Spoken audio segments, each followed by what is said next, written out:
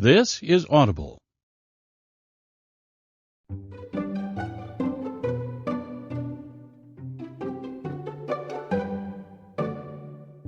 Hachette Audio presents A Hard Kick in the Nuts, What I've Learned from a Lifetime of Terrible Decisions, written by Stephen Steve O. Glover with David Peisner, read by Stephen Steve O. Glover.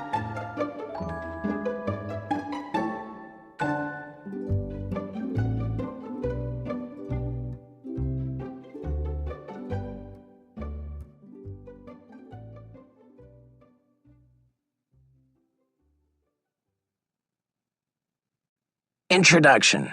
Age is way more than just a fucking number. This book started as a joke. I mean, how could it not? The very idea that I would be writing a book to impart my wisdom to others, that people would be coming to me, a recovering alcoholic drug addict who once willingly tried to cross a pit full of alligators on a tightrope while wearing a jockstrap, for advice about anything is clearly absurd. Surely, if you're looking to Steve-O for help with your life, you are well and truly fucked, right? Well, maybe. Let me allow you behind the curtain for a second here. I wrote a book about 12 years ago. Maybe some of you read it. It chronicled my insane, near-suicidal descent into drugs, booze, and, well, near-suicidal insanity, and then my slow crawl back from the edge. When that book came out, I was freshly sober. The third Jackass movie had just been a #1 box office hit, and I had recently started to tour as a stand-up comedian. So, smooth sailing and happily ever after, right? Not exactly. For starters, I was only 36 years old when that book came out. For a long time, I had thought there was no way I'd live to even be that old. The way I had been going, I don't think many people would have bet on it. Even putting aside all the booze and drugs, I'd spent most of my teenage and adult years doing incredibly foolish, often quite dangerous stunts, and occasionally getting paid for it. But there I was in my mid-30s, very much alive, and realizing that if the average life expectancy stats were accurate, I probably wasn't even halfway through my journey.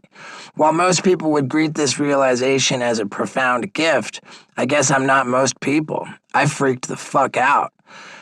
Getting older has always scared the shit out of me, and I had long figured that I'd avoid having to deal with it by doing the sensible thing and dying young. With that option now seemingly off the table, I was looking at the possibility of having more than half a lifetime ahead of me, during which the body I'd relied on for my livelihood would be breaking down, my earnings potential would be dropping precipitously, and the public spotlight that I'd ached for since birth would be gradually receding. Being an old attention whore is not a good look. I was overcome with anxiety about what the hell I was going to do with the rest of my life and how I was going to eat.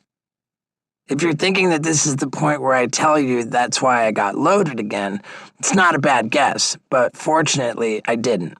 I'm fairly certain that would have killed me, or if it didn't, I would have been better off if it had. But I did do all sorts of other ridiculous, self-destructive shit that made the next decade at least as harrowing as the ones before it. Although I've managed to stay sober, sobriety for me is kind of a moving target. The last 10+ years have been like a game of addiction whack-a-mole. Sex, sugar, fame, work, spending, meditation. You name it, I probably have a problem controlling my impulses for it. I've spent large parts of the last decade on some frighteningly irresponsible sexual benders. I've been a maniacally strict vegan who won't shut up about his healthy, ethical food choices, and the kind of guy who can polish off an entire bag of fun-sized Butterfingers in one sitting. I had myself hoisted up onto a Hollywood billboard and duct taped to it to promote my comedy special, scaled a 150-foot construction crane and got thrown in jail for it to protest SeaWorld, and climbed nearly 19,000 feet up a mountain in Peru with a bunch of YouTube stars to prove I wasn't a dick. Yeah, dude, I'm fun. I know, none of this is making a compelling case for me as America's next great self-help guru. Shit, I can barely help myself, so should I really be dishing out advice to anyone else? My life in sobriety has been about as turbulent a roller coaster ride as it was before I got clean. But as I started thinking about that roller coaster ride, I realized that if you looked hard and in the right places, there were enough little nuggets of wisdom to be found to suggest I've actually learned some valuable shit from my lifetime of terrible decisions. I don't want to overstate the usefulness of this book. It's still like 90% tales of reckless abandon and often criminal stupidity. But that leaves a solid 10% that might actually help some people in how they think about their lives, about growing older, and about whether or not doing snow angels in flaming rocket fuel on their living room floor is a good idea. Spoiler alert, it's definitely not. I'll give you an example of what I'm talking about. A few years ago, I was in bad shape. Now, if you know anything about me and my history, this will be about the least surprising sentence you'll read in this book. So let me be a little more specific. This was 2013. I'd been sober for about 5 years by then. I wasn't face down, lifeless and bloody on a patch of pavement after drunkenly throwing myself off a balcony to impress some girl. That was 1995. I wasn't laid up in a hospital bed after setting myself on fire. That could have been 1997 or 2017. I wasn't even in jail. That could have been so many dates I won't bother to list them all here. Yet, I was still in very bad shape. At the particular moment that I want to zoom in on, I was having sex in El Salvador, which I know doesn't actually sound all that bad. But I'd been engaging in a lot of risky sex that year, for reasons I promise I'll get into later on. There was sex with lots of strangers, some of whom I knew just enough about to know that having sex with them could be potentially very unhealthy. Plus, I was nearly 40 at the time. It's one thing to be a 23-year-old dude trying to fuck everything that moves. That's kind of what 23-year-old dudes do. But at this point, I was quickly becoming that sad middle-aged loser who is the last one to realize what a sad middle-aged loser he is becoming. After each one of these encounters, I'd feel awful and filled with self-loathing, yet it wouldn't be long before I'd be balls deep in another one. After a particularly troubling one of these couplings, I knew I had to do something about it. That's when I flew to El Salvador to surf, meditate, read, get my mind right, and most importantly, not have sex. Instead, when I got there, I surfed, meditated, read, and then met a random chick from Canada who was backpacking through Central America. Which brings us back to me having sex in El Salvador. It wasn't the act itself that was so problematic, or even the partner. It was knowing, even while in the very throes of this one-night stand, that I was in the middle of doing the one thing I'd promised myself I wasn't going to do. It was the recognition that I was out of control again. On my way back to California, I was disgusted with myself. Shortly after I got home, I went to a therapist who recommended an intensive outpatient sex addiction program. There, I was told that a period of celibacy, maybe a month or two, can help to rewire your brain to reduce the compulsive desire for sexual release. It's a way to jumpstart learning a healthier approach to sex. That sounded exactly like what I needed, so I went all in on celibacy. No sex, no jerking off, no heavy petting, no nothing. If I was even having a wet dream, I'd somehow wake myself up before it actually got wet. That's commitment. And then I did this for 431 days. For those doing the math, that's almost 15 months without shooting a load. But why? I can imagine some of you are thinking right now. Well, that's the point I want to make. The reason why is because that's who I am. It's the way I'm wired. I take everything too far. I always have. Since I was a kid, my brain told me, if eating one bowl of Fruity Pebbles is good, eating a whole box will be 20 times better. In fact, I distinctly remember being pissed off that Fruity Pebbles didn't come in a bigger box. What I've learned about myself is that there's pretty much nothing I go halfway on. I turn just about everything I do into drugs. Look, did that period of celibacy help me? It did, actually. Did it help any more than it would have if I had done it for 60 days? I doubt it. I turned what was supposed to be a rehabilitative period of sexual abstinence into an epic stunt. I'd been addicted to sex, and now I was addicted to celibacy. All that was part of me learning, or maybe just reinforcing, a truth about myself. I don't do moderation. That's been a pretty important thing for me to understand as I try to navigate the second half of my life. For anyone to tell me, Steve, you're getting older, you really need to learn how to stop taking everything to the extreme, is completely unhelpful. My inability to do anything in moderation is a defining feature of who I am. It's like the nose on my face. Actually, it's more inviolable than my nose, which has been broken and rearranged multiple times. The point is that you've really got to know yourself and be able to identify what's fucking up your life before you have any chance at unfucking it. And there's your nugget of wisdom, dude. So yeah, you see what I'm saying? Like 90% crazy fucked up shit from my life, 10% hard-earned wisdom. That's the mix I'm aiming for in this book. And I'm pretty confident that even if that 10% is full of terrible advice that no one should really follow, the other 90% will be entertaining enough that you won't hold it against me. I know what you're thinking. Steve-O, if you wanted to just write another memoir, why even bother with this self-help shit? Well, I'll let you in on one more valuable truism that my literary agent, my publisher, and most of my family and friends told me when I made a similar query at the beginning of this process. The world really doesn't need 2 memoirs from Steve-O before he even turns 50. Also, the idea that I might end up on Good Morning America talking to Robin Roberts about my secrets to living a good life seemed too funny a prospect not to chase. You see, what I've realized is that my panic about getting older and trying to figure out what to do with the rest of my life is hardly a unique problem. Many of us are scared shitless about aging, even if you're 19 and thinking, not me, I'm going to be young forever. I just want to let you know that it's probably not going to shake out like that. We all must face father time eventually, and as many people smarter than me have pointed out, that motherfucker is undefeated. So, the sooner you start thinking about this stuff, the better, because it will sneak up on you. I know it did me. A few years ago, I started traveling around on what I called my bucket list comedy tour.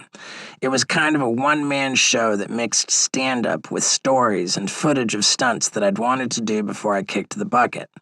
I had a line that I used at the opening of the show. I'm in a really fucked up situation, I'd say to the audience. I'm Steve-O in my 40s. It always got a good laugh because everyone understood the truth at the core of it. Growing older is a challenge in the best of circumstances, but when your younger years were spent being famous for doing incredibly reckless things with your body, you are kind of exponentially fucked. Most people fear being washed up and discarded, but celebrities and athletes face that reality sooner than most everyone else. In this way, my life is just a turbocharged extreme case study in a phenomenon that applies to virtually every human on the planet. We're going to get old, our bodies are going to fail us, and we're going to die. And that's if we're lucky. Growing older is genuinely a hard kick in the nuts. Is this book really going to solve that problem for you? I doubt it. Could it help? Maybe. Will it at least distract you from your fear that life is ultimately just a meaningless slog toward the blank void of death? That sounds like a worthy goal to me. Look, this is not going to be your typical self-help book, and it's not meant to be read as a how-to guide. I'm not some stupid entitled celebrity claiming to have life all figured out. Well, I may very well be some stupid entitled celebrity, but I'm not going to pretend to have all the answers. What I have is a lifetime of insane experiences that I've already packed into what has been only, perhaps, a little more than half a life. Maybe there's something to be learned from all the mistakes I've made in my life. And even if there isn't, reading about them is bound to make you feel better about the ones you've made in your own. So if at times in these chapters you're straining to understand the larger point of some wild tale I'm relating, if you're thinking to yourself, what should I be learning from Steve getting his nose broken by Mike Tyson? You can breathe easy knowing that there's probably no larger point and nothing to learn. Sometimes a good story is simply a good story. Anything more than that is just a nice bonus. Chapter 1. Don't be afraid of dying. Be afraid of getting old. Do you remember Celebrity Death Pool? It was that gambling fad where people placed bets on when celebrities would die. I was heavily involved in the whole celebrity death pool craze by virtue of being such a popular pick to kick the bucket. Anyone paying any attention to the way I was living in my 20s and early 30s could see that I was a good bet. I'm sure I cost many grim gamblers a great deal of money by not dying. Sorry, dudes. Celebrity death pool is fairly typical to the level of thought most of us are willing to give to death. No one wants to contemplate the reality of their inevitable demise, so we turn it into a glib joke, which is fine, except that it doesn't change that reality one bit. The thing is, death really fucks me up. I've pretty much always been obsessed with it. In fact, my whole career is, in a strange way, an outgrowth of the anxiety I had about dying. I wanted to be sure to leave something behind when I was gone from this planet, so I first started videotaping myself doing skateboard tricks I wasn't all that great at, and then crazy-ass stunts that I was only marginally better at.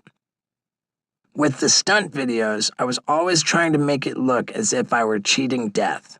One of my earliest clips showed me hanging by my bare hands from a railing 120 feet off the ground. At the time, I was drunk off my ass, failing out of college, and unable to hold down any sort of job or really do anything that I wasn't in love with doing. When I think about it now, that stunt feels more like courting death than cheating it. At any rate, I figured I was going to fail at life and be dead a lot sooner than later. I wasn't really viewing my death-defying stunts as the start of a career so much as a message in a bottle to future generations. If I could just do enough crazy shit, those videos would continue to play after I died. Then it would be like I wasn't really dead at all. I knew there was a chance one of those stunts would kill me, but I was willing to bet that they were more likely to make me live forever. It's as if I was taunting death because I was mad at it. When I was first beginning to get serious about doing stand-up, I had a bit that bombed every time I tried it.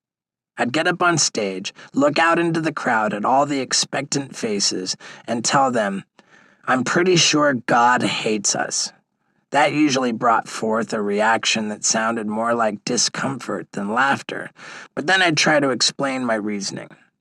We're the only living thing on Earth that can comprehend the fact that we're going to die. We have only one instinct, which is to survive, and only one guarantee, that we won't. What the fuck? And as we approach this inevitable ultimate fail, we wilt until we rot. What an awful piece of knowledge to grapple with. I mean, a banana can't look in the mirror and say, "Oh, fuck, I'm bruising. My days are numbered." A milk carton can't read its own expiration date and think, "My career is over. I'm a washed-up has-been." Nope. God reserved this miserable predicament for humans alone. What a dick. Okay, so maybe it's no surprise that bit bombed. Audiences, even my audiences, don't usually take that kindly to bad-mouthing their Lord and Savior, particularly when they thought they were just coming out to see me do stupid shit on stage and maybe make fun of my own sexual inadequacies. But I think what really upset people about that bit was the premise. Comedy works when it's grounded in honesty, but maybe that was too honest. No one likes to be reminded of their own mortality, especially not on a Saturday night at a comedy club. But for a long time, that sort of summed up my feelings about the human experience. Totally unfair. These days, though, I'm a lot more mellow about it. I mean, of course, having to grow old and die still sucks a bag of dicks, but it doesn't tie me up in existential knots the way it used to. This evolution didn't happen overnight. There was no magic moment or secret formula that suddenly made me totally zen about my future non-existence. In fact, it remains an ongoing process that I imagine will continue to modulate quite a bit between now and my final fire stunt, cremation. It's worth mentioning that I'm dead serious about that final fire stunt. I do not want to be buried in the ground, and frankly, I think it's borderline stupid and offensive that we as a culture still do that with our dead. Just like an eye for an eye makes the whole world blind, burying people makes the whole world a creepy graveyard. It also renders the land unusable for feeding and housing people. So fuck that. I want to burn. Early one morning in June 2011, I was lying in bed sound asleep when my phone rang. I grabbed my phone, glanced at it, and saw that the call was from a girl who worked at TMZ. This was someone I had met a few weeks before when she introduced herself to me while I was doing a book signing. Now look, TMZ may very well be morally indefensible trash that is contributing to the downfall of America. But as someone who could be accused of the exact same thing, I fucking love it and always have. So I gave this girl my phone number. Plus, yes, she was very cute. I answered the phone that morning pretty chipper at the prospect of this hot girl calling me. Then I heard what she was calling about. I wanted to see if you could give us a comment on Ryan Dunn's death. Oof, holy fuck. And that was how I found out that the night before, my friend and Jackass castmate had gotten drunk and crashed his Porsche, killing himself and his passenger, an ex-Navy vet named Zach Hartwell, who had worked as a production assistant on Jackass #2. To hear about it, like that, felt like a literal body blow. And no, for once in my fucking life, I did not have a comment on it, even for my beloved TMZ. Ryan's death, like many deaths, I suppose, was a shock, but not entirely a surprise. Before I got sober, the dynamic of our friendship was much like the dynamic of many of my friendships back then. I annoyed the shit out of him, and he barely tolerated me. I kind of respected the fact that he never even bothered to try to hide how much I got on his nerves. But after I sobered up, our relationship deepened, even though Dunn's drinking never slowed down. When I first started doing stand-up, most of the Jackass crew treated my new pursuit like they treated another of my inexplicable interests, hacky-sacking. They shit on me for it. It didn't bother me much. That's kind of the vibe between all of us. But it meant the world to me that Dunn stood apart from this by being incredibly supportive. He came to see one of my earliest sets, said he was proud of me afterward, and encouraged me to keep going with it. Our relationship had changed for the better, but I also think he was always a little bit puzzled by me. I remember sitting around with Dunn while we were on the set of the third Jackass movie. I was a hardcore vegan at that point and was munching on raw broccoli. He just shook his head and laughed. Dude, you went from eating crack off dead hookers to raw fucking broccoli, he said. I hope this doesn't really need to be clarified, but for the record, I've never eaten crack off or even seen a dead hooker. That was Dunn's sense of humor, and he was stunned by how much my life had changed. I don't think he ever thought the same thing could happen for him. The last time I hung out with Dunn was a few months before he died. We were appearing together as contestants on an NBC game show called Minute to Win It. Basically, we had a minute to complete each of these 10 physical challenges in hopes of winning $1 million for charity. These kind of goofy games and bar tricks were the sort of thing I'd been doing for years, so I figured we'd kill this. It's also maybe worth mentioning that I specifically recall petitioning the producers of the show to exclude Dunn and have me on all by myself because I thought I was a big enough star that I didn't need to share billing with anyone else. I know that's an extremely unflattering admission that only makes me look like a total fuckhead, but just so we're clear, the point of this book is not to make me look good. When I showed up the morning of the taping, Dunn told me he had to run outside and pound a beer. Before the show, I asked? He told me that if he didn't have at least a couple of beers, he'd be shaking too much to successfully complete the challenges. I had seen these kind of withdrawal tremors in members of my own family, and they can be pretty gnarly. I asked him if he thought it might be time to think about sobriety. He shrugged and said, by way of explanation, "I'm just an alcoholic." He said it with such resignation, as if this was his lot in life and there was nothing anyone could do to change that fact. He wasn't sad about it or happy about it, it just was. I know that kind of resignation very well because that used to be me. On the previous Jackass movie, I remember complaining about how I had terrible heartburn to JP, who has long been Jackass's prop master. JP told me he used to get awful heartburn too, until he quit drinking, and then it went away. I looked at him straight-faced and nodded. That's good, but what am I gonna do? We had a good laugh about it, but I wasn't really trying to be funny. That was just my thinking back then. The idea that I could stop drinking was completely off the table, a total non-starter, regardless of whether it might ease my heartburn or result in any other medical miracles. Nothing JP or anyone else was going to tell me would change that. So I knew better than to try to give Dunn some lecture about changing his life. People can't be pushed into getting sober before they're ready. You're more likely to push them away from it. The best you can hope for is to be a good example of what's possible. But he wasn't ready, and that taping was the last time I saw him alive. The news of Ryan's accident devastated our immediate and extended Jackass family. The consensus among the core cast and crew seemed to be that we should gather together in Pennsylvania, where Dunn died, and get stinking drunk. That felt like an odd way to salute your buddy who just died in a drunk driving accident, but more to the point, I knew I couldn't be around that and expect to stay sober, so instead I went to my old rehab in Pasadena and spoke to the clients there to carry a message of recovery. It was slightly weird for me to be crying about losing my friend in a room full of strangers, but I truly believe it was exactly where I needed to be. In the days and weeks after Dunn's death, my reaction was perhaps a little surprising. I was jealous. I mean, sure, I was sad.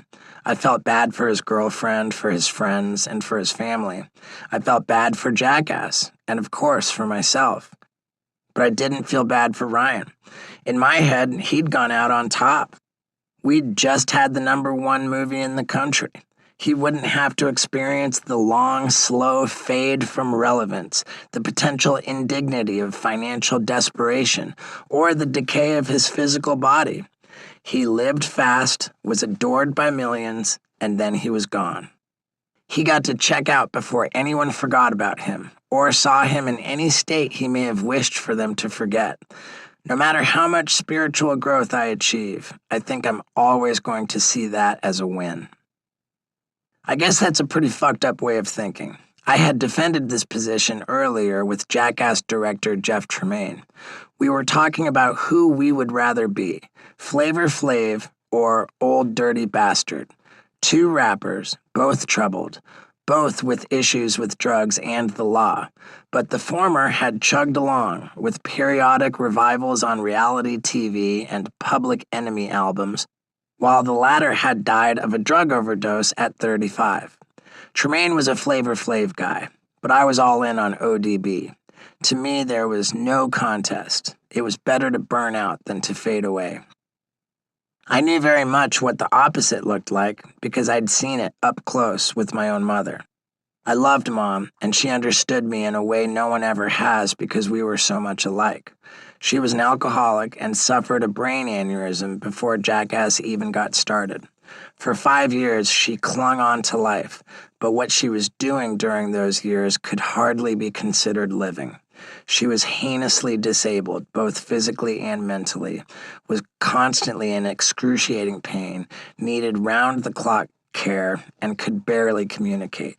Witnessing my mother's suffering for the last 5 years of her life, hearing her cry, traumatized me far more than anything I've ever been through. And when she finally died, I'm not at all ashamed to say that I was relieved.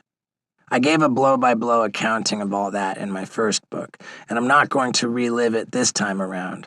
But having seen a person's body fail them so egregiously, to know firsthand how much it is possible for human beings to suffer, imprinted itself on me in a way that I'm still coming to terms with. The inescapable takeaway of Mom's ordeal was that our bodies are going to betray us, and it's not going to be pretty. For most of us, this betrayal is going to be more gradual. I'm happy to report that has been the case with me thus far, but the reckoning that comes with it can still be dramatic. Not too long ago, I was standing on the 4th rung of a stepladder looking down into a kiddie pool. At the moment, I was experiencing an emotion that I didn't expect to feel right then. I was really fucking scared. I was practicing for an exceedingly silly stunt that I had cooked up in which I was going to set a new world record for the highest belly flop ever into a kiddie pool filled with urine. Because of course I was. I'd been collecting urine, my own and a few others, in plastic jugs for months, but for practice the kiddie pool was filled with water. My plan was eventually to jump from the top of my RV, but I was slowly working up to that height, and at this point, on that ladder, I was less than 3 feet above the water. So what the fuck was I so scared of? If you know me at all, you might be aware that jumping from great heights into pools of water is kind of one of my things. When I was a teenager, I'd jump from the roof of our house, over the patio, into our swimming pool. During the time I spent as a homeless vagrant on the campus of the University of Miami, after failing out of classes there and getting kicked out of the dorms, I became friendly with the guys on the diving team who I think were at least moderately impressed with my willingness to hurl myself off the diving platforms and attempt various flips and tricks despite having terrible form and no real sense of what I was doing. From there, I graduated to leaping from the tops of 3- and 4-story apartment complexes into relatively shallow pools below, jumping from a 10-meter diving platform while wearing stilts, and doing flips off bridges, including one from a trampoline in the back of a moving pickup truck. So again, why on earth should I be afraid of splashing into a kiddie pool that was only a few feet beneath me? Well, for starters, because I knew it was going to hurt. Obviously, that's never been a big obstacle for me in the past, but the previous few years had taught me something about my body. It wasn't exactly as resilient as it had once been. When I think of all the crazy stuff I did when I was younger, either with the Jackass guys or on my own, it's quite shocking how rarely I got seriously injured. Sure, I landed myself in the hospital doing all sorts of dumb shit, drunkenly throwing myself off a balcony and face-planting on the pavement below, lighting my face on fire while doing a fire-breathing backflip, but all that stuff healed just fine and didn't really do any lasting damage. But as I've gotten older, the hospital trips have seemed to grow more frequent. In 2016, I shattered my ankle trying to do a skateboarding stunt that involved the legendary skater Danny Way driving a car into a wooden porta potty I was perched on. That one required surgery, a metal plate, and 11 screws to fix. The following year, I set myself on fire doing snow angels in flaming rocket fuel on my living room floor. The pain from that ordeal takes the prize as the most excruciating I've ever felt in my life, and I needed skin grafts from cadavers to set me right. Filming Jackass Forever, I got knocked out cold jumping onto an industrial-strength treadmill carrying a trombone, and then snapped my collarbone trying to hit a ramp on a wakeboard while being pulled by a horse. It was the second of those wipeouts, on the wakeboard, that was maybe the most concerning. Not because of the injury, although it did mean getting 2 metal plates screwed into my collarbone, but because my mentality as I was trying to pull it off.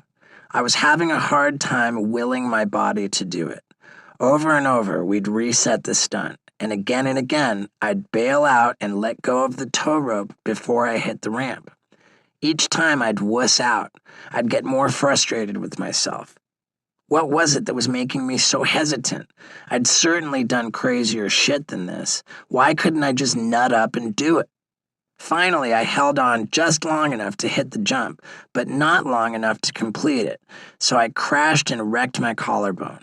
Without question, it was my fear and lack of commitment that got me hurt. It's the same feeling I had staring at that kiddie pool. They say that old people often get injured in falls because they start to distrust their own bodies. And while my wipeouts might not be your typical geriatric spills, I can see the same thing starting to happen with me. It's not just that as you age, your body grows more brittle. It's that a part of your brain that you can't shut off starts calculating the physical and emotional costs of getting hurt. On some level, I know I have a lot more to lose these days than I did when I was 25. There is an emotional fallout that accompanies the physical one. Maybe the only thing worse than your body failing you is the knowledge that your body is failing you. Not being able to be the person you were in your younger years is a serious psychological reckoning. Maybe that's why dudes with receding hairlines start buying high-performance sports cars and dating women 25 years younger than they are. They're trying to recapture that ineffable feeling of their youth. It's like a drug. I'm thrilled to inform you that I did eventually conquer my fear and complete that belly flop off the top of my RV into a kiddie pool full of piss. I didn't even get hurt. I've done many stunts that looked more impressive than that one, but I have to tell you, when my face hit that urine, it felt like sweet relief. The feat I'd pulled off wasn't simply a 10-foot face plant into a kiddie pool. It was a leap of faith, a victory over my own aging body and mind. Even in the best of circumstances, aging gracefully is hard. But if you've relied on your body and your youth for your work and your identity, it's a real bitch. It fucks me up to see retired sports stars and UFC fighters dealing with permanent injuries, struggling to make ends meet, even having trouble keeping track of their thoughts because of all the hits they've taken over the years. In fact, it's not just athletes. Seeing footage of once vital performers like Buster Keaton or Evel Knievel trotting themselves out in their old age, no longer at their physical peak, but still in need of both money and public attention, is hard to watch. When I saw Stan and Ollie, that movie about the aging Laurel and Hardy, I felt depressed for days. No doubt my extreme reaction to this stuff is rooted in the fact that I can see the outlines of my own life and theirs. I mean, part of Jackass's initial appeal was the gleeful stupidity of youth. Just the way we were throwing ourselves around, abusing our bodies, was in itself kind of a celebration of the invincibility you feel when you're young. So what does it all mean now that we're all in our late 40s or 50s and still making Jackass movies? That's a tough question to answer. On one level, we've incorporated the "we're too old for this shit" aesthetic into the creative process. It's part of the joke. When Chris Pontius and I did a bit that involved a bunch of us getting naked, holding one another's ankles, and rolling down a hill as human pinwheels, we introduced the segment by saying, "If you think being middle-aged is a reason to stop getting butt naked and rolling around with your buddies, you're wrong." Similarly, I did another stunt that involved me and Machine Gun Kelly racing against each other on these jury-rigged stationary bikes, with the loser getting swatted off the bike by a large mechanical hand. I made the whole thing a chance to prove that in my mid-40s, I could outrace a guy 16 years younger than me. I was not going to let Father Time win, and it should be noted, I did not.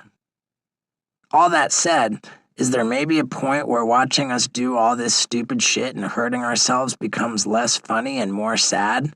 Certainly. Is it possible that we've hit that point and we don't even know it yet? I don't think so, but I guess it's not for me to say. This is kind of the elephant in the room with Jackass now. I think Johnny Knoxville would say that watching a frail old man try to pull off a stunt and fail is funnier than watching some svelte 25-year-old do the same thing. That may be true, but it's definitely a matter of opinion. As much as I'm in awe of Knoxville's dedication, after all the concussions he's had, it pained me to watch him do some of the stuff he did for Jackass Forever. Knoxville has always had a thing for bulls. In Jackass #2, he did a bit where he stood in front of one blindfolded, smoking a cigarette and wearing a bright red shirt. The bull, who was technically a yak, not that it matters, charged, scooped him, and flipped him, which was a pretty rad sight and made for an epic clip. He also did something called the Toro Totter, which was basically him, Bam Margera, Ryan Dunn, and Chris Pontius all riding this 4-person seesaw trying to evade a bull that was doing its best to gore them. It ended with Knoxville getting stomped pretty hard by this bull. I could barely watch. For whatever reason, maybe a rare streak of sanity, I don't fuck with bulls at all. So to see Knoxville's willingness to consistently put himself in harm's way with these 1,500-pound monsters is always horrifying. For Jackass Forever, he did another bull bit. In this one, he got scooped into the air again, but this time he did a flip into half and landed on his head. He was out cold, snoring. He got stretchered off and ambulanced to the hospital where they determined he had a broken rib, a broken wrist, and a hemorrhage on his brain. Would it have made any difference if Knoxville had done that stunt when he was younger? Would it have ended any differently? I'd fucking say so, yeah. But regardless, concussions, head trauma, these things pile up over time. The cost-benefit ratio shifts. Amid this somewhat fragile dynamic, Jackass Forever also saw the introduction of a younger generation of cast members, a rapper, actor, stuntman who goes by Jasper Dolphin, a hilarious pro surfer named Sean Poopies McKierney, a stand-up comedian named Rachel Wolfson, Eric Manaka, who had starred in the film Action Point with Knoxville, and Zackass Holmes, who'd had his own MTV show back in 2018. Without a doubt, the mere presence of this new crew pushed us all to up our game, and I'd be lying if I said the old cast didn't feel threatened by them. There has always been an inherent competitiveness within Jackass. Everyone is striving to outdo each other to get the best footage, since only the best footage will make it onto the screen. So it's only natural for any newcomers to be viewed with a bit of jealousy and resentment. I imagine it's not all that different from how someone feels when their new colleague at work is 20 years younger, slimmer, better looking, and maybe more motivated to prove themselves. Fortunately, in our case, all the new cast members were so happy to be there that it made it pretty hard not to like them immediately. But it did open up the question of what comes next for Jackass. Is this the beginning of handing off the franchise to younger performers as the old crew is gently put out to pasture? I mean, if there's yet another Jackass movie in 10 years, and we're all closing in on 60, is it still funny to watch us hurt ourselves? For me, personally, there are really only 2 possible scenarios I can envision if Jackass came around again as I was closing in on 60. In scenario A, I'm financially secure, I'm in good health, my career is going great, and I'm being offered a chance to spend time doing shit I love, laughing with my buddies, and making money. So that's a yes from me. In scenario B, my career has tanked. I'm desperate for cash. I've got a slew of health issues, and I'm being offered a chance to spend time doing shit I love, laughing with my buddies, and making money. So that's still a yes from me. Obviously, my motivation would be pretty different in each of those scenarios. I'd rather not be Stan and Ollie, leaning on old tricks in a way that's uncomfortable to watch, but the decision wouldn't change. And what's funny is I'm not sure which scenario is more likely to produce better results on screen. Knoxville has said that Jackass Forever is the end of the line for Jackass, and that very well may be the case. But he's declared outright that every one of these movies would be the last. So who knows? A more pressing question for me is, what am I going to do with the rest of my time? I recognized a while ago that as much as I love doing crazy stunts, my body is not as eager for punishment as it was when I was in my 20s. Part of the benefit of starting to do stand-up a little more than 10 years ago was that I could go out and make a living without feeling the need to bleed every night. When I started doing my multimedia bucket list comedy tour a few years ago, it was a deliberate attempt to blend the anarchic stunts I'd become known for with stand-up comedy in a way that was endurable night after night. The stunts themselves were filmed in advance, then screened at each show.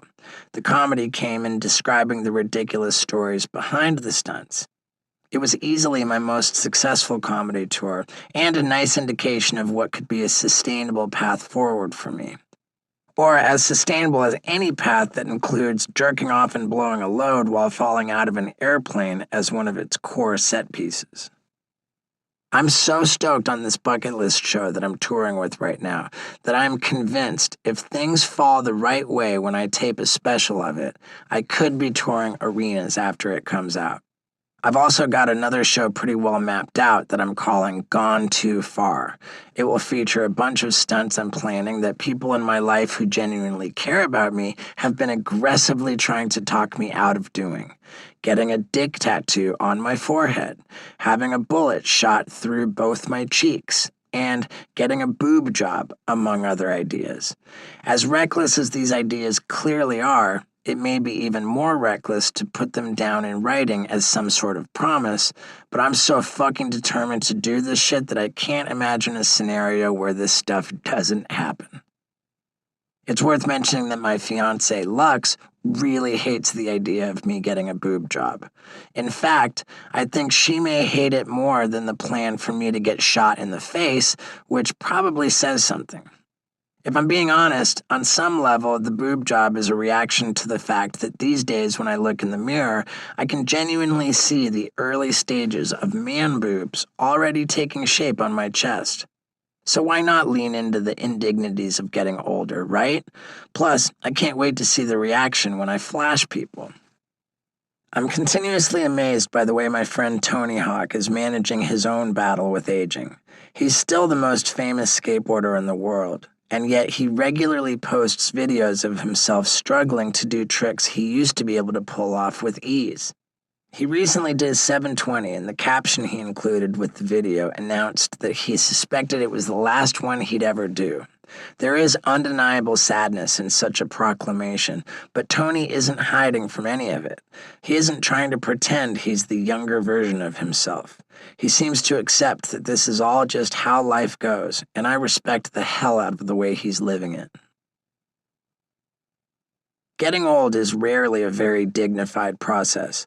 If you look at how old people are treated, certainly in America, it's pretty disconcerting.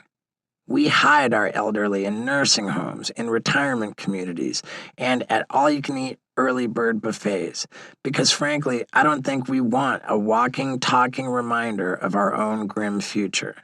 Forget all the kind words people might have about the greatest generation. Forget any ideas of honoring our forebears. The horrible truth is, old people are widely viewed as a party foul. The way I see it, as a society, at least in most of the Western world, we have collectively decided that we don't want to look at the elderly. This is the part where I'm going to sound like a Hollywood douchebag as I blather on about how my studies of Eastern spirituality have led me to believe that those cultures have a much healthier view of death. The thing is, though, they really do. As a result, older people command genuine respect in those cultures. The idea of death simply being a part of the life cycle, as opposed to being simply a major bummer, is not only spiritually sound, it's scientifically sound too. If we block out any thoughts of death and refuse to make any preparations for it, of course we're going to be fucking terrified of it. But if we look at the end of life with the same sort of unflinching eye that we look at the beginning and the middle of it, if we watch others go through it, that end becomes demystified and less frightening. But that's not the world most of us live in right now. Contemplating our mortality is not popular. We warehouse old people in hospices and nursing homes to avoid having to see it encroaching. This sucks for all sorts of reasons, but it particularly scares the shit out of me. I have referred many times already to the fact that I have a wildly overdeveloped need for attention. I've pretty much been that way since birth, and it has driven me to do most everything I've done in my life. I'm a guy who has regularly set himself on fire in order to get people to look at him. So what's going to happen when I'm old, wrinkly, and gross, and the world is disgusted by the sight of me? What lengths will I need to go to get attention? These are frightening questions for me to consider, and they have really forced me to reassess my future. If I'm in my 60s and I still need to be regularly putting my body at risk so the spotlight is trained on me, shit, that will be a tough spot to be in. Of course, it's possible that doing stand-up will provide an elegant solution to this problem, or that I'll find myself some other media job that doesn't require consistent bodily sacrifice. But those aren't exactly outcomes I can bank on, so I need to be ready for a future that doesn't include them.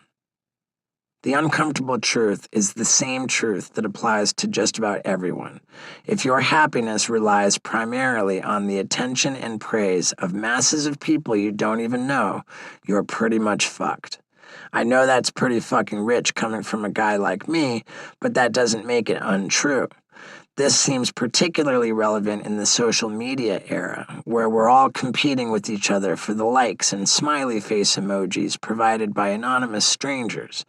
Look, there's nothing wrong with wanting to be liked, with wanting to be noticed, but at a certain point, I know that I've got to learn to be happy with just the attention and love of a much more select group of people, family and friends. Not too long ago, I was visiting with my dad in South Florida. When I'm there, I go to a men's sobriety group that meets at a train station. It's called, wait for it, Men on Track. Since it's in South Florida, the group is filled with tons of old, gray, retired dudes in their 70s and 80s. This group has been going on for a long time. They've been sober together for decades and have developed this insane bond. They're like brothers, ribbing each other, supporting each other when they need it. I find the whole thing so inspiring.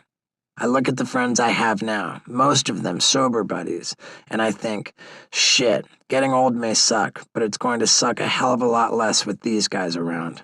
I tell them that as well, and it means so much to me that they see it the same way I do. In the last 10 years or so, I've also begun to subscribe to the idea that if I'm going to thrive in old age, I need to have a life partner who will stick by me through thick and thin, no matter how thick or thin I get, no matter how shitty I look or feel. I don't think that's the case just for exhibitionist lunatics with fragile egos either. I think the longing to find someone to grow old with is pretty universal. It's a total fucking cliche, but life really is better when you have someone to share it with. Or at least someone who will wipe your ass when you can no longer reach your butthole. Of course, when I started to come to this conclusion, I was a newly sober narcissist with a raging sex addiction. So yeah, a total catch. If I was going to turn myself into someone worth spending the rest of your life with, I had a shitload of work to do. Chapter 2. Don't let fucking fuck you up. When I got sober in 2008, I dove into sobriety the way I dive into everything. Hard, fast, and with my whole being. After bouncing between psychiatric wards and rehab centers for the first 6 months, I lived in a halfway house until I'd been clean and sober for a full 2 years. This wasn't because of some court order. I just understood how shitty the odds are for addicts and alcoholics to maintain long-term sobriety. The statistic I heard was that only 5% pull it off, and I knew that I'd need every advantage I could give myself to get into that elite group. I did all the stuff that was suggested to me as a program of recovery, spoke about it whenever anyone pointed a camera in my direction, and basically lived in this bubble community of sober people. It occurs to me that perhaps I was just replacing my addiction to drugs and alcohol with an addiction to sobriety, but I think anyone would agree that was way healthier for me. A little more than 2 years into my sobriety, I flew to San Antonio to go to an international convention for sober alcoholics. They only have these conventions once every 5 years, and it's a big deal. This one was a giant 4-day event at the Alamo Dome. Something like 20,000 people attended. And at least for those 4 days, the place had the feel of a spiritual mecca that devotees had made a pilgrimage to reach. I spent my days listening to people share traumatic, inspiring tales of pain and redemption. I spent my nights trying to get laid, because that's kind of how I rolled at the time. I remember one night I met up with a girl from back in LA who had come to the convention with a large group of people I knew. She came back to my hotel room with me, and I was doing my best to turn on the charm. She was, at best, only mildly charmed. She made it clear that she didn't want to fool around in any serious way, and after that, it wasn't long before she left.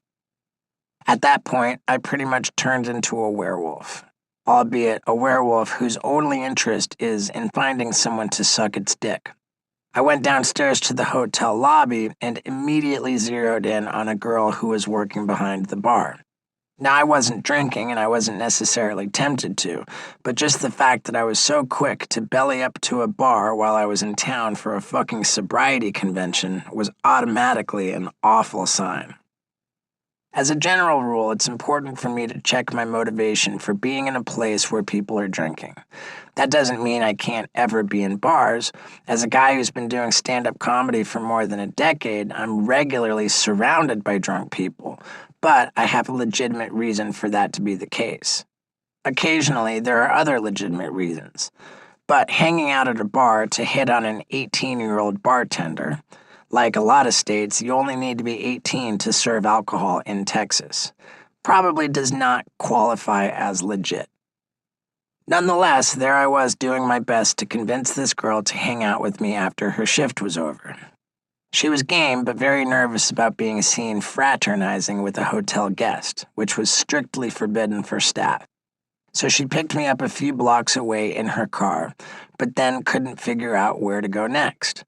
My room at the hotel was off limits. She told me she still lived at home with her mom, which didn't sound like a particularly romantic setup. You might think the very fact that she was 18 years old and still living at home with her mother would have given me, a 36-year-old man, some pause, but it most certainly did not. We spent a while driving around downtown San Antonio trying to figure out a place where we could hang out. We sat on a park bench by the Riverwalk, but it was palpably awkward.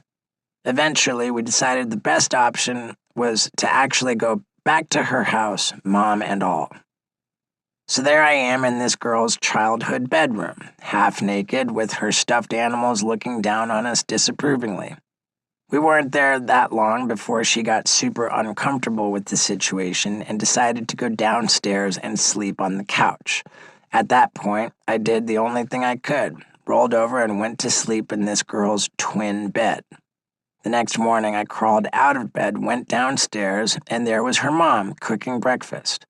If that sounds like a whole new level of awkward, it most definitely was, and it only got worse when her mom had to drive me back to the hotel later that morning. That sort of behavior was pretty much par for the course for me back then. There seemed to be no limit to what I would do for even a chance to have sex. Life as a touring stand-up comic can be a Groundhog Day-like slog in which each day is largely indistinguishable from the one before it. That said, touring was kind of the perfect environment for the steady progression of my sexual addiction. I'd get on stage each night and perform a set filled with stories of wild and ridiculous sex with random groupies, which was a signal to anyone in the audience that I was totally game for wild and ridiculous sex with random groupies, which often led to more promiscuous encounters, which I'd then incorporate into my show. I can remember once getting back to my hotel room after a show and a meet and greet, emptying out my pockets, and finding a small piece of paper. I opened it up, and in girly handwriting it said something like, "I'd love to hang out with you, call me." Then it had a phone number. I had no memory of anyone handing me this note, no memory of any woman at the meet and greet cozying up to me, nor did I recall that any of the women there were particularly attractive. But I could think of only one reason why this piece of paper ended up in my pocket, and I was very interested in that reason. So I called the number and invited this woman, sight unseen, to my hotel room. It was essentially the equivalent of seeing a "for a good time" call on the bathroom wall, then thinking, Yeah, that sounds like a good idea. And calling the number. I wish I could give you vivid details on what this woman actually looked like, or how having sex with this total stranger felt, but I have almost no recollection of it at all. Anonymous hotel room sex with virtual strangers was not an extraordinary event for me in those days. Another time, after a show in Mississippi, I tried to go back to my hotel room alone, but I didn't make it more than a few minutes before I was feeling antsy. I could sense that solitary reflection on my king-size bed was not going to cure what ailed me.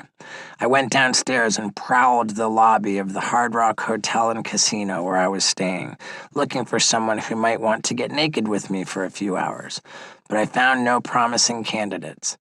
So I returned to my room and shifted to plan B, scrolling through Twitter, hoping to find a DM from a girl in the area who wanted to hang out.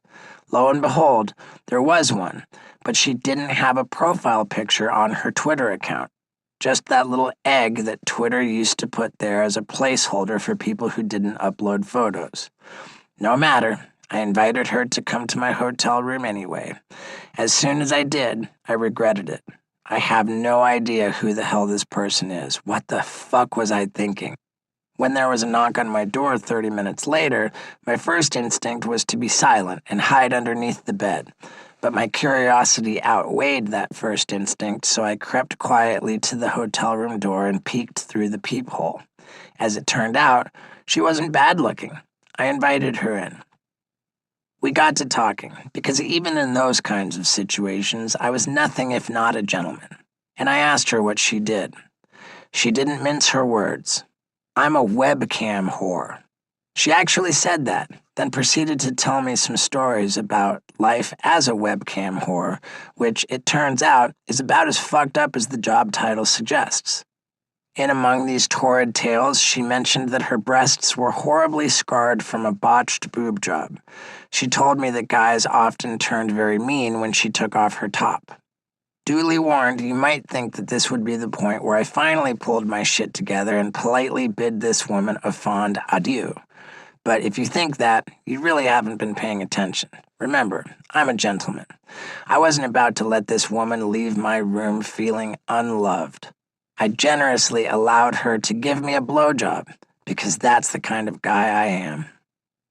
I'd be lying if I said I didn't have a whole lot of fun acting out sexually, but just like with booze and drugs, in sexual addiction, the highs are harder to achieve and maintain, and the lows get deeper and more sustained. The desperate and never-ending chase grows increasingly sad and pathetic. I think I was trying to use sex to build my self-esteem. You see, if a woman was willing to fuck me, that seemed to excite the same set of neurons in my brain as having a bunch of people gasp at one of my stunts or laugh at my jokes. I can't promise that the neuroscience behind that theory totally checks out, but it makes plenty of sense to me. It wasn't just a parade of forgettable one-night stands. If it was, I might not have felt as awful about it as I eventually did. With a one-night stand, especially with someone I might meet on tour, there is a pretty good understanding from both parties as to what is going on. Most people don't get too emotionally invested in it. But I also developed a pattern of behavior that went much further. I hurt people on a deeper level and closed myself off from the possibility of building a fulfilling long-term relationship with anybody. My MO was pretty much the same every time. I'd meet some woman, get way into her, pour on the charm to convince her I really cared about her, which I invariably thought I did. Sleep with her a few times, then quickly lose interest and ghost. Wash, rinse, repeat. I'd feel increasingly terrible about acting like this, about being so utterly reckless with other people's feelings, but I was powerless to keep myself from doing it again and again. It was as if in the early stages of this cycle, I'd be so enamored with these women that I'd be sure that this time it would be different, even though a part of my brain, the smart part, had to know that of course it wouldn't be. I have no doubt that this is a familiar pattern of behavior for lots of people, whether you consider yourself a sex addict or not. You don't need to have any fame or money to be a sleazy asshole. This became such a pattern for me that my friends and I even coined a term for a particular subset of these encounters. When I'd taken interest in a woman who didn't live in LA, part of my hardcore charm offensive would be to offer to fly her into town and show her around. This was called the import program. We'd go for a hike, we'd get a photo together in front of the Hollywood sign, we'd go to the beach and I'd make sure she got a photo of herself standing on a big soft-top surfboard riding in the whitewash, and of course, for the big highlight of the whirlwind tour, she'd get to have sex with me, a real, live celebrity. Though, to be frank, the Hollywood sign might have been a bigger highlight for many of those women. The beauty of the import program was that my fading interest usually coincided neatly with her return flight home. The year 2013 was a dark one for me. I had been hosting a show on True TV called Killer Karaoke. I'm sure you never saw it, which is fine because it was a pretty awful show. And I'm not just saying that because I had been fired from it earlier that year. I'll get more deeply into all that later, but for the time being, all you need to know is that after I got fired, I started trying to drum up a new TV gig and pitched around an idea for a show, which was met with unanimous rejection. That stung. I still had my comedy tour, but no assurance that that career path would survive its infancy. With no other jobs looming on the horizon, I was beginning to feel like I had arrived at the beginning of the end of my career. It seemed like I was just banging my head against a wall. This was compounded by the fact that Jackass head honchos Johnny Knoxville, Jeff Tremaine, and Spike Jonze were busy that year making Jackass Presents Bad Grandpa. It was a scripted feature film built on hidden camera footage and pranks that was being done under the Jackass banner, but without any involvement from the Jackass cast except for Knoxville. To me, it felt like he was a lead singer ditching his band to go solo. It was like Michael Jackson leaving the Jackson 5, which in this case made me Tito. To be clear, Knoxville and those guys had done nothing wrong. They had every right to make this movie, and I don't think it was intended as a shot at the rest of the Jackass cast. But even if I understood that, it still felt like a gut punch while it was happening, and only added to my growing sense that I was washed up. For a guy like me who has an innate, desperate need to be the center of attention, feeling like the cameras weren't on me anymore, and worse, that they might never be again, was a devastating blow to my self-worth. I know it's pathetic, but that's me. I filled this void in my soul with the one thing that seemed to offer me any relief: sex. I was touring relatively consistently that year, which was helpful in that it put me regularly into the proximity of women who were willing to play their part in my morale-boosting regimen. I went on a real bender. At one point, I was doing shows with Tom Green in Las Vegas when I met this incredibly beautiful woman who was at the show with her boyfriend. I was so laser-focused on getting what I needed that I didn't much care about the boyfriend's presence and hit on her right in front of him. We ended up awkwardly exchanging numbers while he watched, but we never met up that weekend. We did keep in touch, though, and a few weeks later she told me she'd broken up with her boyfriend, so I flew her in to see me. I was prepared to give her the regular import program routine, but as soon as I picked her up at the airport, I knew all was not well. She was disturbingly rail-thin, with her eyes a bit sunken back in her head. I soon discovered that she was bulimic and had been doing a lot of purging in the weeks since I'd seen her in Vegas, at least partly because of the anxiety she had about coming to see me. That didn't feel too good. I don't think she had a substance abuse problem, but she seemed troubled and extremely unhealthy. Nonetheless, we went back to my apartment and almost immediately started having unprotected sex. This wasn't normal operating procedure for me. Even in the throes of sexual addiction, I was almost always smart enough to wear a condom. But for whatever reason, in that moment, that's what happened, and that's what continued to happen for the 5 days she was in town.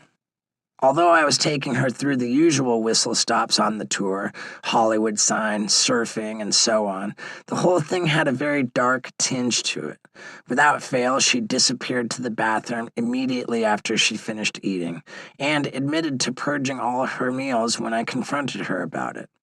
I talked to her a lot about the possibility of 12-step programs as a treatment for her bulimia and urged her not to go on living like this. It's probably a sign of just how dark things were that I was spending that very long weekend trying to somehow save this girl while not even recognizing that I was drowning myself. Toward the end of her visit, when we were hiking, she mentioned to me that the guy she had been with in Vegas, her old boyfriend, was bisexual, and that the person he'd been with before her had been a guy. She mentioned it in passing, as if it was just an interesting little trifle of information, but my brain immediately started overloading with anxiety. All I could think about was that I had spent the last 3.5 days having sex with this woman without a condom, and her last boyfriend was in the highest risk category for HIV. I got quiet as I rolled this fact over and over in my mind. When we got back to my apartment, I told her I had to walk my dogs. As I leashed them up and took them out onto the sidewalk, I whipped out my phone and started frantically Googling statistics about gay men and AIDS, growing increasingly terrified with each new search result. I returned to the apartment in a blind panic. But here's the really insane part. You know what I did once I got back there? That's right. I had sex with her again. No rubber. On one level, my justification was, hey, no point in putting on an oven mitt after you've already burned your hand on the stove. But on another level, it was like, what the fuck are you doing, you fucking idiot? I mean, as I was pumping away, I can genuinely remember thinking, what is wrong with me? What am I doing? It was then I realized that I really had a problem and needed to do something about it. I figured I'd hit rock bottom with my sexual addiction. As soon as I dropped that girl off at the airport, I raced to the doctor's office to get every possible test for STDs, emphasizing HIV as my main concern. Fortunately, they were all negative. I also reached out to someone I knew who was in a program for sex addiction, asking for help. He brought me to his recovery group where they gave me some literature to get me started in the program, and I felt totally ready to commit to it. Turned out, though, what I thought was rock bottom wasn't quite it. I had a bit further to sink. This was the point that I mentioned in the introduction when I decided to fly off to El Salvador to surf, meditate, and be alone. Instead, I had this surf guide take me into town where I met a random Canadian chick, and, well, you don't need any more gory details of my adventures in sad fucking. When I flew home, I was in a dark place. I began to realize how fucked up my entire attitude toward sex was and had always been. I'd grown up believing in the conquistador approach to pussy. The goal was to crush as much beef as humanly possible. If you're cringing as you read that last sentence, it's nothing compared to how I was cringing when I wrote it. But if I'm honest with myself, that's the guy I was. It's hard to overstate how ashamed I am about all this. This whole chapter is agonizing to recount because it's painful for me to admit the guy I used to be. I can't easily dismiss this stuff as youthful folly. I was nearly 40 fucking years old by the time I started to wake up to all of this. For a while, I beat myself up about it, about the damage I caused to other people, about the dickhead I was, about the bullshit things in life I thought were important. But self-loathing and self-pity are some dangerous emotions, particularly if you've previously used massive amounts of cocaine, ketamine, booze, and nitrous oxide to numb yourself to them. It had occurred to me before that my sexual habits were a problem. I'd even been to a couple of support groups in the previous few years, but up until that point, I hadn't been willing to do much to deal with the problem. Now I knew I had to. I was a bad joke, an aging pussy hound. I was being wildly reckless with my health, with other people's health, and with their feelings. I truly believed that to have any real quality of life in the future, I needed to learn how to be in a healthy relationship. But even if I were to have met the perfect woman at that point, I'd have been completely useless to her. What woman would want to be with a guy who stuck his dick into every wormhole he could find? I started seeing a therapist who specialized in sex addiction. In one of our first sessions, he asked me if I could commit to sexual abstinence on my next string of stand-up dates. We weren't talking about an extensive stretch, really just a long weekend. Nonetheless, I didn't think I could pull it off. I told him that it was going to be particularly hard because there would be more opportunity than ever. I had sold out more shows in advance than I'd ever done before. He brought up my abstinence from drugs and alcohol and pointed out that surely there was an abundance of opportunities to get loaded. Why should this be any different? I had no answer to that question, but when he asked it, I could finally see that I was in the grips of an addiction in much the same way I had been before. I wish I could say that that realization sorted me out, but still, I couldn't help myself. When I got out on the road for those stand-up gigs, I failed once again to keep my dick in my pants. All the genuine effort I was putting towards this made the shame of my failure feel even worse. Nonetheless, the therapist continued to preach the virtues of a period of sexual abstinence. He explained that this self-imposed celibacy can often help rewire your brain to think about sex in a healthier way. So, for example, if you have always used sex or jerking off as a way to alleviate stress, every time you do, although it might bring you temporary relief, it's also building up the need to act out like that again and again. It's akin to throwing another log on the fire of your sexual addiction. If you can go for a nice stretch without ejaculating at all, that's supposed to reduce the impulse.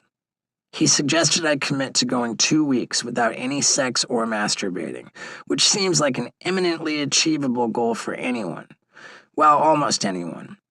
Despite my solemn vow, after 4 days, I was in the bathtub alone, and the line between personal hygiene and, romance got a little blurry.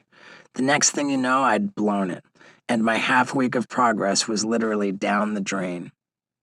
After repeatedly showing back up to my therapist's office with my tail between my legs to admit I'd failed once again to adhere to any of his helpful suggestions, he recommended I go into an intensive outpatient program. In other words, sex addict rehab. My powerlessness to control myself was so self-evident by this point that I quickly agreed to it. The outpatient program ran from 9 a.m. to 5 p.m. every weekday for 2 weeks. Although I was well-versed in the language of addiction and recovery, dealing with sex addiction is very different from treating a problem with booze or drugs. With booze and drugs, the goal is simple and measurable. Do not drink, do not take drugs. With sex addiction, it's much more nuanced. The goal is not to eliminate sex from your life, but rather to keep it from controlling your life, causing chaos, and putting you and others at risk. It's all about learning a healthier approach to sexuality.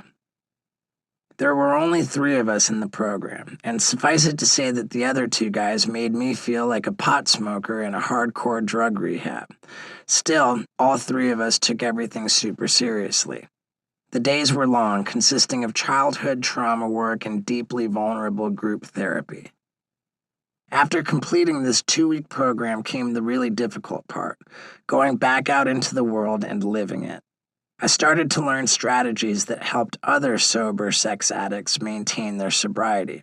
An important one is categorizing your behaviors into what we call red light, yellow light, and green light behaviors. It works exactly as you would assume if you've ever seen a traffic light. Green light behaviors are things that are fine. Yellow light means proceed with caution. And red light is not just something you need to stop doing, it constitutes a relapse. The tricky part is that for each person, what constitutes red, yellow, and green light behaviors is different. For some people, watching hardcore porn is a definite red light.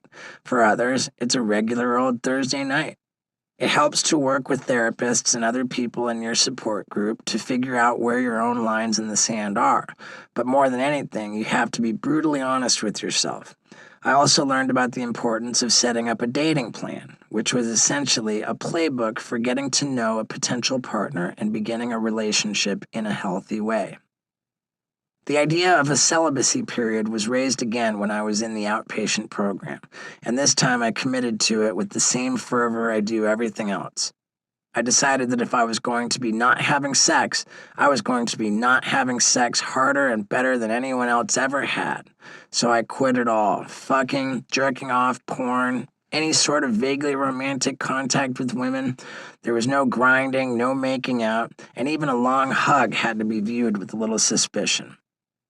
At the time, I was touring, so I'd get up on stage every night and treat the audience as if it were my support group. I'd say something like, "It's been 49 days since I acted out sexually." Then I'd proceed to tell wildly explicit stories about my previous sexual escapades or some comical early failures at abstinence, which was, in effect, chumming the waters. Women in the audience who might have been vaguely interested in hooking up with me seemed to take this as both an invitation and a challenge to break my celibacy streak. It wasn't easy, and there were opportunities with drop-dead gorgeous women that I passed up that still pain me a bit to recall. But the harder it got for me to maintain celibacy, the more I was emotionally invested in this streak. It legit made me feel good about myself. I was becoming a better man. As it went on, though, the streak started to take on the qualities of any other epic stunt. As I went 6 months, 9 months, a year without shooting a load, I think what I was really engaged in was sexual anorexia, exhibiting a grotesque form of control over a part of my life that had previously felt distinctly out of control. As much as I treasured my celibacy streak, it made me an irritable son of a bitch. I was quick to snap on people. If I saw someone filming me with their phone while I was doing a stand-up set, I would just start yelling like a crazy person. "Get the fuck out!" I don't care what Buddhist monks might say. Man is simply not meant to go that long without sexual release. But the more I suffered, the more the streak meant to me. I was so hardcore about it that if I was even having a wet dream, the whole idea of my sexual sobriety would enter my dream and I'd somehow wake myself up before I shot my load. It used to piss me off. I wouldn't have considered such a nocturnal emission to be breaking the streak, but I guess some part of my subconscious did. In the end, the no-jizz life lasted 431 days, which is bonkers. Pretty much every guy whom I've told about this wants to know the same thing. How did it feel when you finally shot your first load in nearly 15 months? I am disappointed to report that it felt like nothing special. I mean, it was fine, but I think I had been expecting something completely mind-blowing, and what I ended up with was just a garden variety orgasm. Despite all that, I don't regret the celibacy streak. I mean, for sure, it was unnecessary to carry on for as long as I did, but in the end, it did succeed in changing the way I thought about sex. I think what made me so determined to keep it going wasn't just proving to myself that I could, but demonstrating it preemptively for the woman I knew I hadn't met yet. My mantra was that I was working to become the man whom the love of my life deserves. The fact that I hadn't yet met the love of my life was the whole point. I had to make myself into someone who would be worthy of that kind of relationship. In a strange way, I also think those 431 days were some sort of personal penance that I felt a need to perform in order to make up for what an embarrassing Neanderthal I had been for so many years. But in time, and with a lot of therapy, what I realized is that being embarrassed about the guy I used to be, cringing at the things I used to say and do, is actually a good thing. It means I'm not that guy anymore. I know enough now to be embarrassed. I'm not the only person in the world carrying around a sexual past that he's not proud of. So many of us lug that baggage from relationship to relationship, never sure of exactly when the right time to unpack it is, and even then, how much to unpack. For me, my sexual addiction and the things I did in service of it have impacted the relationships I've had since I started to treat it. In some cases, it played a part in undoing those relationships. The one thing I can say, though, is that if someone wants to be with me, the real me, That past, as embarrassing as it often is part of the package. I can't hide it or not talk about it and hope that makes it go away. What I've found is that being honest about my sexual history might not fix every relationship or make every woman I spill that history to feel better about who I was back then. But practicing rigorous honesty and holding myself accountable is the only way I'm going to have a chance at not becoming that asshole again. Chapter 3. Find someone who will be with you when the shit hits the fan. Back when I was still loaded on drugs, I had plenty of girlfriends, and most of them were beautiful, intelligent, and thoughtful. But I was a fucking disaster and treated them like shit. I valued cocaine, nitrous oxide, ketamine, PCP, and booze more than I valued other people, which pretty much torpedoed any chance of those partnerships lasting very long. Once I got sober, so many things in my life changed, but not that. Even without all the recreational pharmaceuticals, I sucked at relationships. Sure, some of it was down to a lot of that shit I wrote about in Chapter 2. It's challenging to be in a fruitful, committed relationship when you're a raging sex addict. But hey, lots of people struggle in relationships, not just those who derive their self-worth from empty sexual encounters with virtual strangers in anonymous hotel rooms. Many of us tend to look for a significant other in much the same way we look for a pair of shoes. Try some on and see which fit the best. But now imagine you've got to find one pair of shoes to wear for the rest of your life. You're going to want to do more than just walk around in the store in them and see how they look in the mirror. You're going to want shoes that look good, that feel great, and that you know will hold up well even in terrible weather. In my own life, I've often put only slightly more thought into the women I dated than the shoes I wore. Sometimes I cared only if I thought they looked good in the mirror, or perhaps more important, if everyone else thought they looked good. Okay, I'll quit with the shoe analogy now, I promise. Around the end of 2011, a friend of mine told me that she had a friend named Elisabetta who wanted to meet me. Elisabetta was an Italian supermodel who until recently had been dating George Clooney. What you're thinking right now is what I was thinking back then. Why would an Italian supermodel who had dated George Clooney ever be interested in me? I didn't know, but I was certainly game to find out. All three of us went to lunch one day, and when I saw Elisabetta in person, I thought for sure someone was fucking with me. Did Knoxville and Tremaine set this up as some sort of elaborate prank to humiliate me? But as we sat there, it became clear this was no prank. As baffling as it was, Elisabetta seemed to actually be into me. We got along well and traded phone numbers. A few days later, I picked her up in my shitty Nissan Versa and we went to dinner. When I drove her back to her place afterwards, she asked me if I wanted to come inside and meet her dogs. I thought long and hard and just about made it until the words had finished coming out of her mouth before I replied, as casual as I could, "Yeah, that sounds cool." We went upstairs to her luxury penthouse apartment in Beverly Hills, and from the minute I walked in, I basically never left. I spent the night and then pretty much moved into her place for the duration of our relationship. I know to normal, deliberative humans this all may seem like things were moving very fast, but as I've mentioned before, when I'm all in, I'm all in.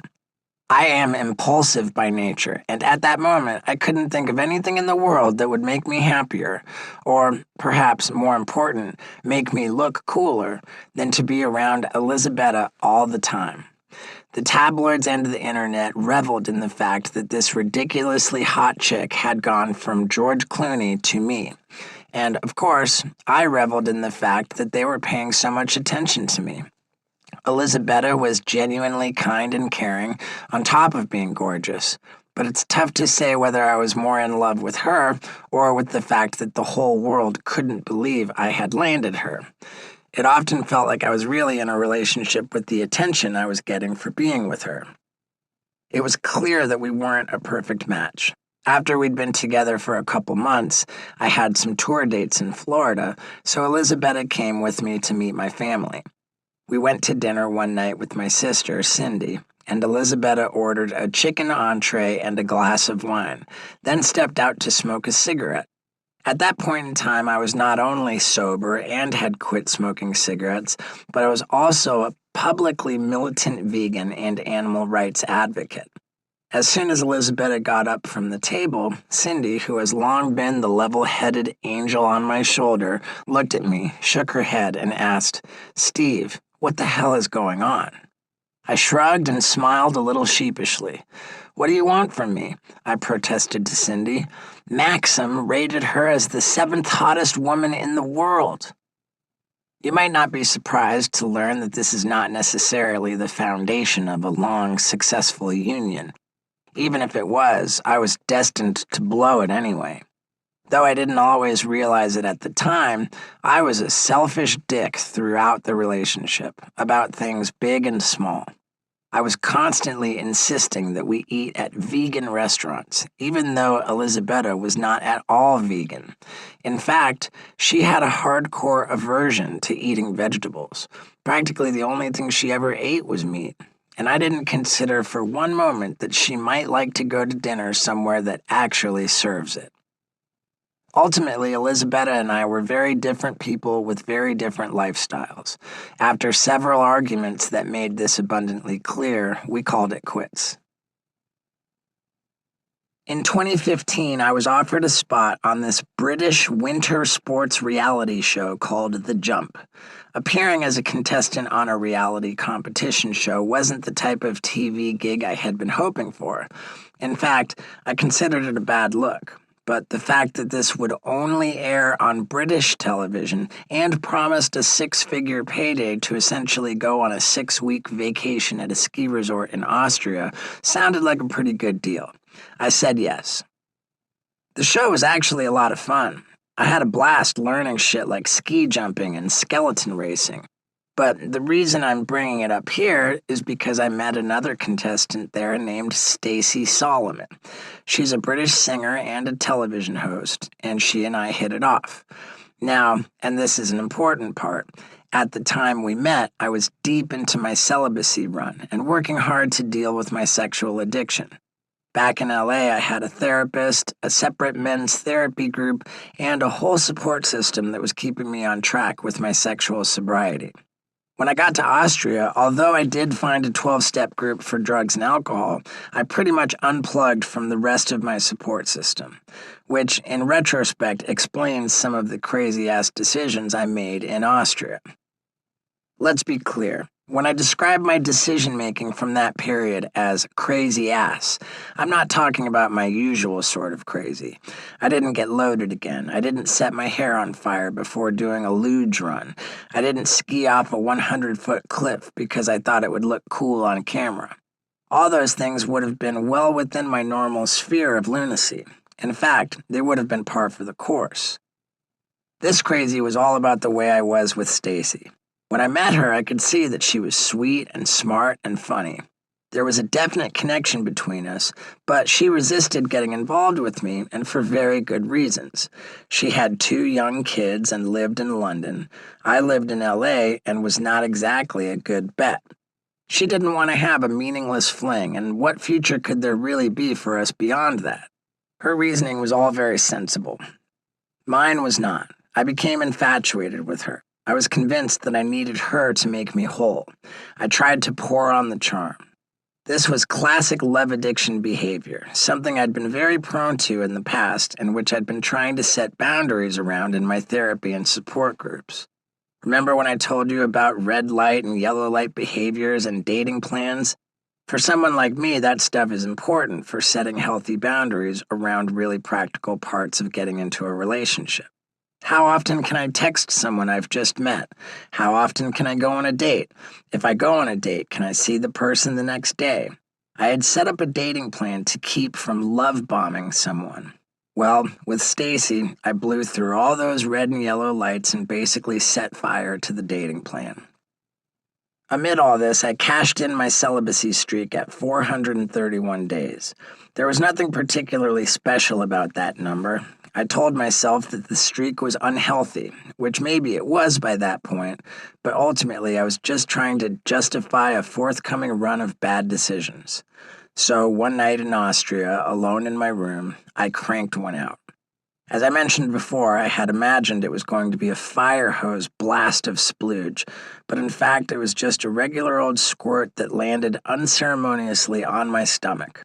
I took a photo of it, though, which I then texted to my men's support group back in LA, which included the female therapist who leads the group. I'm not sure what reaction I expected out of them, but they were totally fucking appalled. As they should have been. It's worth noting that was pretty much my only communication with the group the whole time I was in Austria. I never bothered to seek any advice about my pursuit of Stacy.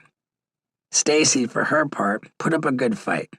When I would declare my deep feelings for her, which I did often, she'd politely balk. She'd point out all the reasons why it wouldn't work between us, but her reluctance only increased the intensity of my pursuit. Finally, on our last night in Austria, she gave in. Not all the way in, but far enough that the barriers between us were broken. I was set to fly back to LA the next day, but had a layover in London, so I rebooked the second leg of my flight and spent several days with Stacy. And then it was really on. For the next 6 months, I spent a lot of time at her home in London. Because she had kids, she couldn't very easily come see me in LA, so I essentially put the rest of my life on hold and just kind of hung out with her and her kids. Stacy's career was going great. She had books, a clothing line, voiceover and hosting gigs, music, while I had largely quit working so I could be with her. That part made me very uncomfortable. For a guy who was filled with anxiety about the state of his career, giving up the pursuit of work like that stressed me out. It was as if my compulsion to work, to make money, was running head-on into my compulsion to pour myself whole hog into a relationship. It was kind of a death match between my addictions. Then came the reckoning. Although I resisted seeing it this way at the time, what had happened with Stacy was only a turbocharged version of what happened with so many of my relationships before her. I was smitten, lavished her with attention, I got what I wanted, and then I broke it off. I did stick around for 6 months this time, but that almost made it worse. I had become not only a real part of her life, I had become a part of her kids' lives too. And then, poof, I was gone. Some people have pointed out to me that Stacy was the one with the kids, that she ultimately made the decision to bring me into their lives, that it is not necessarily permanently scarring for kids of a single mother to meet a boyfriend and then have him disappear from their lives. But if I'm being honest, none of that makes me feel much better about how I handled that. I had set up plans and boundaries to keep this exact thing from happening, and then I ignored them all. In doing so, I completely disregarded other people's feelings in order to indulge my own. To this day, I still beat myself up about the way it went down. Ironically, I don't think Stacy does. We aren't really in touch anymore, but she has corresponded with my family and seems to bear no ill will towards me. I take that not as an exoneration of my actions, but more an indication of her own emotional fortitude. If you've ever heard the phrase, hurt people, you should know that the opposite is also true. Healthy people usually don't. She seems to be a happy, healthy person who can go through life without gigantic grudges and resentments, even when they might be totally justified. What a freak. After crashing and burning with Stacy, I got myself back on track with my therapy and support groups, and I also tried to learn from my mistakes. For as great a person as Stacy is, not much else about that relationship made any sense. Her life was in London, mine was in LA. As much as we all want to believe in the power of love to overcome all obstacles or whatever, being with her, logistically speaking, was always going to involve a lot of compromises, and I've never really been good with compromise. On the surface, my next relationship made a bit more sense. I'd known Kat Von D for a long time, and we'd been together years earlier when I was still very much a drunken, wasted mess of a human. Kat is a world-famous tattoo artist who has starred on multiple reality shows and is an all-around cool chick. The first time around, she had the misfortune of hooking up with me when I was near my worst. and she bore the ugly brunt of my booze and drug regimen as much as just about anyone. Over and over back then, I'd promised her I'd stop taking drugs, or that I'd cut back on my drinking, or whatever, and there was not one of those promises that I kept, not even close. When she eventually got fed up and dumped me, I lashed out at her and amplified some hateful nonsense that was going around on the internet about her, even though I knew it wasn't true. Frankly, I was carrying around a lot of shame over the way I'd acted during that relationship, and especially after it ended. It's a testament to her that she never held my behavior against me.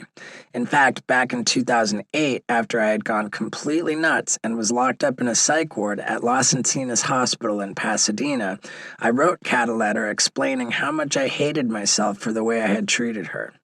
She got back to me to say that she didn't feel like my behavior had anything to do with her.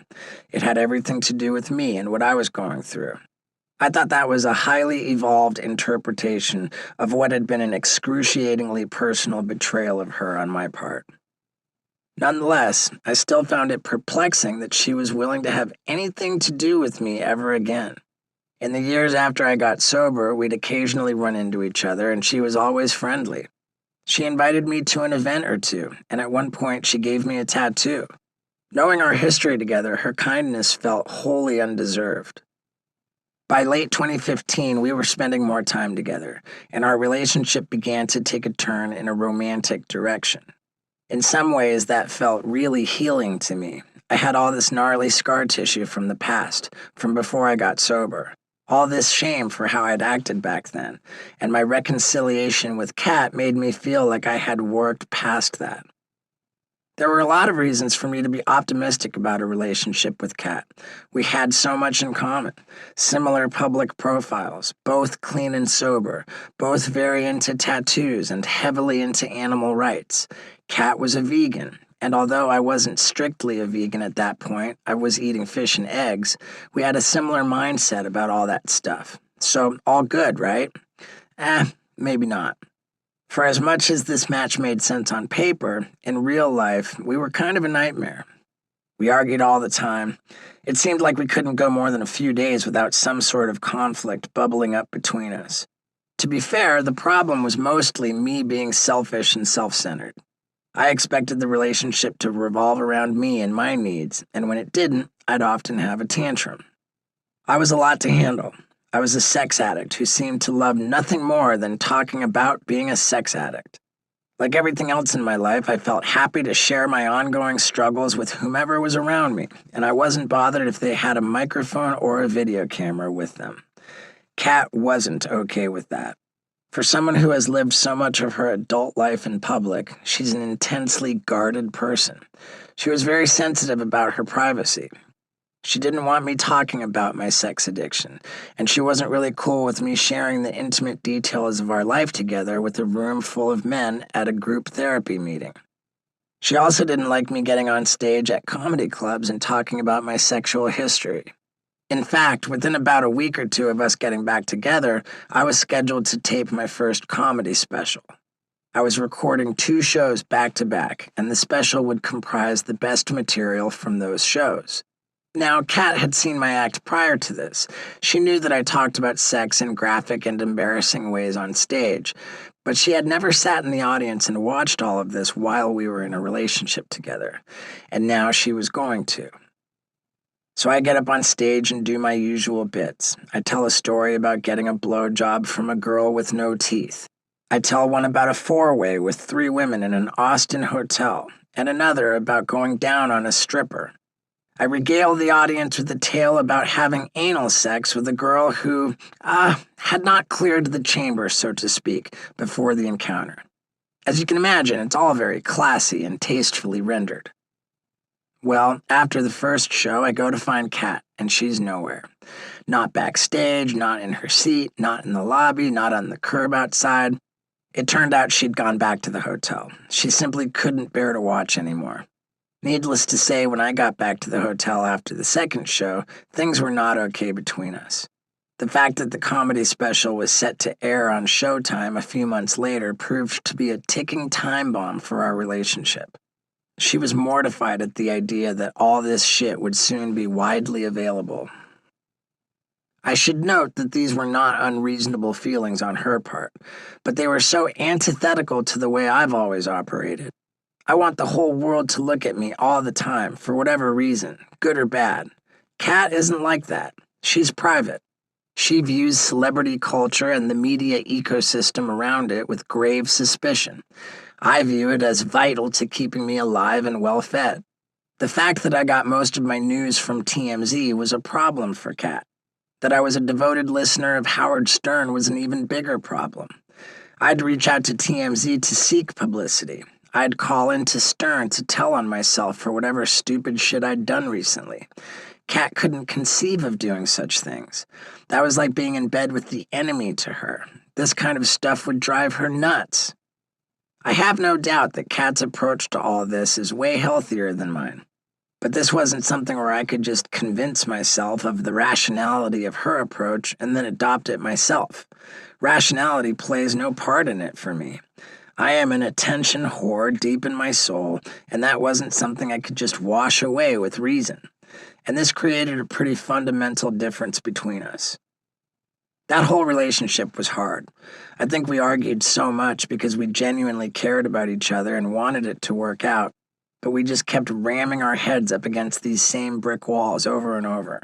In the end, when it fell apart less than 6 months after it started, it was painful. We didn't part on particularly good terms. We're not friends now. She blocked me on her social media and scrubbed any trace of me from her life. I get it. It's ironic, I guess, that after I'd been such a fucking asshole during our first go-around, Kat was able to completely forgive the wasted version of me. But the recovery version of me was too much to forgive. For sure, I was still an asshole to her as a sober person, but I do feel like I conducted myself with way more integrity. I was open and honest. Too open and honest, as it turned out. It was the real me Kat didn't like. There is some additional irony in me explaining how Kat's fundamental need for privacy doomed the relationship, and that explanation being in a book that will be published and hopefully widely read. I can chalk that up to being true to the person I really am, or I can concede that this is me still being the same asshole who Kat couldn't stomach being with. I suppose both are true. After things went south with Kat, I went on a European tour, and the sexual sobriety I'd worked so hard for years went out the fucking window. I was acting out like crazy. My good buddy Scott Randolph was with me for those Europe dates. I had hired him originally to help me maintain my sexual sobriety on the road. He was a recovering alcoholic and sex addict, a double winner as we sometimes call it, so he knew the terrain. We'd share hotel rooms every night, and on previous tours he was essentially a professional cock blocker. On that European tour, not so much. Scott and I both fell off the sexual sobriety wagon. In a way, that sort of made it easier to do the wrong thing. This is a truism for sobriety of any kind. If you've got two people who are trying to stay sober and one of them loses it, the sober person is almost never going to lift up the relapsing person. It's always the other way around. The relapser drags the sober person down with them. That's why in 12-step programs, they always tell you if you're going to carry a message of sobriety to a no longer sober person, do not go alone. By yourself, you're far more likely to get sucked into that vortex with your buddy than to pull him or her out. As much as you may want to, you can't go into the darkness to help people. You've got to stay in the light. Well, Scott and I were very much in the darkness, and it sucked. I mean, as I already went into detail about in the previous chapter, the whole sexual bender thing is fun for a minute, but it starts feeling awful pretty quickly. This time it descended into unmanageable chaos. I was deceitful with lots of women, I was stressed out, and I felt hugely guilty about all of it. This was no fucking way to live. When the tour ended, I got myself back on the straight and narrow, and I was determined to stay there. I knew if I was going to have any chance at a real, functioning, long-term relationship, if I was ever going to find someone who would tolerate me into my old age, and maybe even love me, I had to be deliberate about every step of the process. In January 2017, I was contacted about making a stunt video for social media that would help promote the Pepsi Papa John's Super Bowl halftime show. Now, we haven't really gotten into this yet, but I have a lot of food issues, because of course I do. I have a real problem with sugar and flour and condiments. We will dive into the humiliating extent of my food issues soon enough, but the one consistent thing in my diet is that I don't drink any fucking soda. I mean, I used to guzzle that shit when I was younger, but for the past 12 years at least, soda has been nothing but straight garbage for me. I also haven't eaten any meat other than fish for more than 13 years, so Pepsi and Papa John's don't exactly align with my diet, not to mention my morality. But candidly, they offered me $30,000 to make this video, so I did it. Yes, that's how much my morals could be bought for in 2017. A cool 30 grand. I'm not proud of it. The sponsors pumped a lot of money into the production for this video too. There was a full professional crew, a sound stage. They'd even hired 3 models to be there hanging around looking hot. I wasn't really into the models, though. It was a woman working in the art department who had dressed the set who caught my eye. Her name was Lux, and she was gorgeous and funny. I felt a spark between us, but she was also wearing a ring on her wedding finger, so I kept a respectful distance. A little more than a week later, though, Lux slid into my DMs. I was stoked. It turns out the ring was just a tool to keep creepy dudes from hitting on her. I guess the fact that I hadn't hit on her meant that I was not a creepy dude and thus had cleared the first hurdle. We made a plan to go to a vegan restaurant together a few days later. It didn't take me long to suss out that Lux was different from most of the women I'd dated, and good different. On that first date, she had this incredible energy. She was excited and enthusiastic, telling me about other people in her life. She had recently gone to great expense and much trouble to surprise her best friend with a trip to Japan.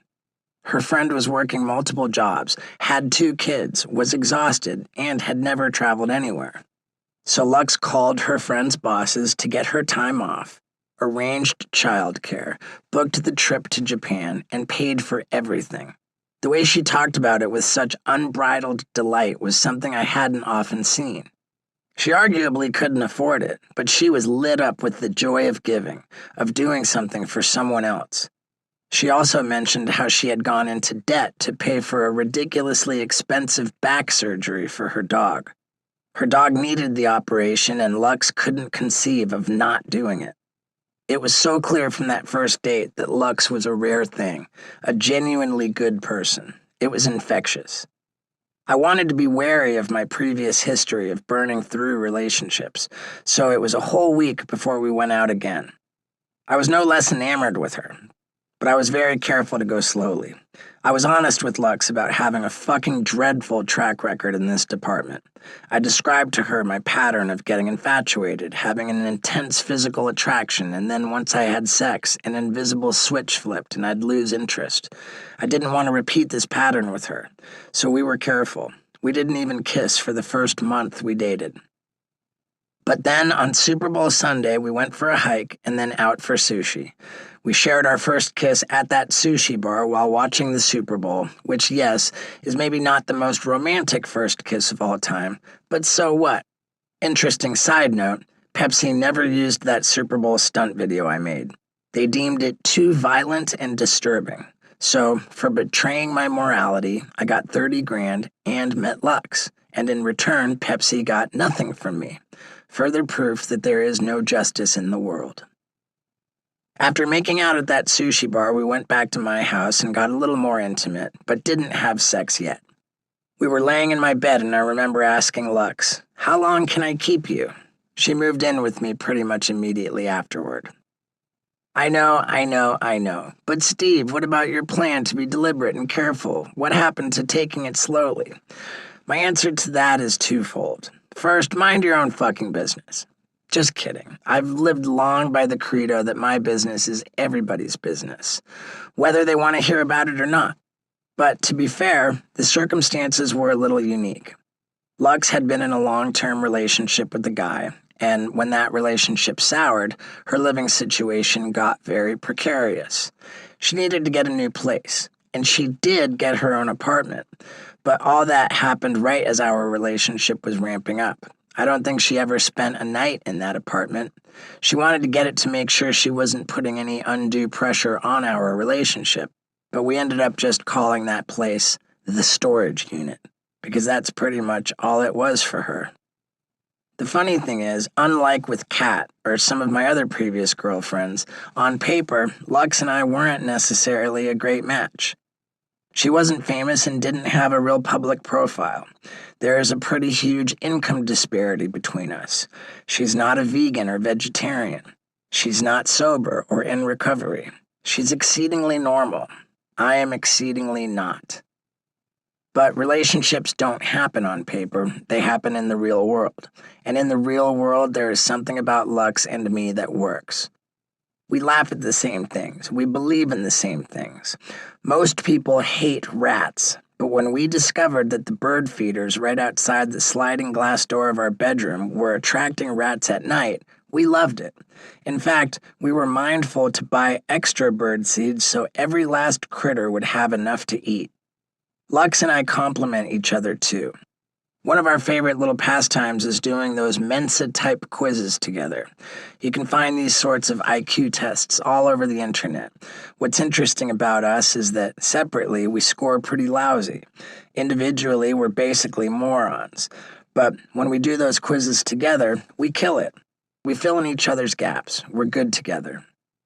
Being good together doesn't mean we don't have problems. We've got lots, but they don't become loud arguments. Look, I have a tendency to suck up all the oxygen in any room I'm in. As a hot chick, Lux has struggled with suddenly being in a relationship where everyone is looking at me and not her. But she's such a selfless person that she's more likely to help me get more attention rather than try to deflect some of it onto herself. Whereas I've been with women who tolerate my spotlight hogging, she may be the first who actively facilitates it. I think some of that comes from working in production for so long as an art director and production designer. She's used to her work enhancing someone else's. With any of the stunts or videos I do, she's not just quietly supporting my lunacy, she's aiding and abetting it. When I told her I wanted to start collecting urine in bottles and keeping them around the house for a stunt I was planning, she would have been well within her rights to object to living for months among bottles of piss. Instead, she started peeing in bottles too. That's how she rolls. When we set up a shoot for the opening sequence of my second comedy special, Gnarly, I was duct taped to the side of a truck, and Johnny Knoxville began hitting baseballs at me. I was defenseless up there on the truck, completely immobilized by the tape. After a few balls, Lux stepped in. "Whoa, whoa, whoa," she said to Knoxville. "That's it. You're done. You've got to stop." For a moment, I thought she just couldn't stand to see her man getting hurt. As it turned out, that wasn't the problem at all. She was worried that he was going to hit one of the cameras with a baseball. When I decided to do snow angels and flaming rocket fuel on our living room floor during a dry, hot summer in the Hollywood Hills, she was the one who was mindful enough to go around closing all the doors to the house so the smoke wouldn't billow out, alerting the neighbors or fire department and shutting down the shoot. Never mind that our home was filling with smoke and I was on fire. Then there's the moment in my bucket list show that I point to and credit for confirming beyond a doubt that Lux was the girl for me. I was filming a stunt I'd thought about for a long time. I wanted to see what happened when shit really hit a fan. We bought a big industrial fan and I squatted over it while Lux held the video camera. At the moment of impact, as my shit literally began to fly, a couple other friends who were there all went scrambling for cover. Lux was no less disgusted than any of them, but while they ran away, she moved closer to me. Her primary concern, even more than dealing with the pieces of actual feces that had peppered her bare legs, was making sure we got the footage. That's my girl. All that said, Lux is not a yes person. I mean, she's definitely facilitated all sorts of things that a sensible person would have no fucking part in, but she also knows when to step in and say, fuck that, that's not happening. She's shut down stunt ideas before they got started. In fact, her willingness to do that is what makes her approval so credible. We all need partners in our lives who make us better versions of ourselves, people who bring out the best and help minimize the worst. It's not about trying to fix someone or push them to improve themselves. All that stuff should happen organically. That's what Lux is for me, and what I think I am for her. One of the larger potential landmines we've sidestepped in our relationship is money. There is no getting around the fact that I make a lot more of it than Lux does. This is not necessarily an uncommon dynamic in relationships. When one person makes more than the other, it can cause an imbalance in what is supposed to be a partnership of equals. Frequently, people will choose to ignore it, to not talk about it. Don't poke the 800-pound gorilla in the room. But eventually, if you don't pay attention to that gorilla, it's going to start tearing shit up. Talking about money is always awkward, but I think not talking about it is way worse. When we first started dating, Lux would always insist on paying for things. But there was a point where her paying for things didn't make much sense to me. As our relationship progressed, I had to say to Lux, hey, we live in a world fucked up enough that idiots like me get paid a lot more than people who actually do important work. Having money doesn't make me a better person. If anything, it makes me a worse one. I respect the hell out of you for always trying to pay for everything, and the last thing I ever want to do is deprive you of your dignity. But kindly take your hand off the bill. I'm paying for dinner. Lux was not and is not looking for a free ride. She doesn't want to be someone's trophy wife. She's independent. She still works constantly and loves what she does. I watch her climbing the ladder of production design, knowing that, at some point, when my shtick gets old, when the world tires of me, we may be leaning more heavily on her income. We maintain separate bank accounts, but after we got engaged in 2018, we opened our books to each other. She could see how much money I had, and I could see what she'd saved. There were going to be no secrets, no budding resentments about money. She also made it clear that we should have a prenuptial agreement. I never brought it up. She did. All that has helped keep our relationship on an even keel. Lux doesn't hesitate to tell me to clean my fucking dishes and put them in the dishwasher simply because I paid for them and the house they're in. And that's how it should be. I'm looking for a partner in life, not an employee. That doesn't mean things don't still occasionally get weird with money, but the longer we're together, the less weird it is. Probably the only thing that sinks more relationships than money is sex. These are the great taboos that society has told us we're only supposed to whisper about, but I'm not good at whispering. Lux understood pretty much from day one about my sex addiction issues. As much as I feared repeating the same patterns of past relationships, those patterns gave me a well-worn roadmap of treacherous hazards to avoid.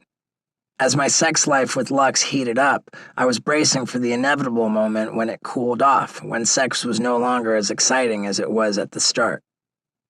I'd like to say that because of our deep spiritual and emotional bond and the thoughtful way we were conducting our relationship, that the cooling off never happened, that we kept fucking like horny jackrabbits forever.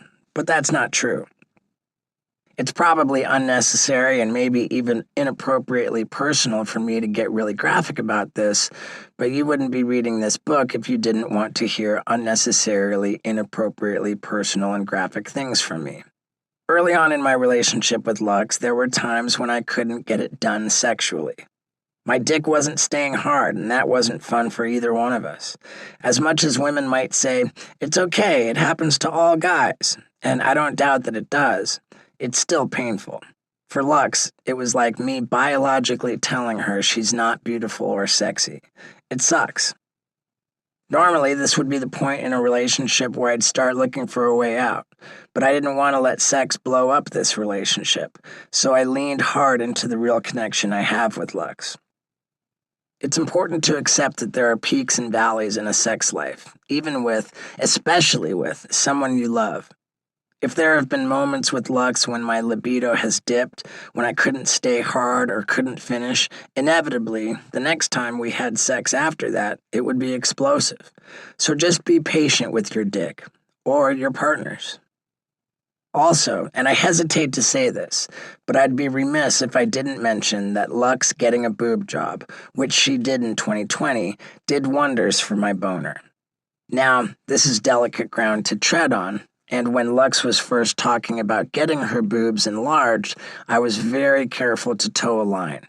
I was supportive but otherwise agnostic about the whole venture. I had no problem with her original titties. I love all of her. But this was something she'd wanted for a while, so who was I to stand in the way of her dream? When it happened, though, I found that I was very into her new boobs. Maybe it's sort of like when your partner gets a new haircut and then sex suddenly feels new and different.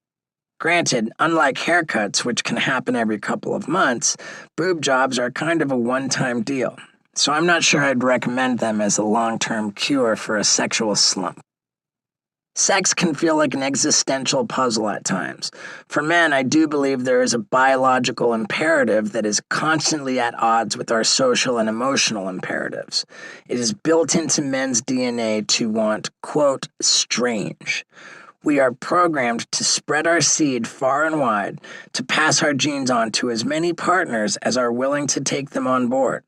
That is my way of trying to put an intellectual, scientific spin on men's primal desire to fuck lots of different chicks. I'd be lying if I said that sex with one person, even if it's the person I want to be with forever, is as consistently stimulating as sex with lots of people. But that's just biology talking. The trade-off is completely worth it. That life of humping everything that moves is exciting, but for me it's also unbelievably stressful, guilt-ridden, depressing, and time-consuming. Yes, I know it sounds trivial to point out, but chasing pussy is a humongous time suck. I can't be single and have sex with multiple partners and feel good about myself.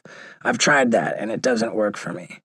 But knowing that for more than 5 years now, I've been in a loving relationship with this person who makes me laugh, who challenges me, who I'm deeply bonded with, and I haven't fucked it up by sticking my dick anywhere it doesn't belong, makes me feel good about myself. Makes me feel good about who I am. I mean, you knew all along it was going to come back to me in the end, right? Here's the thing I can see now, but would never have been able to understand years ago. All those messy, painful relationships I had when I was younger, all the shit I was doing to fuck up those relationships, made me ready to be in the relationship that I'm in now. The one that, unless I'm jinxing it by saying so, feels like it's gonna last. Now, smarter people than me, more empathetic people than me, more thoughtful people, more selfless people probably don't need 40 plus years of fucking up to figure their shit out. Maybe you can learn from the example of dumb fucks like myself and do it in half the time. Or maybe it's something you've got to stumble through on your own.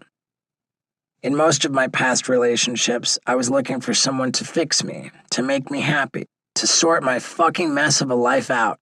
I realize now that it wasn't until I started to do those things for myself that I had any chance of being in a successful, fulfilling relationship. I will share this one other piece of wisdom about relationships that I believe is universal. Any healthy relationship is based on two people not needing each other. I know that there are millennia worth of love songs that have been trying to convince you of the exact opposite, but when you feel like you need to be with someone, that they are absolutely vital to your functioning as a human being, that may sound romantic, but it's fucking doomed. That's not love, that's codependence. Two people who are relying on each other for their happiness or well-being are not good for each other. If you feel like you're going to fall apart without someone, well, one day you're probably going to fall apart. I dare say, too, that when you learn to be in a healthy relationship with someone, the rest of your life, work, friendships, often seems to come together. Mine did anyway. Only after I got together with Lux did I truly start killing it in other areas of my life. It seems that once you get your heart and your dick moving in the right direction, the rest of you is eager to follow. Chapter 4. Whatever you have never feels like enough, but that's okay. I love calendars. I fantasize sometimes about having a whole room in my house that is wallpapered with them. These wouldn't be run-of-the-mill calendars that you might find in a souvenir shop. No, these would be my calendars. They would be on permanent display as a record of exactly how busy I've been.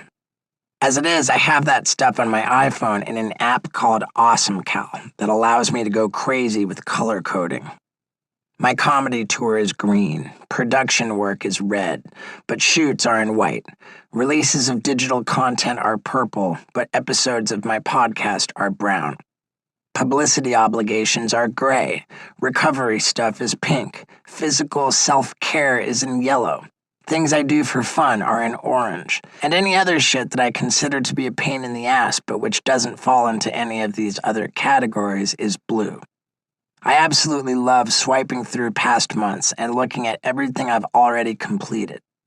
In fact, I'm such a psycho about it that if I do something that wasn't in my calendar, a last-minute business call, an impromptu video shoot, or skateboard session, I will go back and put it in my calendar just to give myself credit for doing it. To look back at those months filled with a wash of reds and blues and greens and yellows and purples is a way of confirming my view of myself as a guy who gets shit done. If it goes in my calendar, it happens. I figure if I love looking at all that in my phone so much, imagine being surrounded by it in a room in my house. It would be a literal manifestation of my happy place. When I think about why my calendars make me so happy, I'm reminded of the epilogue at the end of my previous book I wrote. It was titled, What Comes Next? There was no question mark at the end of that title, which wasn't a mistake. It was a creative choice, because it's the question mark that fucks me up. The whole epilogue was an exercise in assessing where my life was headed, what I had coming up. At the time, I had a few things in the works, but the conclusion was that at some point I was going to have to be okay with the idea that eventually nothing comes next. That one day there wouldn't be a next job, a next stunt, a next show, and I was going to have to find a way to live with that without freaking the fuck out. The joy I get from my calendars is overwhelming evidence that more than a decade on from writing that epilogue, I'm not much closer to being okay with nothing coming next. My calendar is one way I manage that existential anxiety. As long as I'm able to keep filling it up with that glorious, fucked up rainbow of constant activity, I know I'm good, at least for the time being. I read somewhere that all of our motivations in life come down to one of two things, love or fear. I believe that, and I have to admit mine are frequently the latter. I fear being forgotten. I fear going broke. Believe it or not, I fear being embarrassed. I fear decrepitude. I fear falling face first into a pile of cocaine, fucking a random fan, catching some gnarly STD, and then burning my life to the ground. My calendars are just one way to manage those fears and to check against them ever coming to fruition, which is pretty good for a little iPhone app. Perhaps I should have figured out a way to shed all this gnawing anxiety before sitting down to write the world's next great self-help book, but I don't think ridding your life of anxiety is a realistic goal. You've just got to keep it from ruining your life, and to do that, it helps to understand it better. I spent the first part of my life trying to get things. Frankly, I'm still trying to get things. I think most of us are the same way. The main thing I've always wanted was attention. The booze, the drugs, the girls, the stunts, the shows, whatever. Most everything I've ever done was done to get more people looking at me. I know it's not the healthiest or most flattering motivation, but hey, that's me. If you look at how much of the world's economy is driven by advertising, I suspect that attention might actually be the most valuable commodity known to man. So, of all the character defects I could have been driven by, perhaps in some way, I got lucky. Your motivations may be different, and I don't doubt you're a healthier, happier person if they are. What I've found, and what a lot of people find, I think, is that as soon as I get the things I want, they never feel like enough. Even the things I live for these days. Like, say, one of my YouTube videos getting millions of views the first day I publish it. Never fixes me. It just makes me feel anxious about how my next video will perform. Then there are the material things. I think plenty of people can relate to being unreasonably excited about buying something, maybe a sexy new camera or the latest iPhone, only for it to feel like boring old news the second they've torn the packaging open. If you saw how much dumb shit I've bought on Amazon, you'd know that I have some serious growing to do in that department. None of these acquisitions leads to long-term satisfaction or contentment. It all just leads to wanting more. Buddhists believe that all human suffering results from craving, and that we should strive to eliminate craving from our lives. That shit makes perfect sense to me. Let's say you rupture your eardrum, much like I did not too long ago when my buddy fired a t-shirt cannon full of dog shit at my face from 2 feet away. It hurts like a motherfucker, and you crave for the pain to end. At the opposite of the spectrum, if you experience some sort of pleasure, if you eat a Snickers or get featured on TMZ for doing a backflip off a bridge into a river in San Antonio, you immediately crave more of it. That craving of wanting pleasure to last longer and become more intense is not fundamentally different than the craving for pain to lessen and come to an end.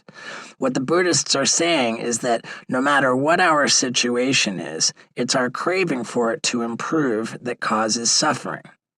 Some of us, like me, are more susceptible to our cravings than others. So one Snickers, one beer, one line of blow, one article on TMZ, one naked girl, none of them are ever enough. But to bring it back to the Buddhists for a second, the point is to strive to eliminate craving, to try. They teach that the way to end suffering is to cultivate acceptance of all things being exactly the way they are. Of course, I don't think it's possible for any of us to eliminate craving altogether, but by understanding our cravings, by recognizing them and working on preventing them from controlling our lives, we're getting closer to being okay with who we are and our place in the universe, which seems like a pretty worthwhile goal. I have no doubt that actual Buddhists are cringing at my 2-paragraph summation of their 2,500-year-old spiritual philosophy, but then again, maybe they'll find it really impressive coming from a guy who fills t-shirt cannons with dog shit.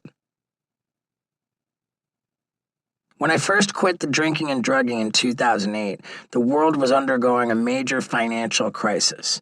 I don't think there was any connection between the two events, but hey, I'm not an economist. Most people are surprised to find out that I hadn't already pissed away every cent I had when I was constantly wasted, but back then, I'd simply never given a shit about buying stuff other than drugs. Up to that point, I had always managed my money the same way I had managed the rest of my life, with utter neglect. I had a business manager who received payments on my behalf for all the work I did, and I trusted my dad, a former corporate executive, along with this New York stockbroker dude, to manage my money in any way they saw fit. Aside from occasionally opening emails to read only the very bottom of my quarterly financial statements, I paid zero attention to my money. But when that global financial meltdown happened, I got beat up pretty badly. The majority of my money had been in the stock market, and all of those investments fucked me. I lost more than half of everything I'd saved. That would have hardly even bothered me when I was younger. I was so sure I'd be dead before I was 30 that planning for the future, thinking about what comes next, wasn't in my field of vision. But having just gotten sober, I was taking care of myself and my health for the first time. My life was filled with uncertainty. My career prospects were questionable at best. I was worried that my earnings potential could fall off a cliff at any moment. In fact, I had no way of knowing that it hadn't already fallen off a cliff. Then suddenly there's this financial crisis that I barely understand, and poof, just like that, half my money is gone. I may have never cared much about money, but when I saw so much of it disappear as my life expectancy seemed to be increasing dramatically, I suddenly gave way more of a shit. In fact, I became consumed with anxiety about money, about my career, about losing the rest of what I had. Maybe I'd never get another job in the entertainment world again. Then what was I going to do? I wasn't qualified to do much except act like an asshole in front of a camera, and even though I didn't live lavishly by any stretch of the imagination, I got shit scared of going broke and staying that way for the many decades I could have left to live. I knew logically that there were people in far worse financial straits, but logic doesn't really play a part in all this. It's that damn craving problem. There have been surveys done of people who have tens of millions of dollars in the bank and feel like they're financially insecure. No reasoned economic analysis or profit and loss statement will change their mind. Nothing is more addictive than wealth.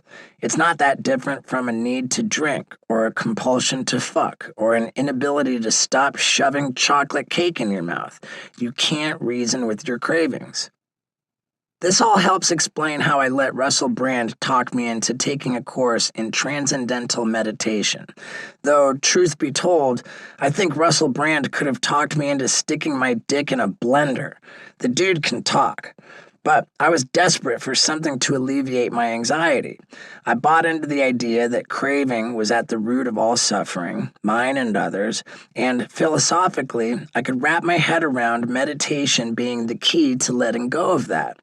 If I'm being totally honest, I also looked at all the super famous, incredibly successful people who swore by TM and thought, shit, there must be some secret to it. I need to get in on this. I imagine a lot of people have gotten into Scientology for similar reasons. Anyway, Russell introduced me to an incredibly sweet lady who is known as one of the best TM teachers in the world. Yet, for some reason, meditation was really hard for me. I couldn't sit still, and trying to made me so uncomfortable that it felt like I was having panic attacks. I kept trying, and even though it didn't feel like it was working for me, the very process of trying made me feel better. Just putting in the work, even if it felt like I was getting nothing substantial out of it, built my self-esteem. I wasn't a quitter. My acceptance of the fact that I sucked at meditating was kind of the most zen thing about the whole process. The meditation teacher I was working with was affiliated with the David Lynch Foundation. If you haven't heard of it, the foundation was started by the famed Twin Peaks and Blue Velvet director to spread the gospel of TM. The place is a bit of a celebrity circle jerk. When you go into their center in LA where they teach meditation, the walls are filled with photos of wildly famous TM practitioners, which on one level I found really distasteful, but which on another level, of course, totally appealed to me. Anyway, one of their big pushes is to introduce TM to troubled, disadvantaged kids in LA. They see it as a way to disrupt the school-to-prison pipeline. Even though I was struggling to make TM work for me, it seemed like a worthy enough cause, so I decided to help raise money for it. As with everything, once I'm in, I'm all in. So for months, I pushed this fundraiser hard. I blabbed about it all the time. I posted stuff all over my social media and created a raffle that encouraged my fans to donate the most money they could. The grand prize was an all-expense-paid trip to be a VIP guest at the taping of what was going to be my first comedy special on Showtime. I raised something like $20,000, which, for the amount of shilling I was doing, was actually kind of pathetic. But hey, it's still 20 grand that I sent to the David Lynch Foundation. In return, the foundation didn't so much as even thank me. In fact, they never even acknowledged the money I raised at all. Here I was thinking that maybe I'd get my photo on the wall between Paul McCartney and Jerry Seinfeld or something, and instead I got jack shit. They didn't even follow me back on Twitter. The message I got was that they considered me too toxic for their image. They were fine with taking the money I raised, but would have nothing to do with me in public. It drove me fucking nuts that they wouldn't let me into their little club. I know it shouldn't have, and I know it makes me look like a shallow dickhead for saying so, but I couldn't help myself. I became so consumed with resentment that I decided to do something about it. I quit meditating, out of spite. Because, fuck them. Now look, don't think that I don't see the irony here. I get that the whole point of transcendental meditation and Buddhism is to eliminate craving and learn to give of yourself without the expectation of getting something in return. Shit, maybe if I was better at meditating, it wouldn't have bothered me so much. But it did. What can I say? I want the credit. I'm superficial. That's me. On a fundamental level, groping desperately for other people to recognize me is a unifying strand of my DNA. I don't care what David Lynch, Russell Brand, or the fucking Dalai Lama says about it. Fighting who you really are is not going to lead to existential satisfaction or enlightenment. Well, at least not for me. No matter how devout I become in any spiritual practice, no matter how well I work the 12 steps, I will always be, on some level, the asshole who wants everyone looking at him all the time. I accept that, and accepting that has made me a much more contented human being. So, namaste, motherfucker. Although I was sufficiently freaked by the financial crisis, I didn't suddenly become a savvy money manager, because even sober, chastened, and relatively panicked about my uncertain career prospects, I was still even worse at investing than you would expect a guy who stuck a leech to his eyeball to be.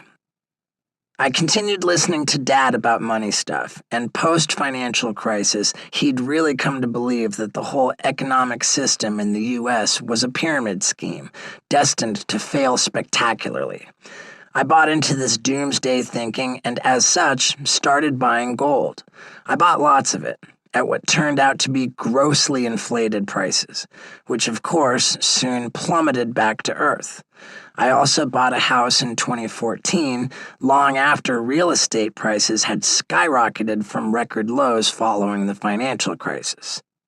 I love the shit out of my house, but it kills me to think of how different my financial situation would be right now if I'd bought it 3 or 4 years earlier instead of buying all that stupid fucking gold. I've come to believe that I am simply a cursed investor.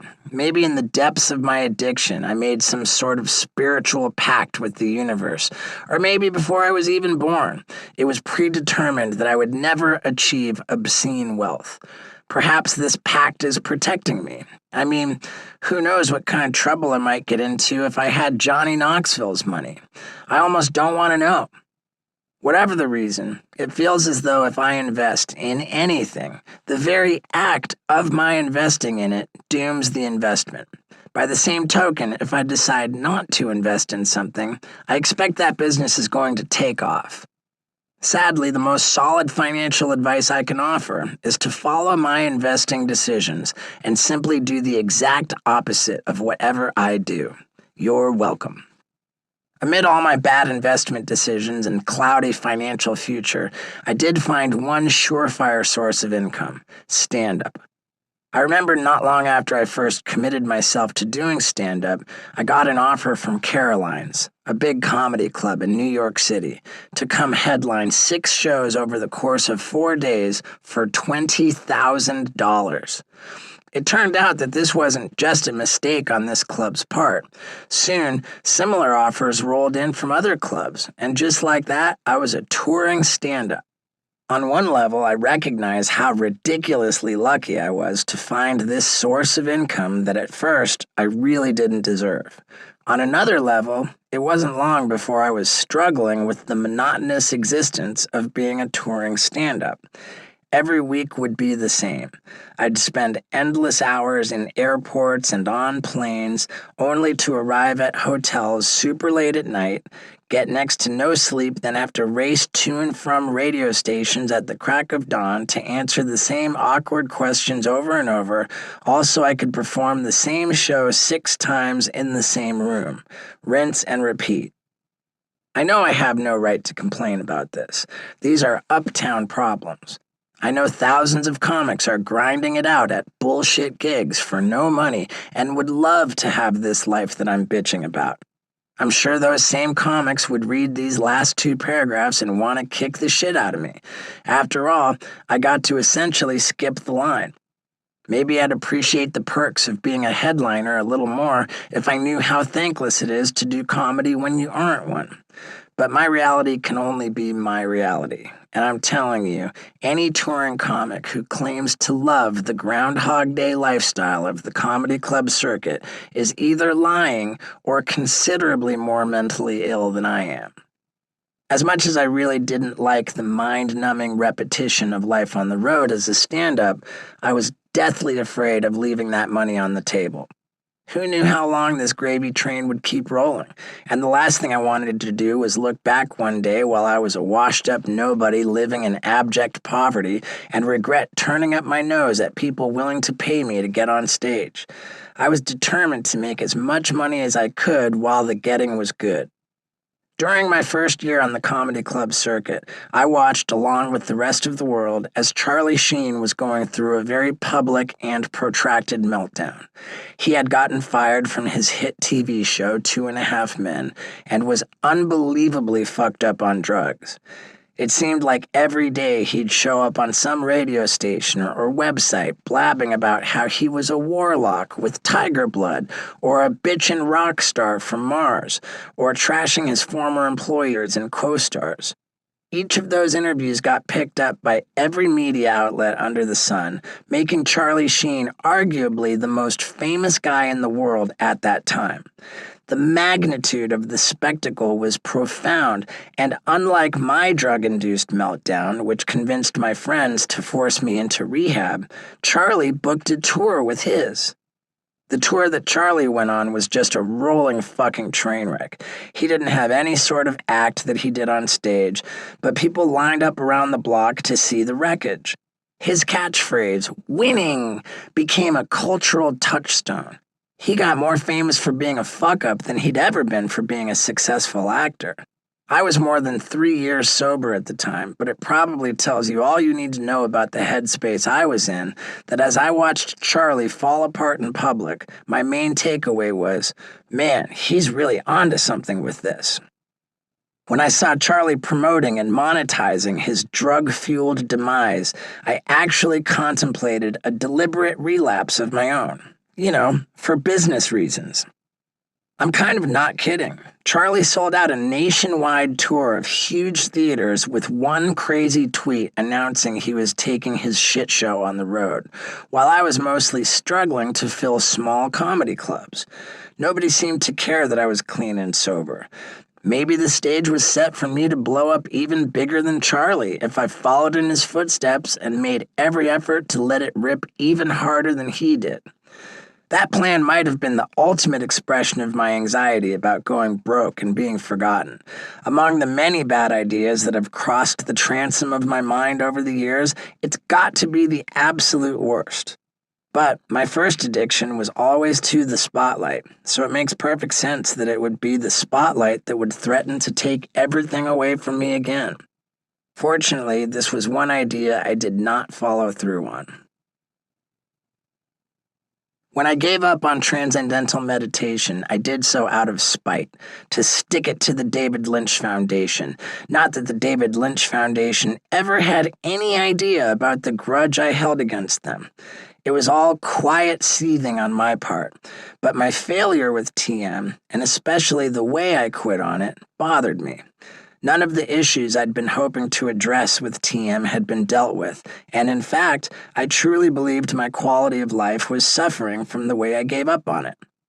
In 2019, I finally decided to do something about it. No, I didn't make peace with the David Lynch Foundation and devote myself to somberly practicing TM. Fuck those guys. Instead, I took up something called Vedic meditation. Now, if you want to know the difference between transcendental and Vedic meditation, the best I can discern is that there's no fucking difference whatsoever, yet somehow the two camps are at low-grade war with each other. The Vedic people actually talk shit about TM, and vice versa, so aligning myself with the Vedics nurtured my grudge, which got me extra motivated to go all in on it. I think the thing that finally pushed me over the edge to give Vedic meditation a try was a sober buddy of mine named Adam Jablin, who had gotten in the habit of screenshotting his meditation app and sending it to me. It would show that he'd meditated for something like 600 days in a row, which I thought was rad. In fact, it made me jealous. I wanted that shit on my iPhone too.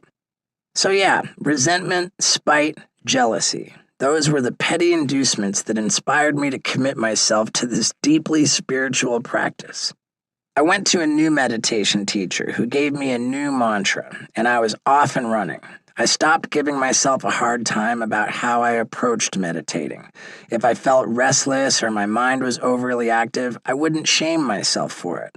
I'd just recognize the feelings or thoughts and return my focus to the mantra.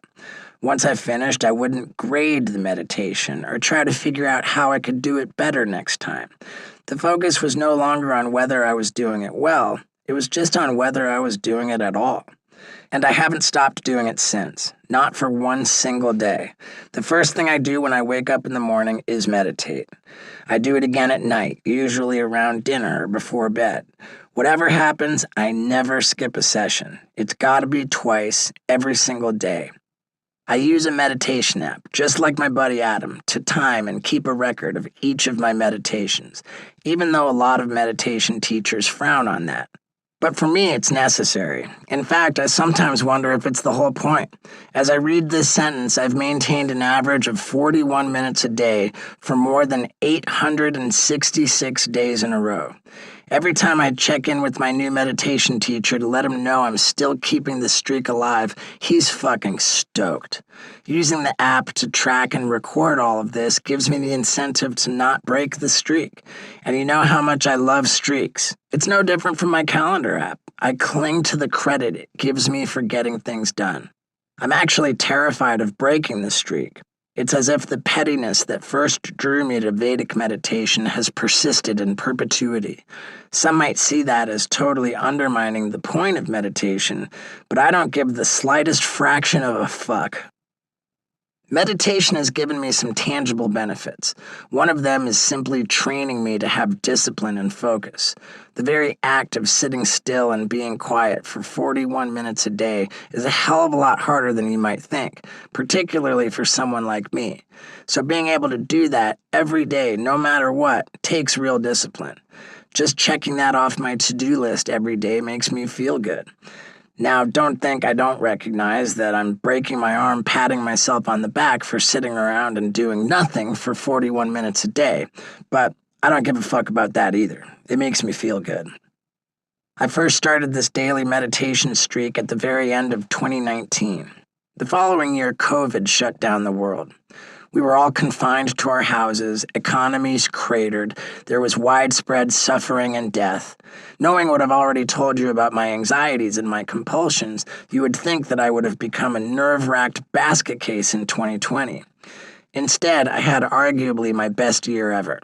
I know that's a shitty thing to say in light of all the very real human devastation that COVID has wrought, but it's true. I did well financially, spiritually, and emotionally. I didn't freak out about my health. I didn't lose my shit over canceled tours or the Jackass production being shut down. Unlike the financial crisis of 2008, which threw me into a serious tailspin, I just kind of took all the disruptions that came with COVID in stride. I credit meditation for that. It's nothing I can really prove, but I suspect that a disciplined meditation practice helps cultivate focus in other parts of your life. That's probably why so many successful people do it. I feel like it plugs me in on a spiritual level, too. Not too long ago, I was talking about meditation with this vocal coach I was working with. He meditates daily, too, and I told him that I thought my meditation practice causes the universe to conspire in my favor. He looked at me like I was crazy. Huh? He said. I never thought about that. I just do it because it calms me. But to me, that wouldn't be enough. I don't want to be calm. I want the universe conspiring in my fucking favor. Look, on an intellectual level, I know that magic forces aren't trying to help me simply because I sit quietly and do nothing for 41 minutes a day. But on a more ethereal, emotional level, it really feels like that's what's happening. And what good would it do me to undo that sort of magic? I've read that faith is the belief in something you don't totally understand. I guess that's what meditation is to me now. In the same way that a Christian or a Muslim or a Jew might not be able to scientifically explain why their religious practice helps them, the very belief that it does is kind of the whole ballgame. Am I telling you that you've got to meditate, that it's the key to happiness? No, I am not. All I know is that the way I've done it since 2019 has helped make my life more manageable. I'm sure there are lots of other things people do to help put structure, discipline, and balance in their lives. Yoga, fasting, therapy, running marathons, journaling, long walks in the woods, jujitsu, learning to play the bassoon, microdosing LSD. But I can only tell you what has worked for me. Look, none of this has vanquished my anxieties from my life. I still feel a strong pull to accumulate base material things, money, fame, work, social media followers, that are far in excess of what logic dictates I really need. My cravings haven't gone away. Yours won't either. But understanding them has kept them from wrecking my life. When I think about that epilogue and getting okay with the idea that nothing comes next, I realize that I'll probably never be okay with it. Never, ever, ever. Maybe the most important thing I've learned about all this is that the work you put into trying to deal with these issues in your life can be more important than the results. In fact, often, the work is the results. The journey is way more important than the destination. Actually, fuck that. The journey is the destination. As cliché as it sounds, one of the things that makes us human is that we are all really looking to find some sort of inner peace in our lives. And I think that's totally fine as long as we're aware that the continued search itself may very well be the closest we ever get.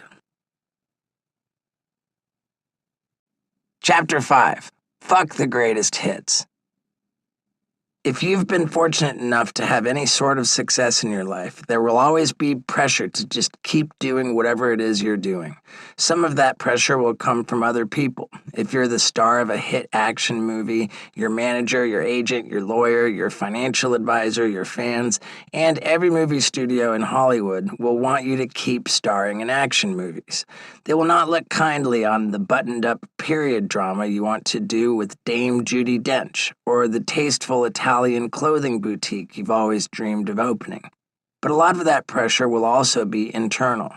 Deep down, you'll know that the period drama and the boutique are risks, chances for you to fail, chances for you to confirm your own worst opinion of yourself. This doesn't apply only to people who star in action movies. If you're an accountant, the easiest path forward is to keep being an accountant, even if what you really want to do is quit and become a pastry chef. It also doesn't apply only to your job. If you've been in any sort of relationship for an extended period of time, with a person, with a company, with a drug, you know how difficult it is to get out of that relationship because you've often built your life around it. In my career, I've felt this acutely. When I dropped out of college and started telling people my plans to become a crazy, famous stuntman with my home video camera, everyone felt sorry for me because they knew this was, objectively, a terrible plan. There was no precedent for this sort of thing. No one else was making a good living hurling themselves off local bridges. I'd be lying if I said I wasn't as shocked as those people were when it all worked in a big way. Jackass was a hit on MTV. It was a hit in movie theaters. Then I took my antics on the road and performed acts of wanton stupidity for live audiences, and they seemed to love it. The success of it all truly surpassed my wildest dreams. I mean, I knew I was ready to do some crazy-ass shit, but I never thought that so many people would want to see me do it.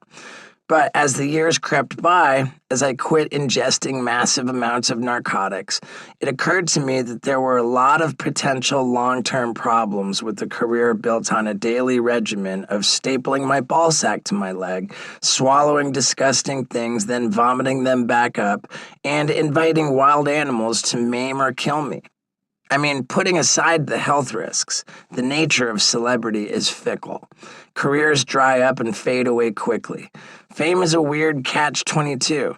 Everyone wants you to keep doing the thing they know you for, while at the same time getting sick of seeing you do the thing they know you for. The only answer, I think, is to keep trying to blaze new paths. One of the biggest changes I've made in my career in the past 15 years is beginning to do stand-up comedy. Now, anyone who gets into stand-up because it offers a safer work environment and more job security obviously has some serious pre-existing career problems. Stand-up was a giant risk for me. There was no reason to believe that just because lots of people had always laughed at me, that I could suddenly start making them laugh with me. The first time I did stand-up, I wasn't sober, not even close. It was 2006, and someone invited me to the Laugh Factory in LA to do a stunt. While I was there at the club, it occurred to me that there could be no more ballsy a stunt than to get on stage and actually attempt to do stand-up. I couldn't think of anything that would scare me more. So I sat there at the Laugh Factory trying to think of something that would manufacture some laughs. Then got on stage and opened with the best thing I could come up with. "Hey everybody, I'm in the mood for a blowjob," I said, looking out at the crowd and then pausing momentarily. "Does anybody want one?" It wasn't the most sophisticated joke of all time, but it was a decent little misdirection and it got a good laugh. I was only up there a couple minutes after that, and the crowd was into it. I walked off the stage feeling amazing, and because I've never had a measured reaction to anything in my life, I immediately decided, that's it, I'm going to become a stand-up comic. Before I left the club that night, I scheduled my return for a week or so later. In the interim, I spent time diligently writing material. When I came back the following week, the MC that night was none other than Tiffany Haddish, who at the time was just a hard-working, largely unknown comic. She introduced me and I bounded on stage. "I don't know if it's the amphetamines, the Xanax, the grass, or the booze, but I feel fucking great," I told the audience, and it was true. I was loaded. My set didn't really go that great, but I got a decent reaction, and in my drug-fueled, slightly delusional state, I considered it another roaring success. The next step on my eventual conquest of stand-up comedy. John Lovitz went up that night too, and afterward, I cornered him and asked him what he thought of my performance. He told me that I had potential, but recommended that I try getting up on stage sober so that I'd actually be aware of what I was doing. That was a solid piece of advice that I completely ignored. In fact, all I heard was this legendary comic telling me, essentially, that I was a natural and could do no wrong. Once again, I scheduled my return. As my next performance at the club approached a week later, I was brimming with narcotics and overconfidence. I was so sure I was going to kill that rather than work on the material that I had done okay the previous week and try to improve it, I tossed it all out. I decided to just get up there and wing it, because, I was a fucking natural. Holy shit, did I bomb. Even in my typically drunken state, it was mortifying. I slunk out of the club with my tail between my legs. Nonetheless, not too long after, when I was considerably more wasted, I thought it would be a good idea to go back to the club again, get on stage, and force the audience to listen to this shitty rap song I had recently recorded. It was like I had found two ways to bomb at once, musically and comedically. I was a little chastened by all that, but still hadn't learned my lesson. It wasn't long before I was back at the Laugh Factory, this time because a reality show I was shooting called Dr. Steve-O was scheduled to film there. Despite my previous failures, I prepared no jokes ahead of time. For some reason, it never occurred to me to revisit any of the material that had kind of worked for me during my first appearances. Once again, it did not go well. At all. The fact that this time it was being filmed by a bona fide production company, and I didn't have the benefit or excuse of being completely wasted, made that third experience of eating shit on stage probably the most traumatizing of all. Ultimately, that trifecta of bombing was a necessary, albeit devastating, course correction. I wouldn't so much as step foot in a comedy club for years. Once I got sober, though, there were a limited number of things I could do with my evenings. Especially in those early days of sobriety, I had to pay attention to my intentions. My measuring stick for going any place for a recreational activity was based on having a legitimate reason for being there. Previously, the whole idea of, quote, going out meant going to bars and nightclubs to get fucked up. So now, as a sober person, that activity was a no-go. Comedy clubs felt like a fair compromise. Yes, there were people drinking there, but my purpose for being there was just to watch comedy. I became a pretty regular fixture at the Comedy Store, the Laugh Factory, and the Hollywood Improv, as a patron. But the more nights I sat there watching other people get laughs, the more it rankled me that I wasn't up there myself. The fact that I'd quit at the first sign of adversity ate at me. I knew that I was afraid to get back on stage, and the fact that I was letting that fear win made me feel, frankly, like a total fucking pussy. At one point, I psyched myself up enough, wrote some material, and got up again, sober, at the Laugh Factory. It went terribly, which essentially traumatized me all over again. Yet I couldn't get this idea out of my head. I wanted to be up there on stage. I felt like I could do it. The root of this compulsion was the same as most everything else I do. I have a hard time being in a room where everyone isn't looking at me. I just need the external validation constantly. The idea of people paying attention to me, clapping for me, laughing at me, that kind of affirmation fills me up. It's kind of the closest thing I can get to a drug these days. None of this is particularly flattering to admit, but I'm long past trying to hide it. The weird thing is, attention has always been a double-edged sword for me. I want it, but I know the potential humiliation that it can bring, so I fear it too. When I was in 6th grade, I got a report card from my homeroom teacher, Mrs. Iaquesa, who absolutely nailed me in a way that is still hard for me to read. I mentioned it in my last book, but I'm going to mention it again now because it's no less applicable. She wrote, "Socially, Steve's attempt to impress his fears frequently has the opposite effect." The dynamic Mrs. Iaquesa recognized was not much different from what happened when I bombed at stand-up. Ever since I was a kid, I wanted attention and was just flailing about for a way to get it. I yanked my own teeth out in class. I drank an entire shaker of salt. I did whatever I could think of just to get people to notice me. My hunger for the spotlight always overpowered my fears of what it might take to get that spotlight turned toward me. I've made my career out of being this fearless guy who doesn't give a fuck what anyone thinks. But the truth is, I care so much. That's what made stand-up so scary for me. It's like I'm addicted to what I fear the most. I have this compulsion to make myself the center of attention, even though it terrifies me. But doing the thing that terrifies you can be both electrifying and necessary. I mean, you don't need to read a fucking self-help book to know it's important to face your fears, but it's still easier said than done. In 2010, we had finished filming Jackass 3D, but it hadn't yet come out.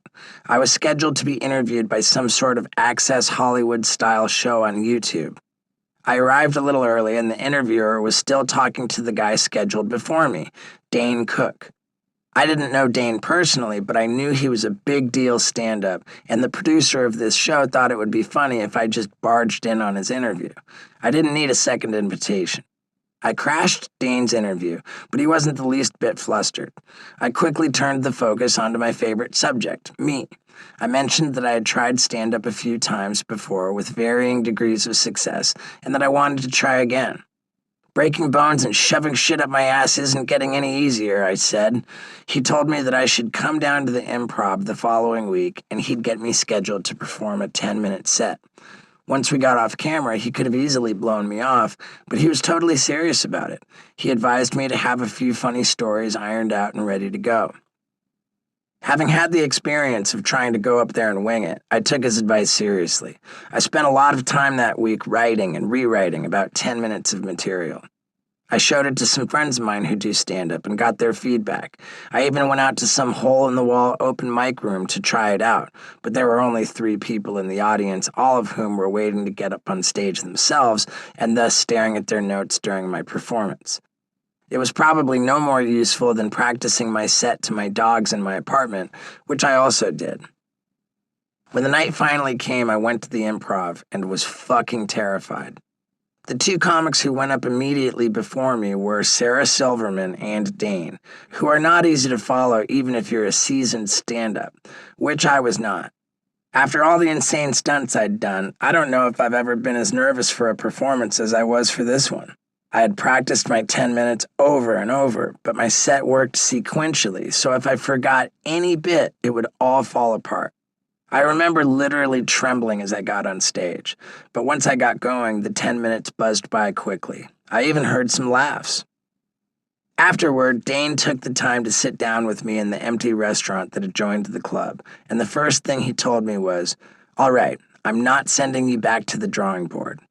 What I heard was essentially the same thing I'd heard years earlier when I got that bit of qualified praise from John Lovitz. "You're a natural, and your material is amazing."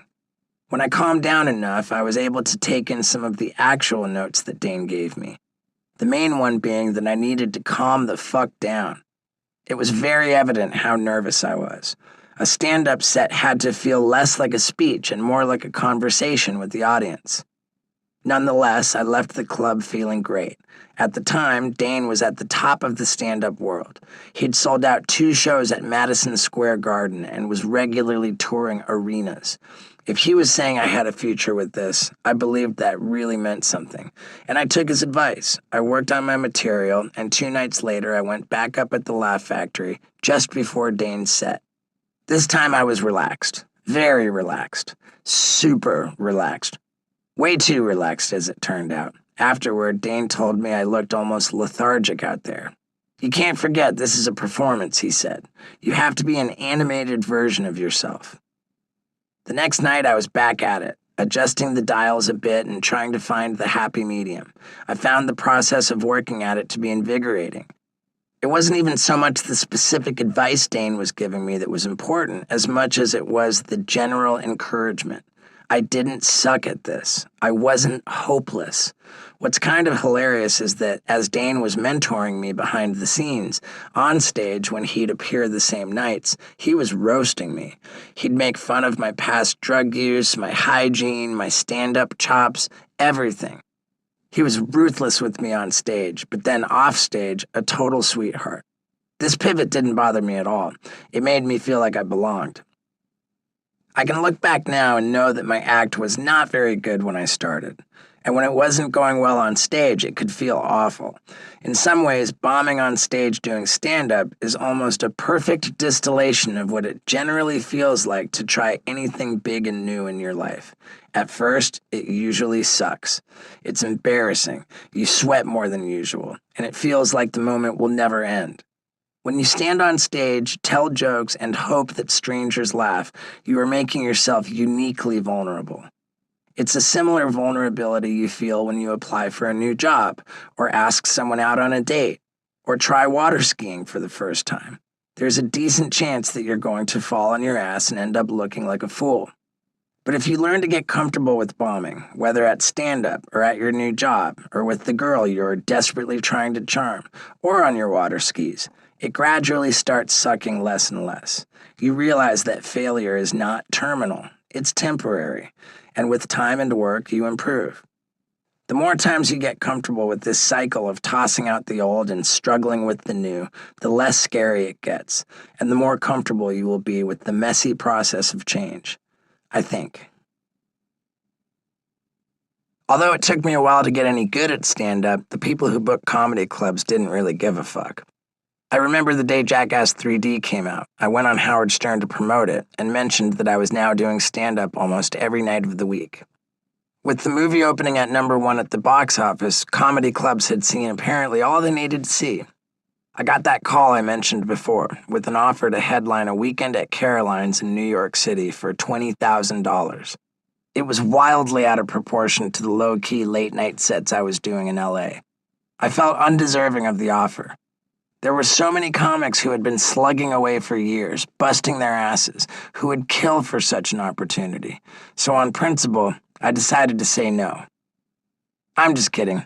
I totally fucking took the money without a second thought. Around this time, I met with a booking agent from a big agency who wanted to take me on as a client. He told me he had put out some feelers and passed a manila envelope across the table to me. It was filled with similar offers to the one from Caroline's, a stack of guarantees that totaled somewhere near $150,000. I quickly signed with the guy, and just like that, I basically had an entire stand-up tour booked. To headline these clubs, I was expected to perform for about an hour, which was going to be a challenge since I only had about 20 minutes of material. That first year, I supplemented my stand-up with a lot of the kind of on-stage stunts and bar tricks that I'd been doing for years. Fire-breathing acrobatics, squeezing lemon juice into my eyes, setting my hair on fire, balancing bar stools on my chin, drinking from a glass without using my hands. To be fair, I'm sure that's what most of the people who were showing up to see me expected anyway, but it added up to a grueling physical regimen I was putting myself through every night, often 2 shows a night. As for the comedy, I was definitely getting better at it and adding more and more material to my shows. But even to this day, I think it's fair to describe my stand-up career as a triumph over low expectations. Let's face it, when most people see me trot on stage at a comedy club, their immediate reaction is, "What is this asshole doing here?" But even though there might be a legion of skeptics that I need to win over, the bar is set unbelievably low for the general public's idea of what a Steve-O stand-up show might entail. All I really need to do is not suck ass, and I am confident in telling you that I do not. I think there's something to be said for setting reasonable expectations whenever you're trying something new. You're not supposed to be good at surfing or painting or computer programming or astrophysics the first time you try it. In fact, we have a word for people who seem to be great at everything right off the bat. Assholes. Fuck those people. Take your time, but put in the work. I remember running into Dane Cook again back at the Laugh Factory after having been on the road doing headline dates for about a year. He gave me a hug and asked me how I'd been doing. I couldn't contain my enthusiasm. "Bro, since I saw you last, I've been basically touring nonstop," I told him. "I've actually performed stand-up in 12 different countries." He laughed and shook his head. "Man, comics must hate you." It's an understandable assumption. I mean, stand-ups put a lot of stock in paying your dues, and I basically was ushered straight past all of them into headliner status before I deserved it.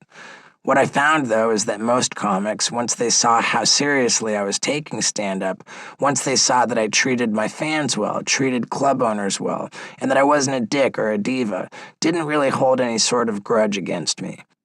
Or at least if they did, they were polite enough to only talk shit behind my back, and it never got back to me, which I suppose is also entirely possible. Tiffany Haddish, who remembers introducing me on stage the second time I ever got up to do comedy, has always been incredibly generous with me. When I first started doing stand-up sober, she'd frequently give me tags for my jokes, or just little tips. Joe Rogan has been very supportive too, as has Kevin Nealon. I remember going on Brian Callen's podcast, and he told me that what I was doing was authentic, and that I was an American hero. I swear he said that. Maybe that was a little over the top, but he came out and said that anyone who gives me a hard time can fuck off. His words, not mine. Still, there were a few who gave me a hard time. When I went on Mark Maron's podcast, he told me he's a purist about stand-up, and that when he first saw me doing comedy, his first thought was, "What the fuck, Steve-O is doing comedy now?" And then he described what I did as, quote, "not stand-up per se." Maron is sort of a professional curmudgeon, so this was hardly unexpected, and I truly don't think he meant it maliciously. Still, it stung a little at the time. I have often avoided calling myself a stand-up, not because I don't think what I do is stand-up, but because I know others don't see me like that. I knew people would assume I was shitty at it. I'm too sensitive to open myself up to that criticism and trolling. Of course, if you know Maron's WTF podcast, it's kind of a forum for him to air his grievances and then make peace with them. So by the end of that interview, I felt like he'd kind of come around. In his parlance, we were good. I had a bit more of an ongoing beef with Al Madrigal, a stand-up who had been on The Daily Show for a while. It started around 2013. I was on stage at the Hollywood Improv working through a new batch of material. I had just decided that I wanted to get out of my comfort zone and try all new material, so I admit my set that night wasn't that great, but it got some laughs. Anyway, Madrigal got up on stage after me and just laid into me. "What did we just see?" he asked the audience. "We saw Steve-O doing stand-up. Here's a guy taking what I feel like is my calling, something that I care about more than anything in the world, and he's using it as a last resort." He then compared me to Screech from Saved by the Bell. It stung. This was different from the way Dane Cook had roasted me. Dane's jabs always felt affectionate. This felt like a pretty flagrant attack. In fact, I later discovered that when Al found out that I was on the bill that night at the Improv, he had asked to go on after me and rushed across town to do so. So it was premeditated too. After his set, he ran into me at the club and told me, "Just so you know, what you're doing isn't taken lightly." What the fuck? The thing is, Al was claiming to be defending the honor of stand-up, but while he was on stage attacking me, there were no jokes. No one was laughing. And what he was attacking me for was, in fact, me working on the craft of stand-up, writing new jokes, trying them out, recording the set, listening for what works. His criticism just didn't make sense. I probably would have just let it go, but later he went on Joe Rogan's podcast and apologized for stirring shit up with lots of other people, but went out of his way to say that he didn't feel bad about what he'd said about me. Then he repeated the same insults he'd lobbed from the Improv stage. Several notable people in the stand-up community that Al claimed to be protecting actually came out publicly in my defense, including Rogan, Callen, and Bill Burr. Al and I eventually got on the phone together and hashed it out. He apologized and said that he'd heard that I was a good guy and that I wasn't treating stand-up like a lark. We're all good now, but the whole episode was probably more upsetting to me than it should have been. The thing about trying new things in your life is that it's impossible to disentangle your ego from it all. I wish I could not care what everyone thinks about me, but I do. It sucks not to be good at something, and it sucks even more not to be good at something in front of people. But with stand-up, that's part of the job. That's what makes it such a high-wire act. Working out fresh material is an amped-up version of trying anything new. You're learning in public. Your flaws are on display. Failure isn't just an option, it's a probability. But there's no other way to do it. This is how you learn to do most anything. You try. You fall down. Everyone makes fun of you for falling down. You get back up. Someone once told me, it's better to be a comedy factory than a comedy warehouse. And that is exactly it. The whole process of throwing out old jokes and writing new ones is really an embodiment of this chapter's title. You shouldn't rest on your laurels, mostly because it's fucking boring. When I decide to scrap jokes or stunts that are working well, it's because I'm tired of them. There's no risk, nothing ventured, nothing gained. The process of getting on stage and doing something new is a good kind of scary. It might not work, it might bomb. The unknown is always nerve-wracking. It's also thrilling. We all need that in our lives. My first stand-up special, Guilty as Charged, had a catchy title, but it was a bit of a misnomer. The material in it loosely followed my personal autobiography, but with an intense focus on my sex life and my journey through sexual addiction. Because I'm me, all that was interspersed with stunts like me getting choked unconscious by a UFC fighter, balancing a massive stepladder on my chin, and getting tased while trying to answer interview questions. You know, regular guy stuff. As I mentioned before, all that sexual material in the first special caused major problems in my relationship with Kat Von D. By the time I started working on my second special, I was already with my fiancée Lux, working hard on not being a full-time scumbag. So I really wanted to move away from talking constantly about my dick and all the places I've put it. I mean, I wasn't exactly becoming a clean comic, more just turning my attention to other fucked up aspects of my life. In this case, I decided to zero in on my very checkered history with the law. You see, I've been arrested for a lot of very dumb stuff. I stapled my nutsack to my leg on stage. I swallowed a condom full of weed and smuggled it into Sweden, drug mule style. I climbed a 150-foot crane in downtown Los Angeles carrying a small inflatable whale to protest SeaWorld. This is but a sampling of the idiocy that has landed me in jail at one time or another. As I started to put a show together that would plumb the depths of my criminal past, it occurred to me that so many of the stories behind that criminal past were captured on video. This is an ancillary benefit of pretty much having turned on a video camera when I was about 15 and rarely turning it off since. For better or worse, I've been living my own personal Truman Show for my whole adult life. A light bulb went on in my head and lit the way forward for this special. I'd regale the audience with tales of my entanglements with the law and augment those tales with video of the incidents.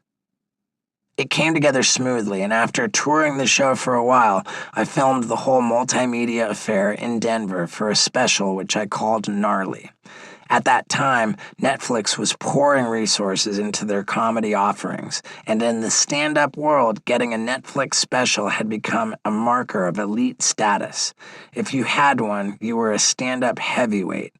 I wanted that status bump badly, and I figured Gnarly was my ticket. I pitched it to them, but much like Al Madrigal and Marc Maron, Netflix didn't consider me a pure stand-up. They didn't buy the special.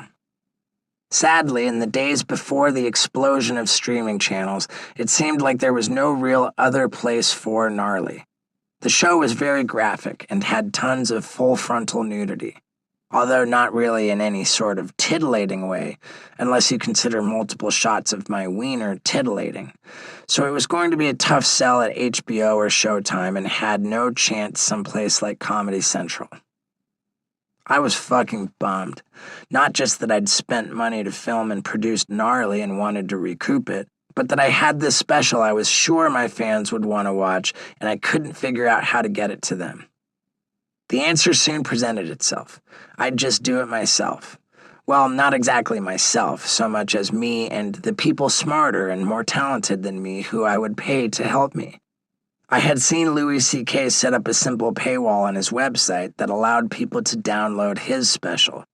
So I hired a guy, showed him Louis' website paywall, and told him essentially, I want to do that. It worked better than I'd even hoped.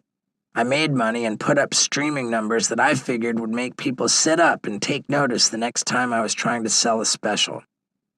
From a creative standpoint, though, the longer I lived with Gnarly, the more something about it ate at me. The whole content of that special, and for that matter, of the first one too, was focused on the past. Although getting into stand-up in the first place had been a way of breaking with the past, I had slowly slid towards simply using it as a way to revel in my former glories. I was on stage talking about all the crazy shit I'd done when I was younger. Fuck, that sucks.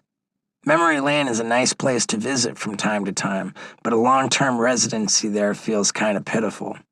As I started to think about putting together a new stage show, I was determined not to dwell there any longer. Fuck the greatest hits. I had carved out a fairly unique act, a mixture of stand-up and stunts, but in some ways it was unsustainable. I mean, the stuff I did on stage for Guilty as Charged, getting tased, getting choked out, was great, but I couldn't do that kind of shit every night. Even just the regular on-stage antics I did during the early years of my comedy tours took a real physical toll. With Gnarly, I'd solved some of that by relying on video to show stunts I'd already done. But the downside of that was that I was just reliving the glory days. I didn't have to be, though. For my next tour, I decided to use the video again, but this time I'd record stunts I'd been jonesing to do for years. It would be called, appropriately, the Bucket List Tour. The stunts would be outrageous shit that no one had ever seen before. Most of the ideas for the bucket list stunts had noble beginnings.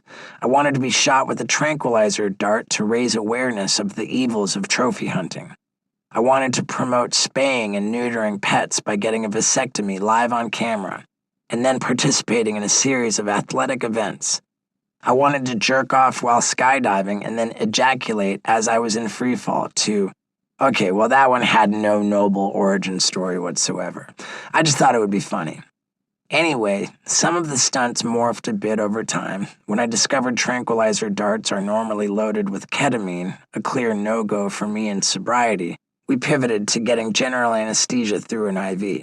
But they all worked well, and I built a killer hour-plus show around them. I was really jazzed on this new act, and I started to think that with the bucket list, I had not only a great stand-up set, but also a foundation for a killer TV show. I could see it in my head. Each episode could tell the backstory of the stunt, what inspired it, what kept me from doing it for so long, and how it finally came together.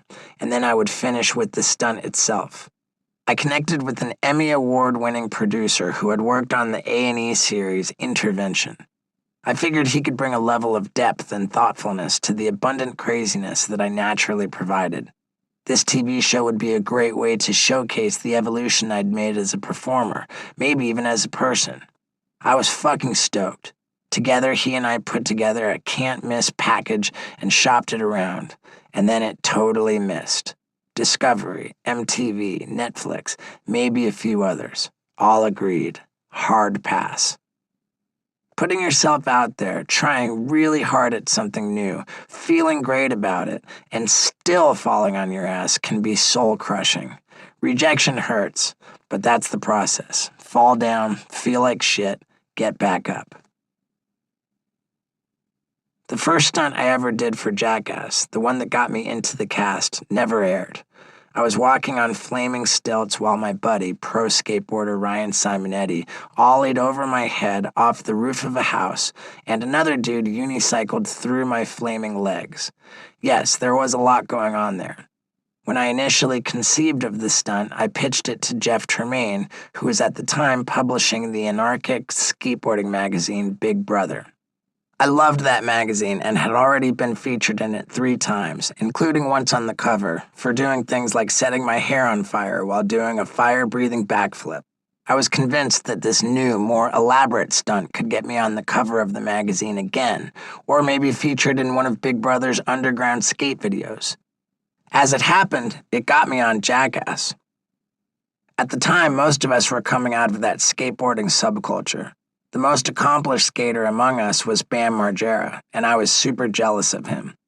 It wasn't just his skateboarding that made me jealous. It was the way he had packaged himself as a star, even before Jackass came along and really made him into one. Bam wasn't the best skateboarder in the world, although he was way better than me. But he had been putting out these awesome videos with his CKY crew, and he was the central figure in them. While I was going to great lengths and essentially begging other people to put me in their skate videos, Bam was running his own productions. He was an entrepreneur and a boss. I was at best an employee. Skateboarding is great because it teaches you discipline. There is no way to learn new tricks without trying and failing over and over and over. Wiping out, fucking up. These are very much part of skateboarding's DNA. Even world-class skaters wipe out all the time. The learning process, with its attendant bumps, bruises, and bloody scrapes, is on display for everyone to see, and there's no shame in it. A good wipeout is often cheered as loudly as landing a great trick. And even though some people might be more athletically inclined, there's no substitute for putting in the work. No shortcuts for the rich and famous. You've got to be willing to bust ass to get good. I mention all of this because I have a lot of regret over the way I basically quit on skateboarding. I mean, I always chalked it up to seeing the writing on the wall, recognizing that I would never be as good as Tony Hawk or Danny Way, or even Ryan Simonetti or Bam, and then pivoting. If I can't be a skateboarder, I can be the asshole in the skate videos who does everything but skate. The fact that pathway worked out great for me doesn't make it any more of a bitch move that I threw in the towel on skateboarding. I figured if I couldn't measure up to Bam or Ryan or whoever, then what was the fucking point? But here's the thing. Comparing yourself to other people is always dangerous. We are all on our own paths, our own timelines. The only way to measure your progress is to compare yourself to where you were yesterday. It's true that no matter how hard I tried, I never would have been Tony Hawk or Rob Dyrdek or Bam Margera, but that's the whole fucking point. I don't know what I would have been because I simply stopped trying to figure it out. Quitting was easier. I thought a lot about that time in my life when I started doing stand-up. In the early days, I wasn't very good.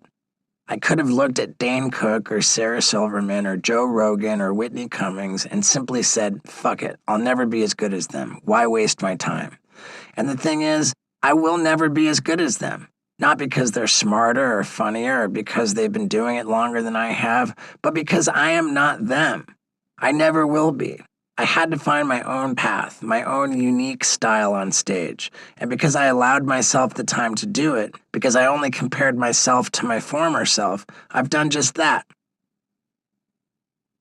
Stand-up is just one iron I've put in the fire. I spent the first part of my life with such a narrow, single-minded approach to my career. I was going to make it as a lunatic stuntman or I was going to die trying. But this second part of my life, I've really worked on diversifying.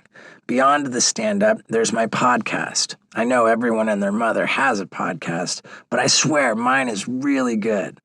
There's my burgeoning career as a wildly subpar tattoo artist. And then there's a warehouse and fulfillment center that I've started operating. If that last one seems particularly surprising and maybe a little off-brand, know that it got started from my frenzied efforts to sell loads of shit with my dumb, grinning face on it. Actually, let me give credit where it's due. My efforts to sell shit with my dumb, grinning face on it were piddling in minor league. It's when my buddy Scott Randolph started joining me on tour as a sober buddy / professional cockblocker and saw how piddling in minor league my efforts were that things began to change. He took one look at my merch operation, which at that point consisted of me trying to sell my first book and a single t-shirt, and was incredulous.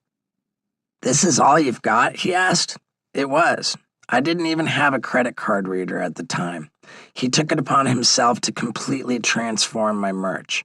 Within a few months after shows, he was regularly turning comedy clubs into fucking flea markets, filled with a wonderfully obnoxious amount of Steve-O-branded items. These days, I sell sunglasses, posters, hats, shirts, hoodies, books, mugshot mugs, shot glasses, firecracker up the butt socks, skateboard decks, and my own hot sauce. Even my dog Wendy has her own line of merch. Scott revamped my online merch store too, and that's where the warehouse and fulfillment center came into play. Rather than outsource that stuff, Scott helped work it out so I could handle all that myself through my new company, Tight Box Packing. Not only that, I'm now set up to help other people with their shipping and fulfillment operations, and I've started doing so. I think about this stuff not just as a sideline, but as another potential path out of having to spend my later years doing increasingly painful shit in front of a camera for money. Although, as you know, I kind of love doing increasingly painful shit in front of a camera for money.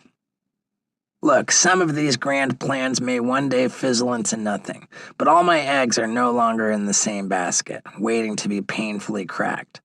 Which brings me to my last brutally insightful point. Some of the changes you implement in your life will not work. They are all a risk. Maybe the world doesn't want to watch your subtle period drama with Dame Judi Dench. Maybe you're actually no good at being a pastry chef. Maybe you're too old to start a career as a professional figure skater. Maybe the woman you divorced your wife for and moved across the country to be with legit can't stand you. Maybe it turns out you can't stand her either. That all sucks, but that's the process. You fall down, you feel like shit, you get back up. You try something else. If you've been reading this chapter thinking, okay, Steve, that's all really interesting, but I'm not a skateboarder, a stand-up comic, or a professional stunt performer. I run the accounts payable department at a mid-size marketing firm. What does this have to do with my life? Well, first off, why does everything have to be about you? Oh, right, this is supposed to be a self-help book. But if I'm being serious, I don't think my big takeaways here really have anything to do with the thoroughly odd career path that I've taken. It's more about having a willingness to zig and zag on your own journey as you see fit. No one's path forward is ever a straight line. If you're in a job or a relationship that feels stifling, you can't let familiarity and comfort keep you from breaking out of it. You need to accept that whenever you embark on something new, failure is going to be a part of your experience. If you let it derail you, you're going to be stuck exactly where you are for a long time. If you get caught up comparing where your life is right now with the lives of your buddies from high school, or your ex-boyfriend, or that dude you used to wait tables with that Ruby Tuesday, you're going to miss the progress you're making. And if all of this seems like rather fucking obvious advice from an out-of-touch celebrity, well, what exactly did you think you were going to get when you bought this book? Besides, if it was so obvious, why haven't you done it yet?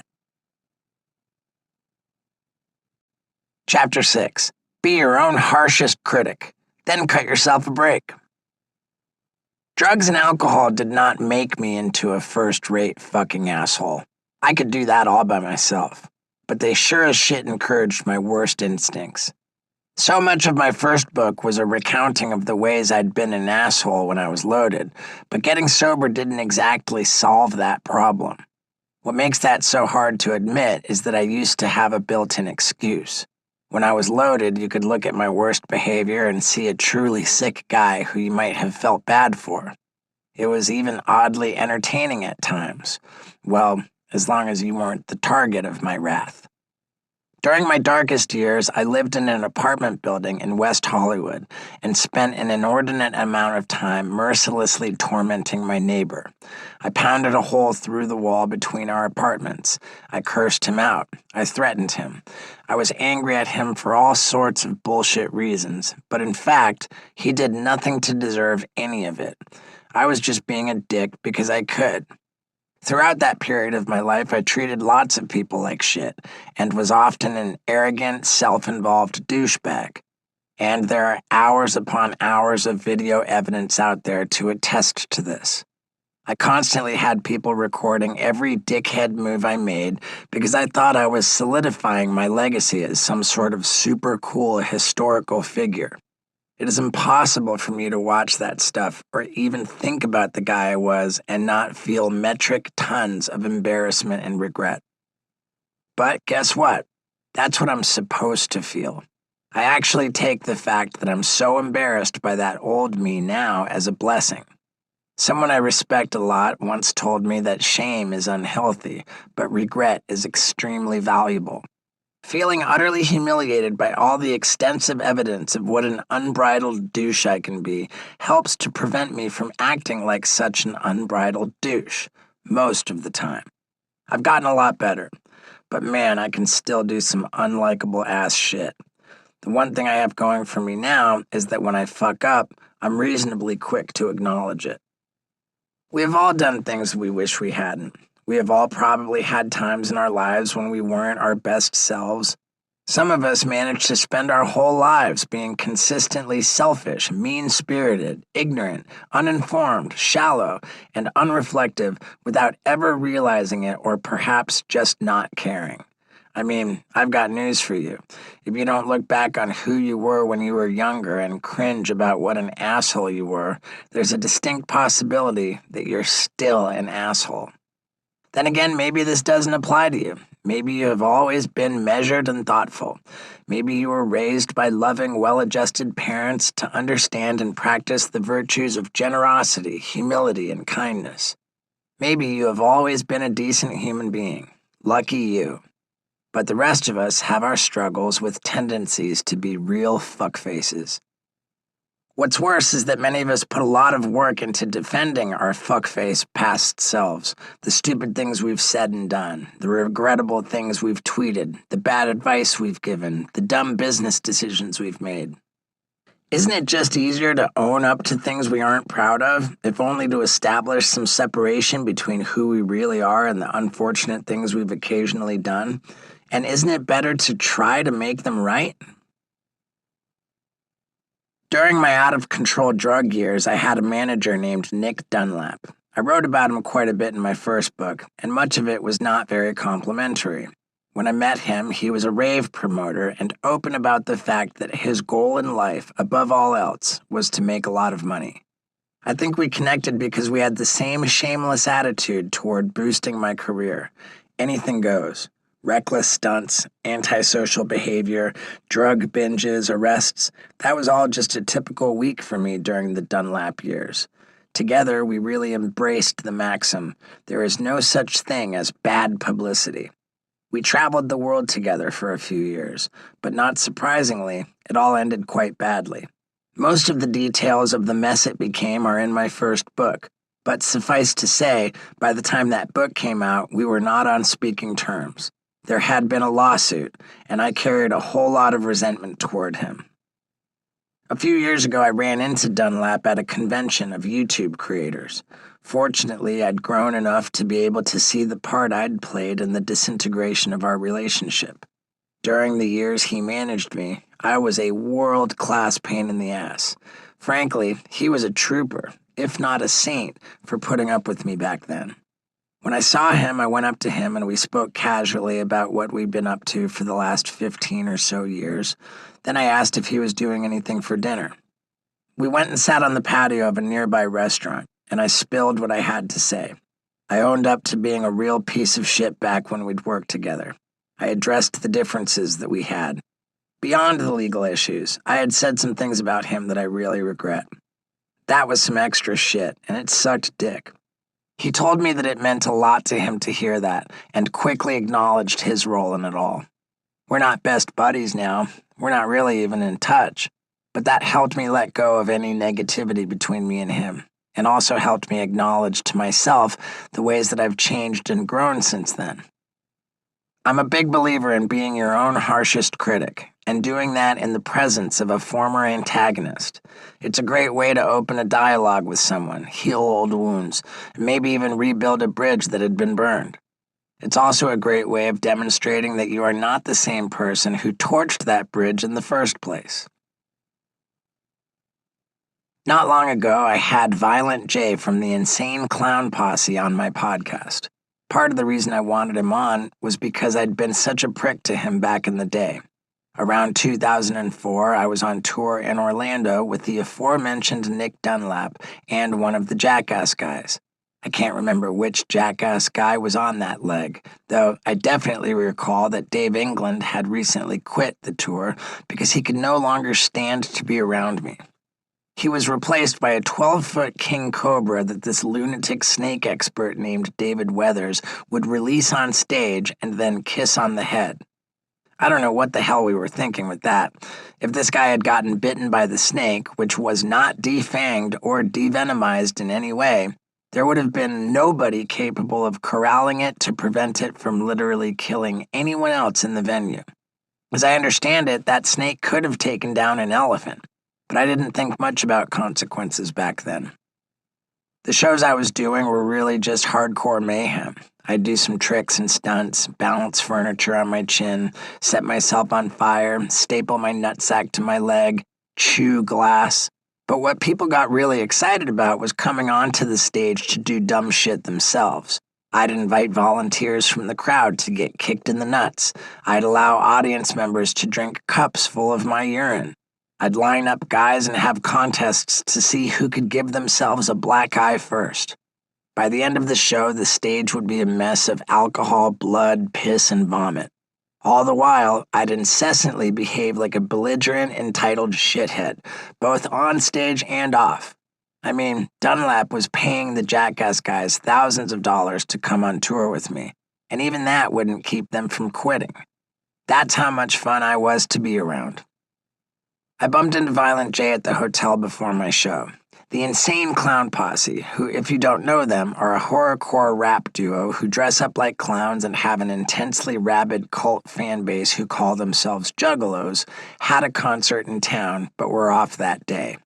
Jay was incredibly nice to me, told me he was a big fan, and at first I think I was tolerable to him. He came and hung out in my hotel room and even gave me this pretty dope ICP jersey. But pretty quickly I started giving him shit. In between snorting rails of coke, I told him that I was a graduate of Ringling Brothers and Barnum and Bailey Clown College, which was true, and that Insane Clown Posse were not real clowns. I told him he was putting on his grease paint wrong. I made fun of his music. I was just being disrespectful. And the whole time I had a cameraman filming this interaction. Later, he came to my show and I made a point of inviting him on stage. He'd already told me he doesn't go on stage without his clown makeup on, so he wouldn't come up. That was my cue to start calling him a pussy and just trashing him. I was such a dick. He would have been completely justified in kicking my ass, and I know he thought about it, but ultimately he never bothered to. In fact, it was so common for me to act that way that I'd largely forgotten about the incident until I saw him on a YouTube video talking about his beef with me. Then it all came flooding back. When we spoke on my podcast, I started off by recognizing what a colossal douche I had been to him. What happened next is what usually happens, at least with many people who are worth building a relationship with. He was completely gracious about it. We were able to move on, and soon after he invited me to host the main stage at ICP's legendary music festival, The Gathering of the Juggalos. I'm proud to now call him a friend. Making amends isn't simply a chore to be crossed off the list, and it's not always going to go well. Of course, you hope these interactions make other people feel better and maybe even repair some relationships, but that's not really the point. Whether or not the people I've wronged have appreciated my attempts to make things right, that old neighbor of mine certainly had no interest in ever speaking to me when I reached out to him in sobriety. The point is to hold myself accountable for the person I have been, and sometimes continue to be. When I acknowledge what an asshole I've been, I increase the odds of avoiding being that asshole again. As I mentioned before, 2013 was a rough year for me. My career felt like it was in the dumps, so in an effort to drum up new opportunities for myself, I took a meeting with someone who wanted to be my manager. He walked in, and practically the first thing he said was, "It's all about the digital space now." He told me that I need to have my own YouTube channel. I needed to start a podcast. I needed to be posting all kinds of new content to my social media accounts regularly.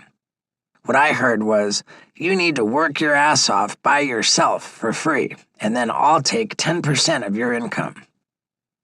So fuck that guy, right? What was he bringing to the table? Even if he was right, why would I need him to do any of this shit anyway? He wasn't proposing that he lift a finger to help me produce any of that content. The whole meeting felt like a transparent grab at taking a piece of my touring revenue, which at the time was pretty much all my revenue. What did this asshole know anyway? I might not have actually been working on shit, unless you consider schlepping back and forth to comedy clubs around the country working on shit. But I was a TV star, damn it. I'd been in the #1 movie in the country multiple times, and he wanted to act like posting shit on social media constituted an actual career? That sounded like a terrible and embarrassing demotion. Not too long after that meeting, I got a call from an old writer-director friend of mine named Sam Macaroni. Back in the bad old days, Sam was one of my chief partners in crime. We used to party so much together that when I finally got sober, I knew for sure I couldn't be hanging out with him. But when Macaroni called me in 2013, he told me straight off the bat that he had been sober for 6 months. He'd held off on reaching out before then because he wanted me to know he was serious about it. When we met up later that week, Macaroni told me that he had been making a great living the past couple of years creating content for YouTube. "You gotta get on YouTube," he told me. "You will kill on there." First that manager dude, and now my old buddy Sam? Who would be the next person to suggest that I start slumming it on social media like a loser who's trying to make it big? I had already made it big. Why would I want to take such an embarrassing step backward? But Macaroni insisted I give it a try and promised to help me out. He had this infectious enthusiasm, and I'd really missed him a lot. Besides, I didn't have a hell of a lot else to do at that moment, so what the fuck? Not too long after that, he filmed the first video I'd make specifically for YouTube, a hidden camera video where I walked around and unfurled a used condom loaded with fake splooge upon unsuspecting people who wanted to take selfies with me. More important, he took the time to teach me how to edit it. Every time I called him with a question, he picked up the phone. I'd been obsessed with collecting video footage of myself since I was a teenager, so it's almost shocking that in all that time I'd never learned how to properly edit the footage on a computer, or even shown much of an interest in learning. In my head, I was the talent, and the talent was the content. It didn't sit crouched over a computer in a dark room editing. But as I was learning, the reality of the entertainment business is different now. That line between in front of the camera and behind the camera has been obliterated. The entire paradigm has shifted. I'd been looking at YouTube, or any social media platform, as a step down from the heights of TV and movie stardom. But the fact is, YouTube was a way to take control of my career. I'd been banging my head against the wall, begging industry executives to get behind my ideas and make them happen. They all kept rejecting me. It turned out I didn't need them anyway. Nothing was stopping me from filming my own ideas, editing the videos myself, and building an audience to share them with. At the time, I wasn't even looking at YouTube as a path to any sort of financial success. The creative freedom that came with my newfound ability to produce my own content kept me sane during that otherwise incredibly dark year. The truth is, going back to my teenage years, I never viewed my video footage as a way to make money. It was always about just getting people to see the shit I was doing and the footage I'd collected. Since 15, I'd been corralling whomever I could, wherever I could, in dorm rooms, in restaurants, in garages, to watch my latest shitty VHS cassette recording of me skateboarding or scaling an apartment building or doing backflips while blowing fireballs. I desperately needed the validation of others, whether it was a room full of friends or a cable TV network or a movie studio, to tell me that what I was doing was worth watching. Hell, I still do. But all these social media platforms were just easier access to bigger rooms with more people in them. Posting my stuff on YouTube and Instagram wasn't a humbling admission of career failure. It was an acknowledgement that the world is changing and that I had to adapt.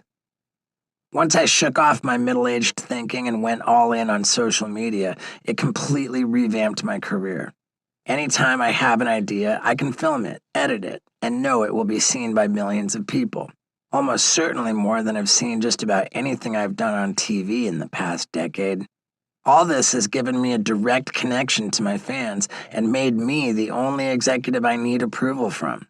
There's no one telling me what to do, or that we don't have enough money to do some stunt, or that it's not going to hit with the demographic that advertisers were aiming for. It's just me. And I owe Sam Macaroni a great debt for how he helped me realize all this. And I may even owe something to that manager whom I dismissed out of hand back in 2013, though definitely not 10%. The big takeaway from all this, though, is not about YouTube or sobriety or the universal appeal of draping a used condom over a stranger's shoulder, but rather about not getting stuck in old patterns that no longer serve you. Sometimes it makes sense to interrogate your most cherished beliefs, to open your mind to the possibility that it's time to make some changes. It's okay to admit that you were wrong. In fact, I think it's a hell of a lot better than pretending you weren't and continuing to be wrong. Strangely, the world today often doesn't look that kindly on this type of evolution. We've become a culture that is slightly obsessed with nailing people to the wall for their worst decisions without allowing for the possibility that people can and do change. This isn't to say that we shouldn't hold people accountable for their actions or that we should ignore the past. But if I was judged simply by the worst things I've done, I'd be fucked. I've done a lot of bad things.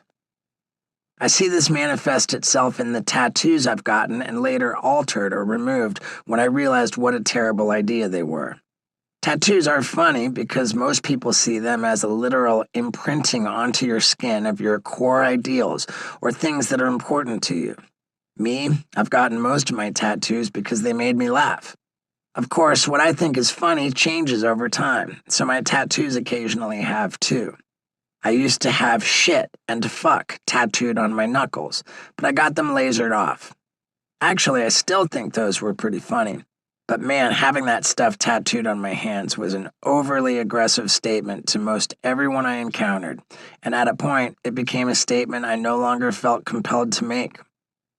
Back in 2006, I was getting drunk with some buddies talking about how I never wanted to have kids. I decided to get a tattoo memorializing this opposition to procreating. At first, I was going to get a picture of a baby with a red line through it, Ghostbusters style, meaning no babies. As I got drunker, that morphed into getting the phrase, "fuck babies," tattooed on my skin. Somehow, by the time I got to the tattoo parlor, I was drunk enough to tell the tattoo artist to ink a drawing of a guy fucking a baby onto my arm. As soon as I walked out onto the street and showed people that tattoo, even the very drunken version of me knew I had made a colossal mistake. People were justifiably horrified. I quickly got that tattoo covered up by turning the baby into an ostrich, which doesn't make much sense, but was objectively funny to look at and inspired an old joke of mine. When your cover-up tattoo is a man fucking an ostrich, you know you started off with something bad. I still catch shit for that tattoo when people find out about it, and I totally get why. But for the most part, I'm okay with my tattoos being something of a roadmap of awful decisions. Some of them are truly offensive, but at some point I thought they were a good enough idea to get them etched into my skin. So in that way, they're a very tangible reminder of the guy I used to be. We think of tattoos as being so permanent, but with the advent of tattoo removal technology, they're potentially far less permanent than whatever dumbass shit we've posted on Instagram, Facebook, TikTok, or Twitter. With everyone leaving this lasting digital record of most everything they do, increasingly there is going to be evidence of the person you used to be out in the world anyway. So doesn't it make sense to acknowledge that that person existed, make peace with the ways in which he sucked, and then congratulate yourself on not being him anymore? Chapter 7. Health 101. You only get one body, so don't fuck it up too badly. I know the title of this chapter is pretty fucking rich, coming from a guy who has literally made a living fucking up his body. But the truth is, I'm actually not as fucked up as you might think. Once I got sober, I started taking stock of the damage I'd done to myself with drinking, drugs, and the assorted lunacy I'd engaged in both personally and professionally. I visited various doctors and medical professionals who, on the whole, were relatively astonished to discover that I was in reasonable functioning condition, which is not the same as saying I have no problems whatsoever. As I mentioned a few chapters ago, as you get older, your body doesn't bend as much without breaking. After shattering my ankle doing that skateboarding stunt with Danny Way and snapping my collarbone trying to wakeboard behind a horse for Jackass Forever, it took quite a lot of screws to put me back together. But as painful as both those things were, I avoided anything stronger than Tylenol and Advil to manage the pain. Although I feel like my sobriety has been solid, I know myself well enough to understand that I can't be trusted with painkillers. That became an issue when I set myself on fire doing snow angels and flaming rocket fuel on my living room floor, as one does. I had serious burns and these gnarly boils all over my arms after that stunt, but I thought I'd be okay. I'd been burned lots of times before and usually just kind of gritted my way through it. But each day after that incident was even more unbearable than the day before. My skin was peeling off in sheets, and the pain was intense. At the time, I had comedy dates booked in Denver, so I flew there, where I did a show on Thursday night and 2 on Friday. But by Saturday, I couldn't take it anymore, so I finally went to a hospital. I want to take a second here to talk a little about pain and enduring it. Because I've spent most of my life hurting myself for the amusement of others, people always assume I have a high tolerance for pain. If anything, the opposite is true.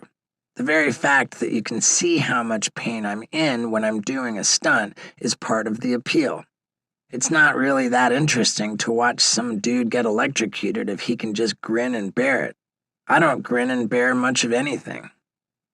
For years, people would ask me, what's the most painful stunt you've ever done?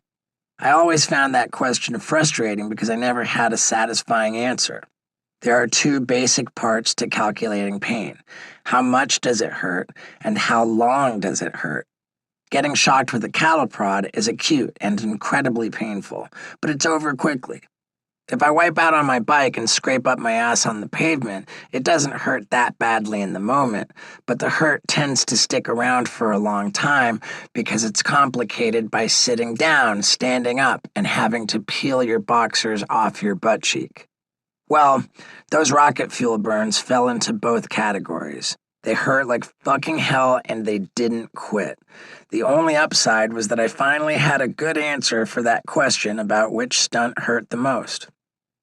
At the hospital, they sent me straight to the burn unit, where the doctor told me they'd need to rush me in for emergency skin graft surgery.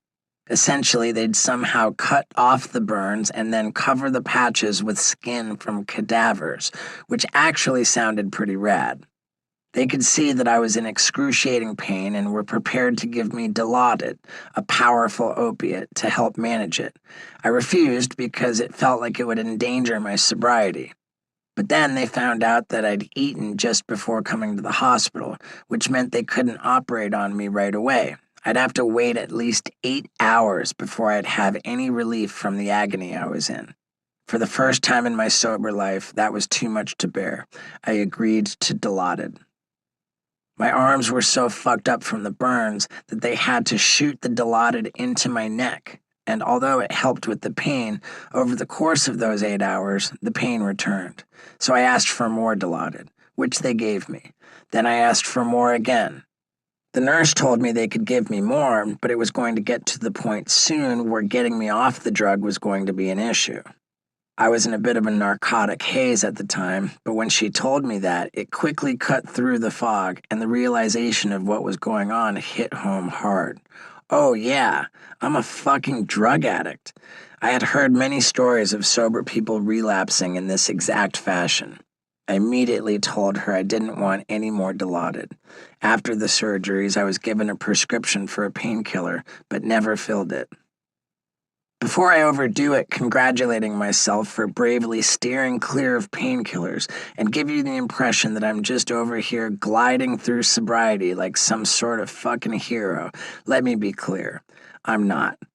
When I first committed myself to the path of recovery, I genuinely believed that my sobriety would make me some sort of fucking hero, and that it would rejuvenate my career, resulting in all sorts of cash and prizes. But that didn't happen. It's just as well, because if that had remained my motivation, I'm sure I would have relapsed long ago. Thankfully, my impetus for doing the work of recovery is, quite simply, to not be the intolerable douchebag drugs and alcohol had frequently aided me in being. Just that is enough for me to make sobriety my number one priority. Most days I do pretty well with that, but at times I have quietly slipped into some dangerous areas. Take, for example, my rather laissez-faire attitude toward anesthesia. Some sober people call anesthesia a free lapse because you can't really expect someone to let a surgeon cut them open without anesthetic, which is certainly a fair point, but that doesn't mean that the drugs used in anesthesia aren't drugs, and at times I've sort of disregarded that fact. I've already mentioned my idea for a stunt that I thought would raise awareness about the evils of trophy hunting. All these people want to get photos of themselves with lions and cheetahs and whatnot. Well, what if instead of having to kill the animal, they just shot them with tranquilizer darts, took their photo, and moved on? I envisioned a stunt in which I played the animal in this scenario, got shot with a tranquilizer dart, and then tried to run as far as I could before collapsing in a heap. I thought it'd be both hilarious and instructive.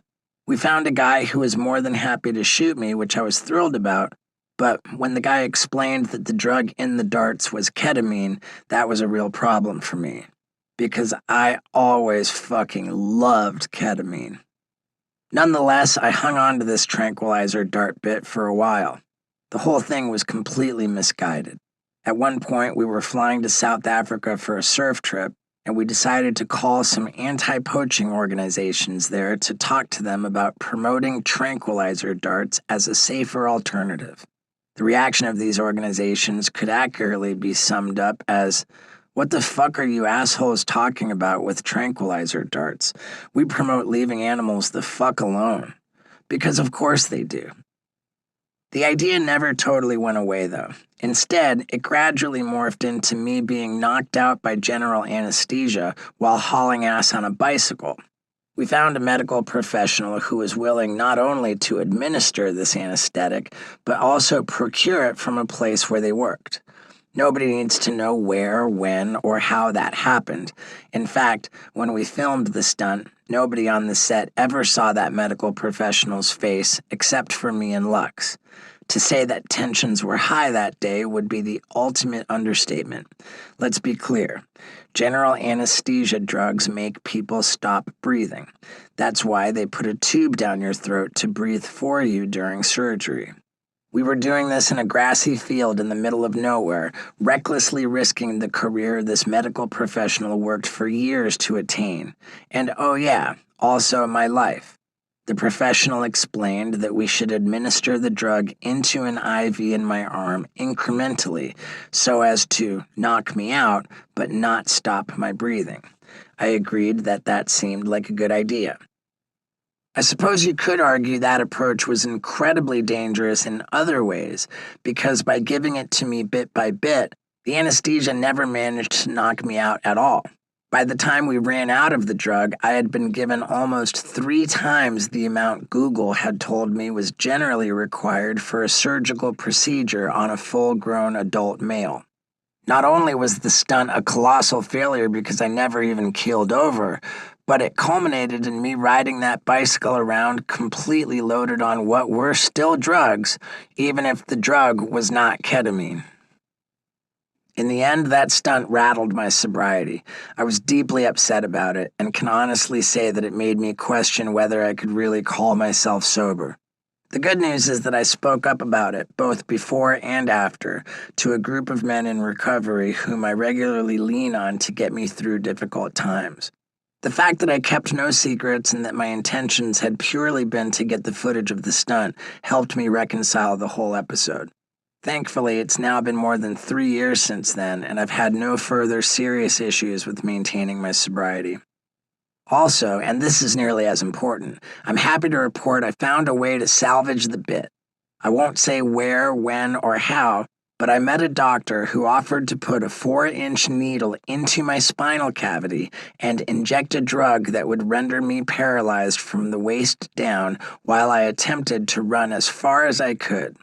This sort of injection is relatively localized, not mood-altering, and doesn't affect the brain, so it never called my sobriety into question. And the footage was insane. It all just goes to show what I've been hammering on about for a while. When you fail, you've got to pick yourself up, dust yourself off, and try again to fall flat on your face. Remember at the beginning of this chapter when I was telling you that my body is in good working condition despite all the shit I've put it through? I'll stand by that statement, but if there's one possible exception to that, you'll find it in my mouth. Well, in my mouth and down my throat. To start with, I have something called Barrett's esophagus, which means the lining of my esophagus is eroded. This can be a precursor to esophageal cancer, so I've tried to be diligent about taking care of it, and it seems to be more under control now than it once was. It's not definitive that all the vomiting I did for years, both as a drunk and in my career, I've often described myself as a professional bulimic, caused this condition, but it damn sure did not help. Regardless, I've tried to eliminate vomiting from my arsenal of go-to bits. Those years of puking also likely did some damage to my teeth and gums, though to be honest, I've done so many things to fuck up my teeth and gums it's hard to quantify what's to blame. Eating copious amounts of sugar? Check. Chewing glass? Check. A long-term serious cocaine habit? Double check. Pouring rubbing alcohol in my mouth in order to blow fireballs? I know it's hard to believe that that is also not great for your gums. But of all the things I've done to fuck up my mouth, you want to know the thing that I'm positive was the worst? Not flossing.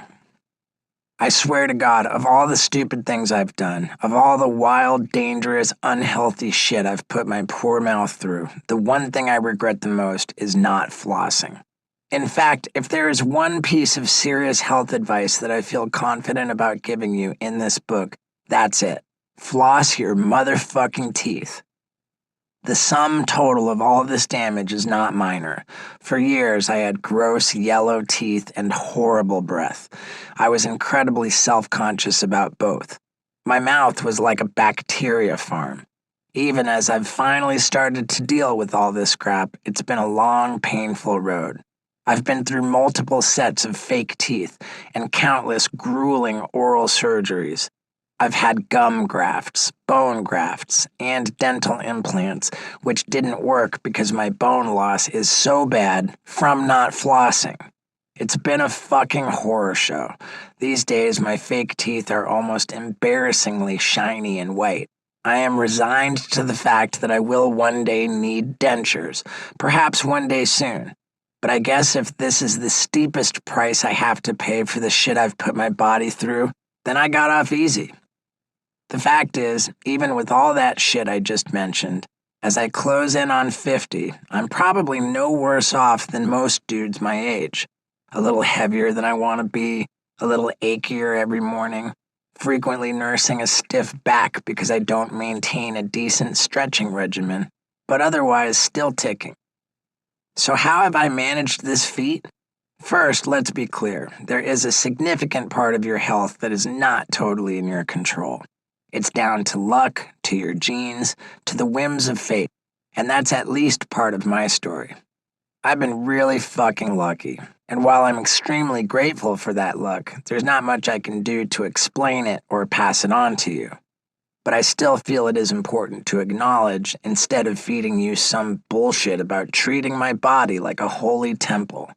Because really, in my life, I've done far more shit that was terrible for me than stuff that was good for me. Over the last decade, though, I've been trying hard to balance that equation. Acknowledging the role of genes and luck is not the same as throwing up your arms and saying, fuck it, it's beyond my control. I'm just going to eat, drink, smoke, and do whatever the fuck I want until I drop one day. I mean, you're welcome to do that. I can't stop you. In fact, that was pretty much my philosophy before I sobered up. But back then, I also thought I was going to be dead before I was 30. So there's that.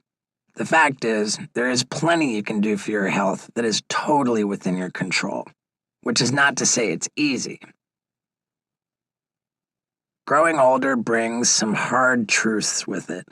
Your body becomes a much more temperamental machine as it ages. For many of us, when we're young, we can eat like feral pigs, and as long as we get off our asses a few times a day to do something more rigorous than open the refrigerator door, we still look and feel reasonably healthy. I know for me, until I turned about 33, I was always pretty slim and never really thought much about how I got that way. But since then, it feels like I'm thinking about it all the fucking time. As you get older, your metabolism changes, and quite quickly, you're heavier than you once were. You're moving slower. Your muscles and joints feel stiffer. And because you've let yourself go, there are all sorts of knock-on effects. Maybe your back is killing you, your knees hurt, your blood pressure is shooting through the roof, your sex drive is going in the opposite direction, and you're depressed because, well, shit, look at yourself. You're a fucking mess. It's amazing how the problems cascade when our physical health gets compromised. You don't need to be a board-certified physician to know that the two main things you can do to keep your body functioning well are to exercise and to control your diet. Let's start with the first of those tasks. I know some people claim to love working out. Not me. I hate the gym. I don't jog. Any sort of repetitive exercise bores me to tears. I've always had a sneaking suspicion that most of the people who talk about how much they love working out really don't like working out either. I mean, what the fuck is there to like about doing something really hard and incredibly boring over and over until it hurts and you're exhausted? I think people just like the feeling of being done working out. That part I get. Anytime you finish a horrible task, it feels great to know that you don't have to do it anymore. But as for the fitness freaks who genuinely enjoy putting on their Lululemon yoga pants, going to Planet Fitness, and blasting their quads, fuck those people. They can skip this part of the book. For the rest of us normal people, we're in a bit of a bind. How do we find ways to exercise when exercising so often sucks so much? The thing that I've figured out, and you didn't need me to tell you this, is that you've got to find activities that you actually want to do that will keep you in fighting shape and that you can continue to do even as your body cooperates with you less and less. I like to tell people that what I found that works for me is surfing, but the truth about me and surfing is not that simple. I mean, surfing is genuinely something I like to tell people about because I really like the idea of being a surfer. I like the gear. I like the places you go do it. I like the people who do it. I like the whole lifestyle and the mystique that exists around it. If I'm being totally honest, I like all that stuff way more than I like the physical act of surfing, because surfing itself is really fucking hard. To explain to you how I first got into surfing, I have to begin by telling you a story about me not surfing. The first time I ever went to Hawaii, back before I was sober, I was on one of those debauchery-filled stunt tours that guy Nick Dunlap organized. Everybody on the tour decided to go surfing one day, and I came along to the beach with them. I wasn't interested in trying to surf, though, mostly because I had a whole lot of cocaine and couldn't figure out how I could possibly concentrate on doing coke if I was floating on a surfboard in the ocean. So, while everyone was out surfing and having a lovely sun-dappled afternoon, I was sitting on the beach like a fucking dirtbag, drinking beers and snorting line after line of blow. At one point, I had so much cocaine clogged up in one of my nostrils that I blew my nose and it came out in a big, hard glob of cocaine and snot. Ever the resourceful drug addict, I poked holes in one of the empty beer cans, made it into a pipe, and smoked this huge glob that had come out of my nose. I called it crack boogers. That was me back then. Fast forward to 2012. I'm sober and I'm in Maui on a comedy tour. We had nothing to do during the day, but I was more than content to sit in my hotel room and watch the NFL playoffs on TV. One of the comics who was opening for me knocked on the door and told me that some local guys wanted to take me surfing. I looked around at my comfy bed in my nice hotel room and had no interest in leaving. But then I thought back to my previous trip to Hawaii and the crack boogers. I felt shitty about having spent that day like that. Did I want to be able to tell people I was in Maui and sat in my hotel room watching TV? Or that I was in Maui and I went surfing? I didn't really want to do it, but I didn't want to have not done it either. So off I went. At the beach, the waves were small, bordering on non-existent. As I later discovered, on a day like that, any idiot can get up on a big longboard, and in this case, I was any idiot. But I wasn't content to just be that. At some point, I got the idea to try to do a headstand on the board. Even though the waves were tiny, riding a surfboard upside down, balancing on your head as that board moves along the water, is tricky. And when I pulled it off, the guy who had rented me the big foam longboard captured a photo of me doing it, a photo which I absolutely fell in love with and cherish dearly to this very day. That was kind of what hooked me into surfing. I liked how it made me look. I liked the idea of it. I liked walking with a board under my arm or having one strapped to the side of my van. Basically, I liked that I thought it made me look cool. I made a conscious decision to become a surfer. I had friends who were already into it, so that helped. What also helped was that most of the places to go surfing were either nearby in California or involved taking trips to exotic locales with my friends. In fact, there is probably nothing I'm prouder of since I took up surfing than what I call, quote, my surf passport. My surf passport is a collection of the best photos from each of these destinations: Costa Rica, El Salvador, Morocco, the Maldives, Alaska, Fiji, the Dominican Republic, the Philippines, Peru, Madagascar, Canada, Hawaii, Australia, South Africa, Nicaragua. These trips have been amazing, and they remind me a little of the time I spent with Chris Pontius traveling the world for our MTV show Wild Boys. The big difference is that back then I was still getting loaded and arrived in these foreign lands most concerned with procuring weed and fast food. The sober version of me is far more appreciative of the chance to really experience these places. It's worth mentioning that the year I kick-started my surf passport was, not at all coincidentally, the same year I was in a deep depressive funk. I mentioned earlier in the book that 2013, the year Johnny Knoxville and Jeff Tremaine were getting ready to release Bad Grandpa, a feature film under the Jackass banner, but without any of the other guys from Jackass in it. It seemed to drill home for me just how little I had going on in my career and my life at the time. I think I wanted to lean into my depression by being in some far-off place in the middle of the ocean, feeling sorry for myself. I took trips to Canada, Nicaragua, El Salvador, the Maldives, and the Dominican Republic that year on what could fairly be called my world pouting tour. On some level, I was definitely just wallowing in it, but also being out there getting exercise in these fascinating places, usually with my buddy Tommy Caudill, who is an incredibly positive, supportive guy, made me feel better. I fully recognize how completely ridiculous it is for me to be touting the glories of wildly expensive international travel as a reason to take up surfing. Most people won't be able to afford this kind of thing. Believe me, I'm not bringing it up to convince you to buy an $800 surfboard and a $2,000 plane ticket to Tahiti, but rather to point out how impure and tainted my love for this sport really is. I mean, the one thing I haven't mentioned at all in this treatise on the joys of surfing is any joys whatsoever about the actual surfing. The thing is, once I'm in the ocean with a surfboard, it's not like I become one with the waves. For me, that is where the fun stops and the agony begins. It's just really, really difficult. Surfing requires the existence of nice-sized waves coming in toward the shore with force. But in order to get on those waves, you've got to paddle through that force, through what's called the impact zone. And I suck at that. My God, do I suck at that.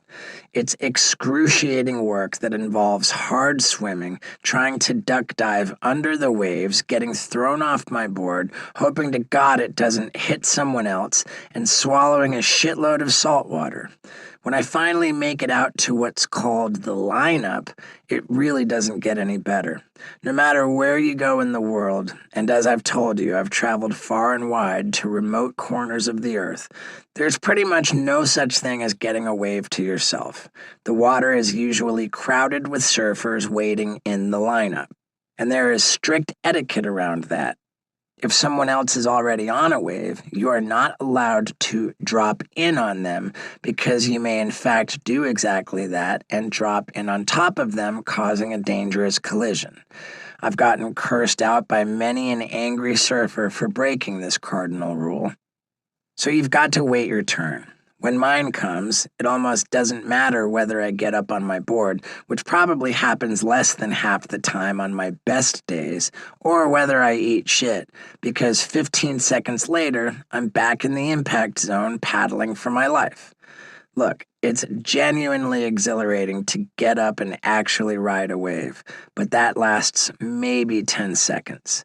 Some days it doesn't happen at all. More than a few of my so-called surf sessions have not technically involved me doing any surfing whatsoever, just near drowning in the ocean for hours.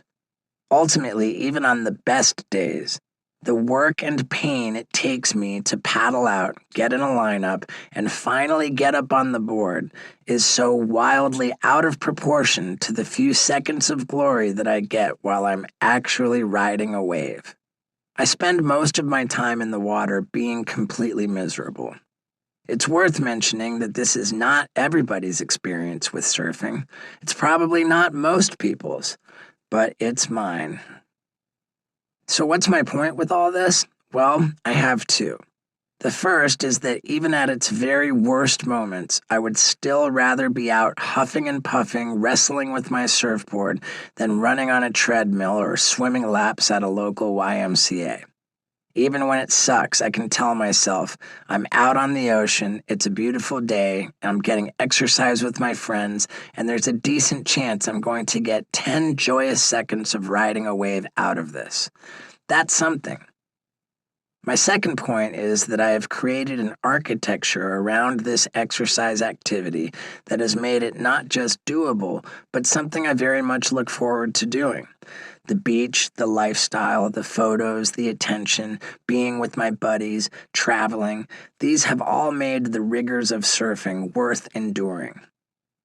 For most people, surfing won't be the answer. If you live nowhere near the ocean, don't have a lot of disposable income, can't swim, etc., you're going to need to find something else in your life to do regularly. Maybe it's an activity you already love, like playing basketball or hiking. Or maybe, like me, it's an activity you don't much like but can figure out a way to make it enjoyable. I know guys who are married with young kids who look forward to going for a run every day, not because they like running, but because they know they can put in their earbuds and have 45 minutes to themselves listening to their favorite podcast. Another guy I know has a stationary bike and looks forward to the 30 minutes he rides it each day because that's the time when he allows himself to binge watch trashy TV shows. Other people I know run or work out with friends, making that time as much about socializing as exercising. It's all about making it something you want to do, because if it feels like a chore, I guarantee you will expend more energy thinking of reasons not to do it than you ever spend doing it. So that's exercise totally sorted out for you. You're welcome. I will admit I am not nearly as confident dispensing advice about eating a healthy diet. Food has always been a problem for me since I was a kid. When I was in school, I would save my lunch money so I could spend it all on candy bars and soda. I had no sense of restraint whatsoever. I ate candy alcoholically. I'd binge on Snickers or Twix. All that set in motion a lifetime of troublesome, over-the-top eating habits. At times, I've been a militant and, yes, annoyingly self-righteous vegan. At others, I've been the scourge of militant and annoyingly self-righteous vegans. I've been a vegetarian. I've been a pescatarian. I've been gluten-free. I've been dairy-free. And I've been sugar-free. In addition to all this, I have long had what I call a condiment disorder. Ketchup, mustard, mayo, hot sauce, whatever comes in a plastic container and sits on the middle of the table, I promise you I'm going to drown my goddamn food in it. However much you're thinking, it's way, way more. These categories and habits aren't even mutually exclusive. There have been times when I'm a practicing vegan but think nothing about ordering an extra-large Impossible Whopper meal from Burger King, occasionally with an extra Impossible Whopper, and then burying it all in ketchup. Yes, technically vegan. No, not remotely healthy. I thought about writing an entire book about my eating habits, but it would almost certainly need to be shelved in the horror section. I think the best I can offer you is to tell you the story of my food issues, which are a constant work in progress, and which at the very least will make you feel better about the late-night bowl of ice cream you've been prone to sneaking on occasion. We all eat for many reasons, and for me, hunger would struggle to sneak into the top 10. I have thought very deliberately about the way I eat, and I've also thought very deliberately about how thinking very deliberately about the way I eat impacts the way I eat. It's all a bit dizzying. I first became vegetarian back when I was still drinking and drugging. In fact, this was during the final weeks leading up to my intervention, when I had spent so much time experiencing psychosis and all its attendant hallucinations that I felt like I was privy to a world of supernatural beings that mere mortals couldn't see. Amid all this, my reasoning for cutting meat out of my diet was kind of like a deathbed conversion. I remember seeing this video on YouTube of a Hare Krishna dude asking how you could expect to be saved if you were eating animals that were killed for your consumption. I was very much obsessed with the afterlife at that point in my lunacy, and I just figured since I had no good answer to that question, I better quit eating meat or I'd be fucked in my afterlife. After I sobered up, I quickly cut out all animal products and became vegan. As is often the case with new converts to anything, I was a zealous motherfucker. Some addicts are always looking for something to be addicted to, and without drugs and alcohol, veganism became my new addiction. I blabbed about it to anyone who would listen and many who would not. My intentions were not bad. As a newly sober person, I needed to build my self-esteem through doing things that made me feel good about myself. Being a vegan absolutely fell into that category. Veganism was a way for me to be compassionate, and being compassionate felt rewarding. The problem with all this is that it can quickly become a self-righteous crusade.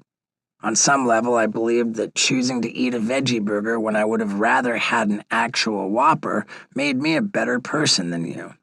When I went to buy a new pillow from Target, one of my animal rights-loving vegan friends explained that pillows made with feathers are cruel. So I got the foam one and felt like I should be a candidate for fucking sainthood. I became something of a vegan fundamentalist for a while. In 2011, I stormed out of a fundraiser for the American Diabetes Association because they were serving meat, which some studies have shown can increase the risk for developing diabetes. As I told TMZ immediately after the incident, because who else would I tell? It was like serving alcohol at an AA meeting. A few years later, I saw a documentary called Cowspiracy, which focused attention on the meat and dairy industry's role in exacerbating climate change. It gave me one more reason to feel good about veganism. Not only was it more compassionate to animals, it was better for the environment. I eventually met one of the directors of Cowspiracy, a guy named Kip Anderson. I gushed to him about how great the film was, and he told me that it was the first in a trilogy of documentaries he was making about veganism. The second, What the Health, was going to be about veganism's health benefits. He had me tell the story about walking out of the diabetes fundraiser on camera for that second documentary. But when Lux and I went to go see the finished movie, I felt fucking violated. What the Health was basically a vegan propaganda film. It made fairly outrageous claims, among others, that animal protein, not sugar, is really the cause of diabetes. That eating an egg every day is the equivalent of smoking 5 cigarettes. That milk causes cancer. That eating fish is toxic. The fact that I was in this film made me feel like I was complicit in this nonsense. Look, there is no doubt that what we eat plays a huge role in the epidemic levels of obesity, diabetes, cancer, and heart disease we see in this country. But rather than stick to the science, this documentary ginned it up, essentially declaring all animal products terrible for your health. It was just a bunch of bullshit, trying to coerce people into becoming vegans on false pretenses. The film also confirmed a lot of people's negative views of vegans as harsh, uncompromising, and judgmental. It's an unfair generalization, but there are undoubtedly plenty of vegans who fit that mold. I know what it feels like to be on both sides of that. Because I'm such a loud, obnoxious asshole, I touted my veganism to every media outlet that would stick a microphone in my face. That helped make me one of veganism's most visible boosters for quite some time. It also meant that I was constantly having my actions picked over and judged by other vegans on social media. I had people giving me shit over not forcing my cats to be vegan. For fuck's sake, it was all a bit much. In early 2013, I was flying alone to the tip of Vancouver Island to go surfing by myself. On the Air Canada flight up there, I ordered a Bloody Mary mix. No alcohol, just the mix. The flight attendant told me, "We don't have Bloody Mary mix, only Clamato." My initial reaction was indignation. "But I'm vegan. I can't drink Clamato. It's made with clams." She shrugged and continued down the aisle. The thing is, though, I actually love Clamato. I know a lot of people think it's gross, but in my pre-vegan days, I was very into it. So I started to think about it. One of the go-to guidelines for vegans is always, don't eat anything with a face. Clams don't have faces. So I asked the flight attendant to go ahead and bring me the Clamato. Some vegans might secretly dream of a nice juicy porterhouse or a roasted turkey leg, but not me. I quit veganism for a plastic cup of Clamato, and it was everything I was hoping for. That whole surf trip, I continued to guzzle Clamato. After that trip, I had a short residency in Las Vegas, co-headlining comedy shows with Tom Green. One night, he and I were out to dinner with a few other people at a steakhouse. I was still in my head, caught up in my morality drama over the clams. I spent the whole first part of that dinner furiously Googling on my phone, "Do vegans eat clams?" and diving deep into vegan online forums looking for an answer. There seemed to be two distinct camps. One camp said that nothing that motivates vegans really applies to clams. The horrors of factory farming don't impact clams because clams actually thrive in factory farm situations. Mercury can be a concern with any kind of shellfish, but clams have such a tiny body there's not really enough of them to capture mercury. On the positive side of the ledger, I read that clams are richer in iron than a steak. The naysaying camp pointed out that clams will burrow themselves into the sediment at the bottom of the ocean to avoid predators, so they clearly value their lives. But to me, that seemed more a reflex than a considered thought. When I tallied it all up in my head, I felt okay with my decision to go ahead and order clams. After that dinner, I started researching crustaceans, and it seemed like the scientific consensus is that they don't have enough of a central nervous system to be able to experience pain. Now I felt comfortable adding shrimp, lobster, and crab to my diet. Not long after that, I was at dinner with my dad and began explaining the winding story behind my new dietary habits. He abruptly cut me off. "Steve, what the fuck are you doing?" he said.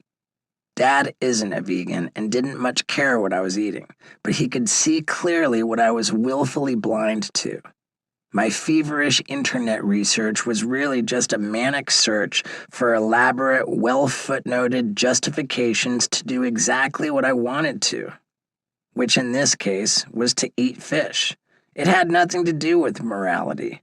Since then, I've toggled between veganism, vegetarianism, and pescatarianism. Cowspiracy recharged my veganism for a while, but eventually I got frustrated with the constant criticism and nitpicking from the vegan community. In 2019, I posted an angry rant on social media calling out annoying vegans for policing people like me who essentially agree with them. That post itself engendered even more criticism, which only made me more resentful. It would not be inaccurate to say that spite has fueled a lot of my decisions around veganism since then.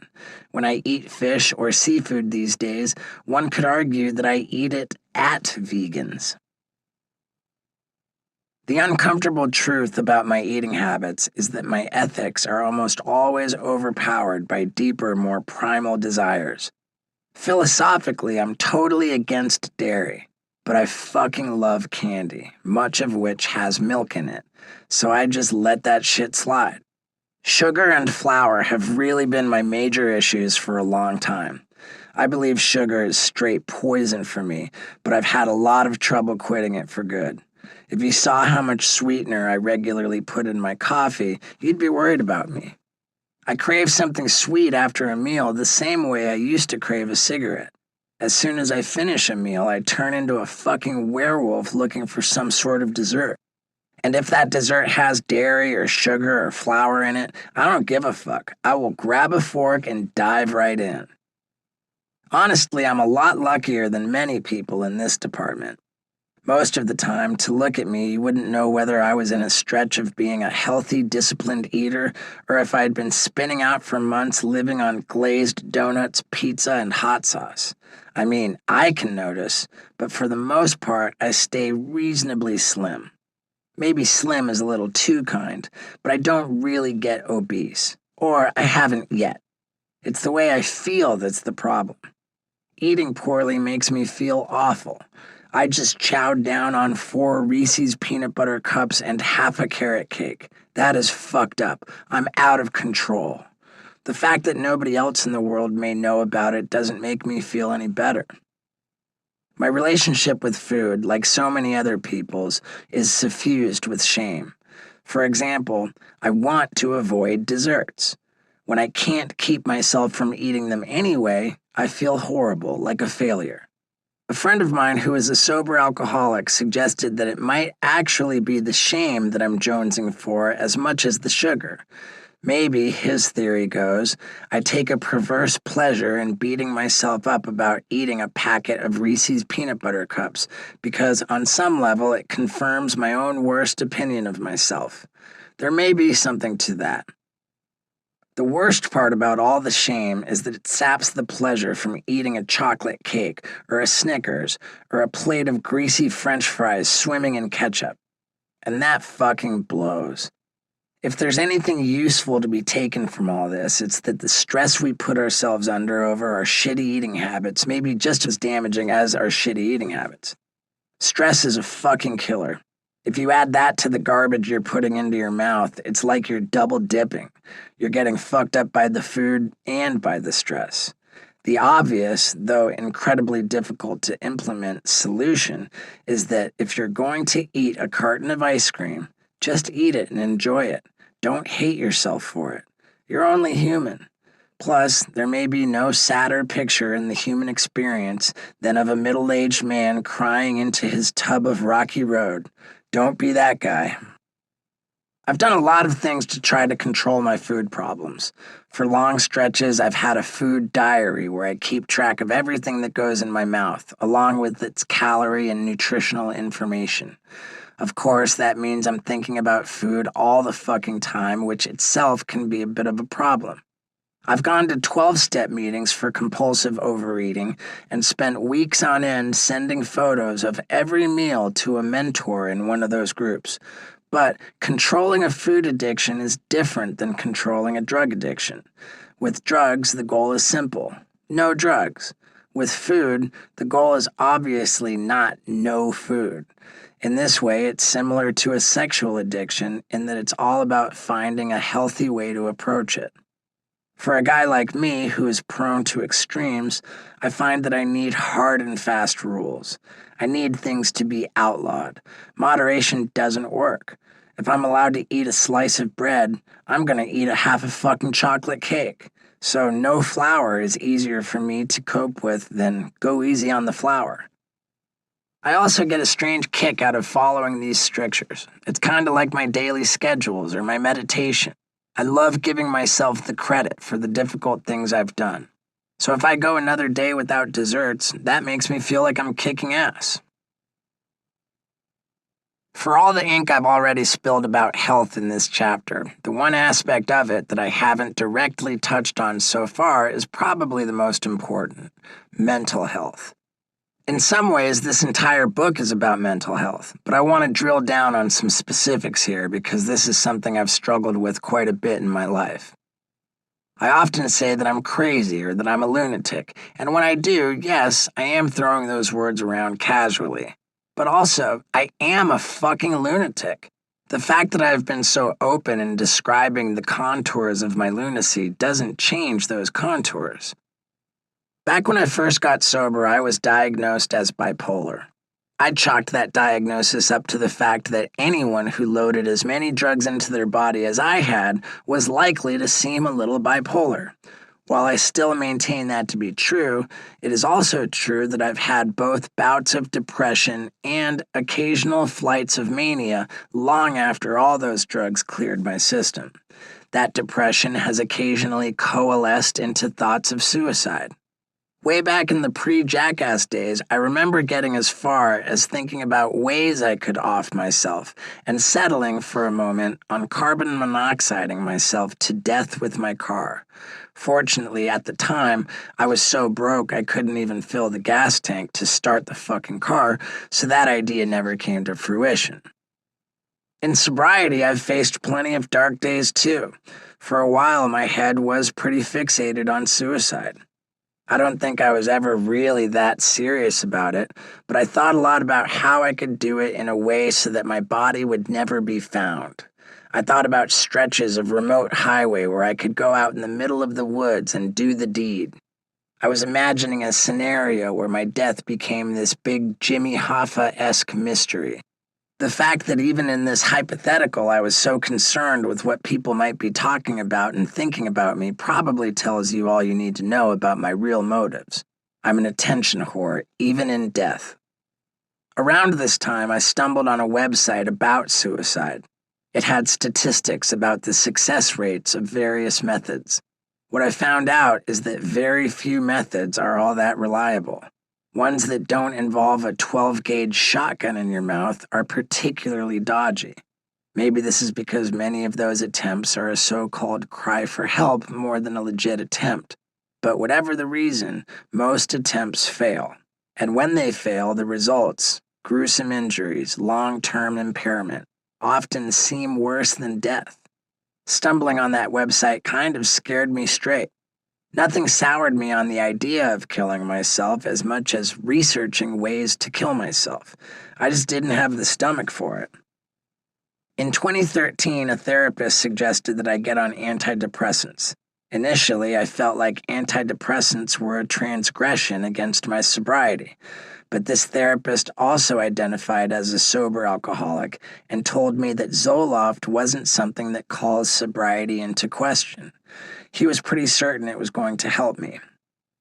And it did. I can honestly say that I've never noticed that it made me feel any different whatsoever, but I stopped spending so much goddamn time thinking about suicide. Before I started taking it, comically minor issues would send me into that dark place, but after, those trips were few and far between. I am confident it was the Zoloft that made the difference, because for a time I quit taking it, and wouldn't you know it, back came my warped fantasies about sucking on my car's tailpipe. On a practical level, for a guy who takes so much pride in getting shit done, all that suicidal ideation just feels like an unbelievable waste of time.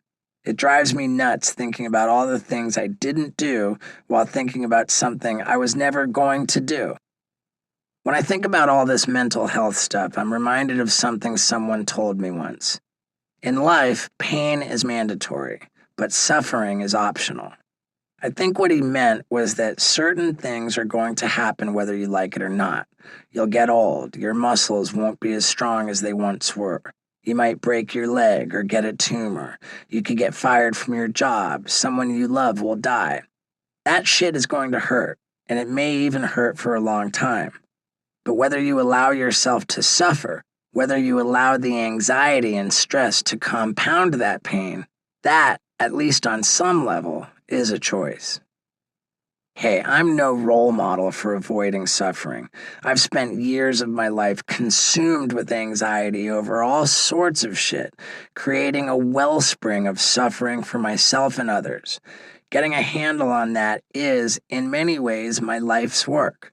In fact, it's all our lives' work. Finding a way to be okay with all the bad shit in the world, to make sense of whatever hurt we experience, that's a universal struggle. Learning to deal with pain without turning it into suffering is about the best thing anyone can do for their health. Well, that and flossing. Chapter 8. Stand up for what you believe in. Just don't expect anyone to thank you for it.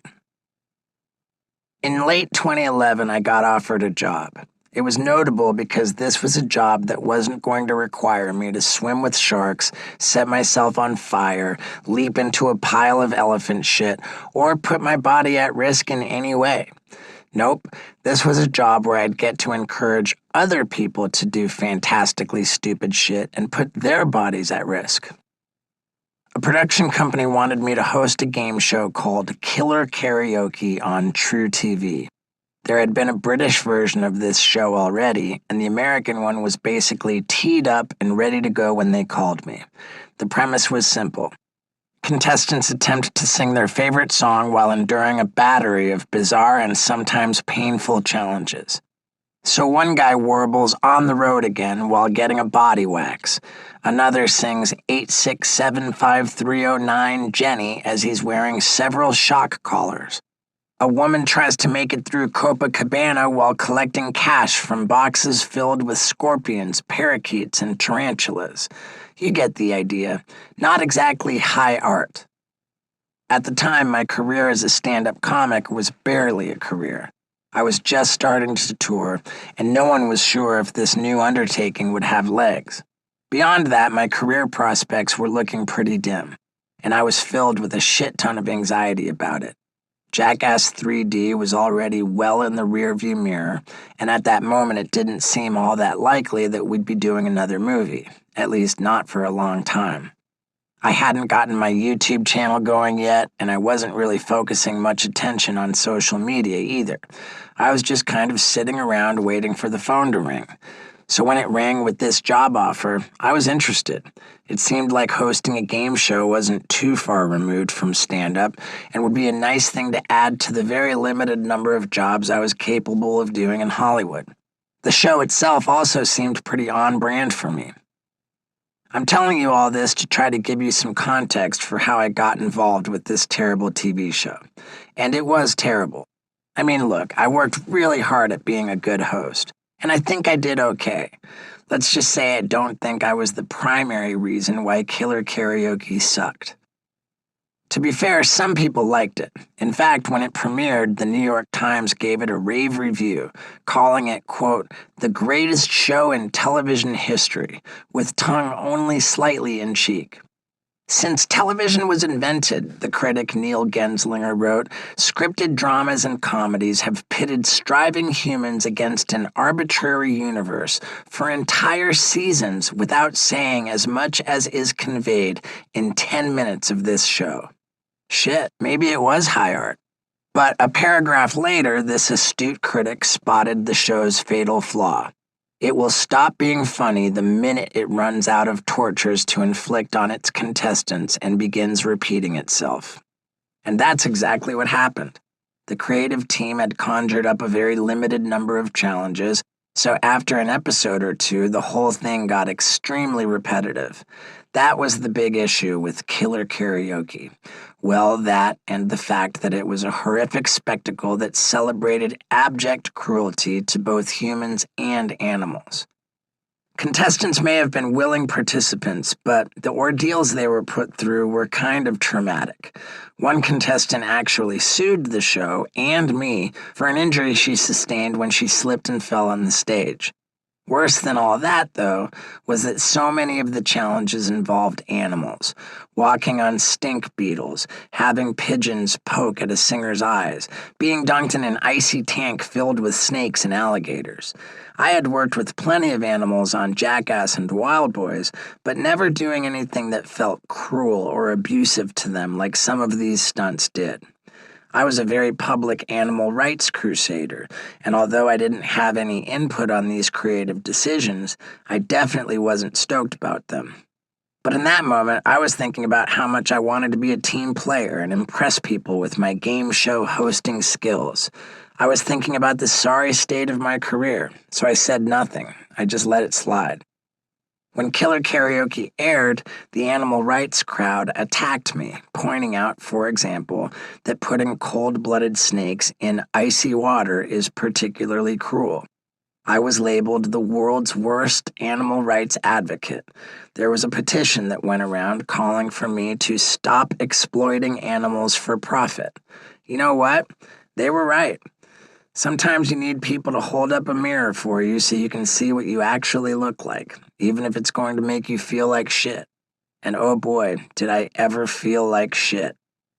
Despite all that, the show did well enough to get renewed for a second season. When the planning began for that one, I decided I wouldn't make the same mistake again. I made a point of objecting to all the animal-related challenges. I told the production team that I wouldn't be part of the show if we continued that stuff. The show's producers considered my principled stand and agreed with me. I wouldn't be part of the show if they continued that stuff. I got fired. They hired Sugar Ray lead singer Mark McGrath to replace me, and they totally continued that stuff. I suppose their reaction was foreseeable. Here was this show that had been struggling to come up with creative challenges for its contestants, and suddenly its host was adding to those struggles by declaring more than half of those challenges totally unacceptable. The obvious move in that case is to shit-can the host. I mean, perhaps if I had packaged my problems with the show with a slate of potential solutions, like, here are 30 new ideas for non-animal-related ordeals we can put the contestants through, that might have helped. Though, honestly, that wasn't my role, and I'm pretty sure they wouldn't have wanted to hear that shit from me anyway. It sucked to lose a job at a time when I really needed one. But I was a lot happier with my decision to stand up for what I believed in than I was with my previous decision to look the other way. No one gave me a medal. Animal rights groups didn't suddenly anoint me their man of the year. But I had a much easier time looking myself in the mirror. And it didn't even ruin the prospects for my hosting career. The same producer who hired me for Killer Karaoke later hired me to host another game show. I may never become the next Ryan Seacrest, but it won't be because of my animal rights protest. We often fear standing up for what we believe in, and much like I did during Season 1 of Killer Karaoke, we often fail at it. It's not just about the noble causes. Sometimes it's about asking for a raise, or speaking up when you think a project is going off the rails, or telling your friend that the girl he thinks he's dating is sleeping with somebody else. You have to be willing to live with the fact that no one is going to thank you for being honest and sticking to your guns. In fact, people just might hate you for it. I've always loved animals, but I can trace my animal rights activism back to my days at Ringling Brothers and Barnum and Bailey Clown College. I wrote all about my clown college days in my first book, and overall it was a pretty great experience.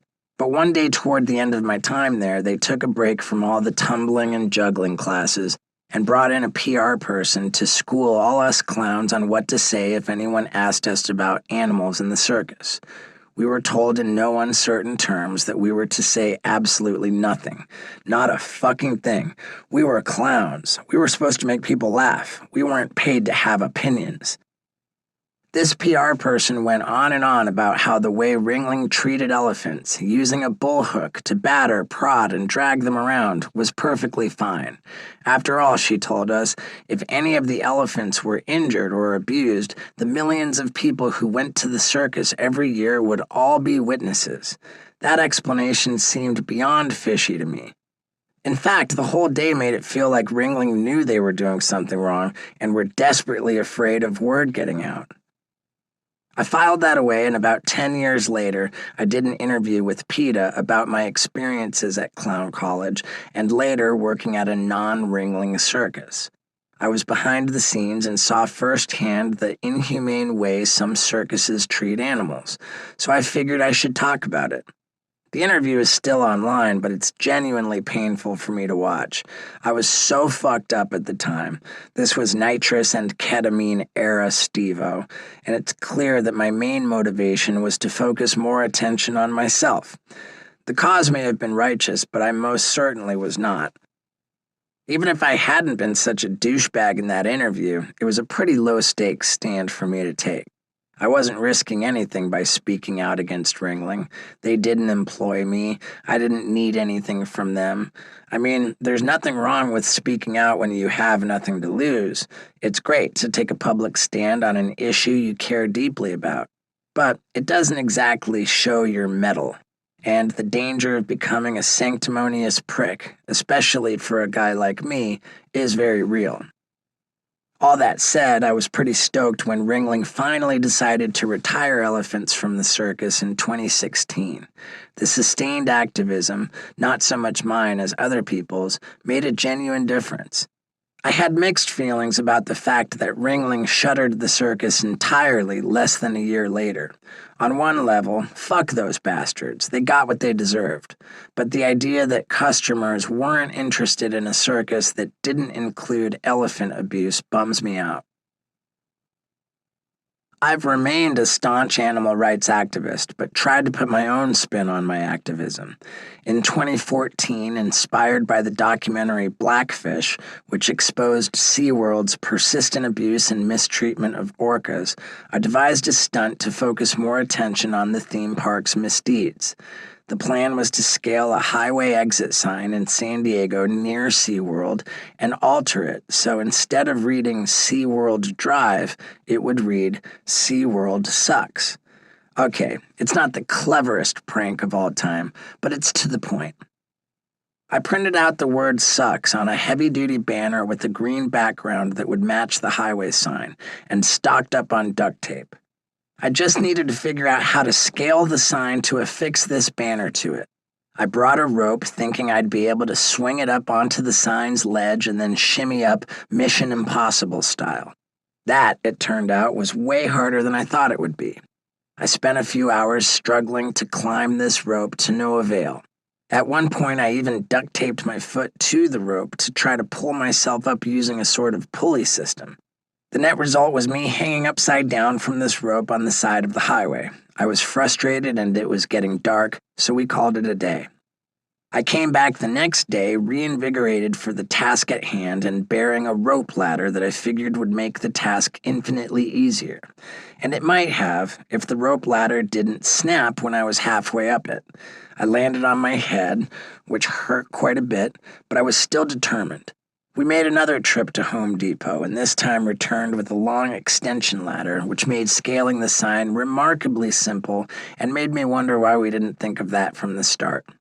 I quickly taped up my banner, and for a few hours, anyone driving down I-5 in Mission Bay, California, could clearly see my opinion of SeaWorld.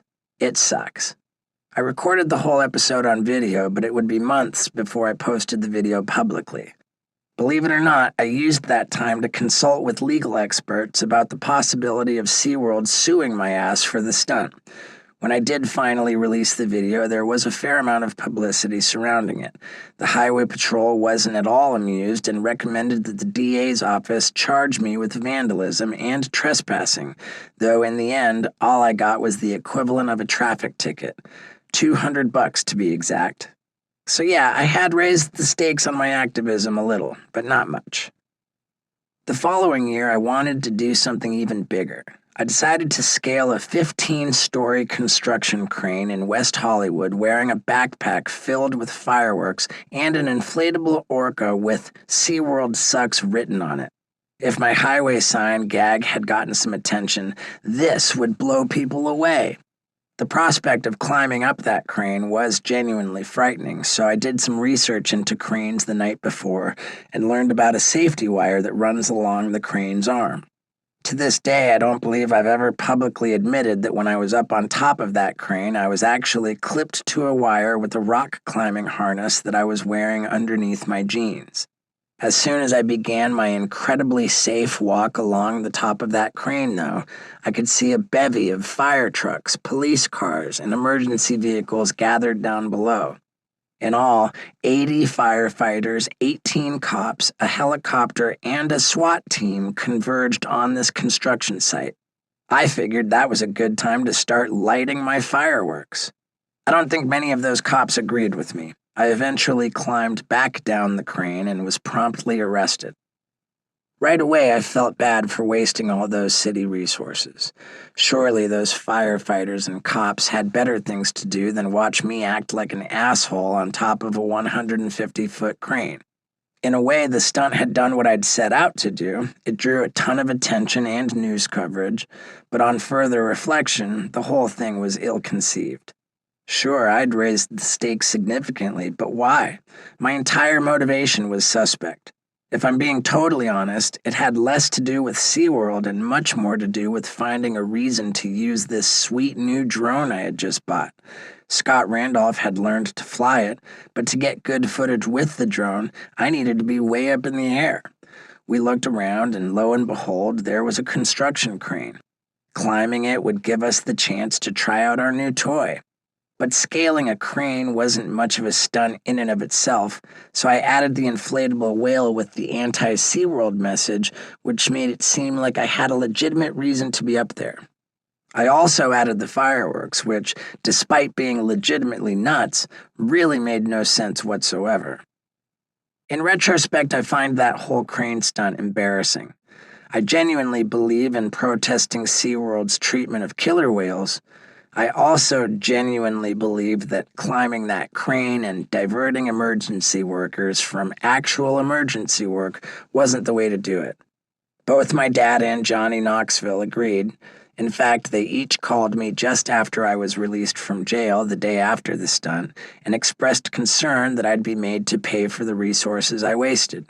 Their estimates were that it could run deep into 6 figures. I retained the services of an expensive attorney and had him petition the court for jail time for my stunt. He told me I was his first client to ever request to be locked up in a cell, but as I explained to him, this was all supposed to be a statement about the cruelty of keeping wild creatures in captivity, so this was my last-ditch effort to make the stunt feel at least kind of clever. Much to my delight, I was eventually sentenced to 30 days in LA County Jail, which got even more mainstream global news coverage than I had anticipated. I knew damn well that I wouldn't be in there even that long because the jail was grossly overcrowded and I was not a violent offender. I also knew I'd never be in any danger while I was locked up because I was just famous enough to be sure I'd be in protective custody, which meant little to no contact with other inmates. Still, I figured I'd be in there for at least 3 or 4 days before I was released. But after my buddies filmed me doing a backflip off the sign outside the jail and turning myself in, less than 8 hours later they filmed me walking out a free man. When you strip away all the bullshit, the real driving force behind that stunt was the thing that drives most of my actions: attention. I wanted a viral video. I wanted to be on TMZ. And that brings me to an uncomfortable truth. As much as I genuinely want to shine a light on causes I believe in, most of the time, deep down, I really just want to shine a brighter light on myself. As unflattering as this is to admit, I'm afraid I'm not alone in this. How often do you see a celebrity or a politician or even just a friend in your social media feed boasting about their good deeds? I mean, there's real activism, and then there's the publicizing of that activism, and the latter has a way of tainting the former. I think we owe it to ourselves to interrogate our own actions before we have any right to do the same to someone else's. This puts me in a tough spot. I want to be charitable. I want to support the causes I believe in. It genuinely feels good to be doing good in the world. But if you've been reading this book to this point, you know that at my core, I crave attention like it's fucking oxygen. It is fundamental to my being. But ever since that crane debacle, I've tried to at least check my motivations and acknowledge when they're less than pure. Early in 2021, I made a video that was titled, "How I Donated Over $600,000 in 2020. Right at the top of that video, I admitted that it felt weird to be bragging about my charitable work. I was essentially calling myself out for being a bit of a douchebag, before going ahead and being a bit of a douchebag anyway. It's an inelegant solution to the problem, but I feel like a little self-awareness goes a long way. In almost any situation, if you can at least acknowledge what you're doing wrong, that may not fix it, but then everyone will understand that you think you're as much of an asshole as they do, which is not nothing."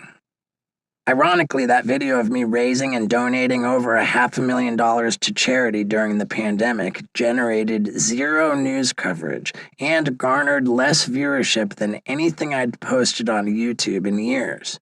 It turns out that there's not much public appetite for seeing me stand up for what I believe in or do good deeds once the possibility of a spectacular fall from a 15-story crane is eliminated. But if I'm doing it for the clout or a big thank you, I'm clearly doing it for the wrong reasons. Doing what's right needs to be its own reward, because the only other thing you may get for it is a whole lot of grief. Chapter 9. Everyone needs someone who will call them an asshole. In 2008, when I was at my absolute worst, literally losing my mind on drugs and acting like a vile, maniacal asshole, Johnny Knoxville, Jeff Tremaine, and a bunch of the Jackass crew showed up at my apartment and forced me into a psychiatric ward. None of them enjoyed it. They knew I was going to throw a fucking temper tantrum.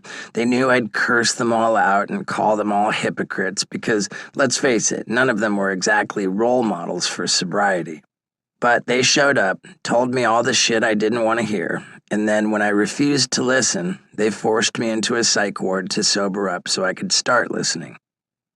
I look back on what those guys did as one of the most significant acts of friendship in my entire life. At the time, though, I hated them for it.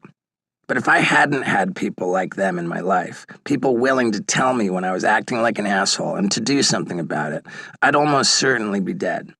We all should be so lucky to have people around us who love us enough that they're not afraid to make us sometimes hate them.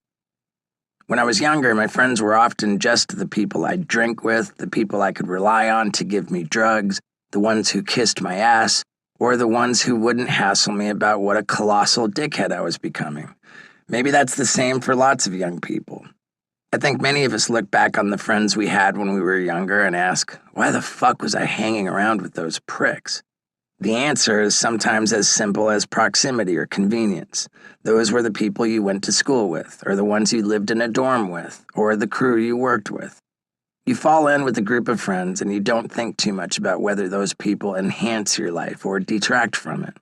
Maybe that's still your situation, and that's fine, as long as you aren't expecting too much from your friends.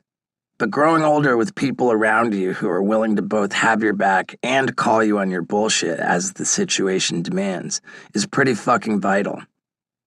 Once I was in rehab drying out, my old friend Tommy Caudill came to visit.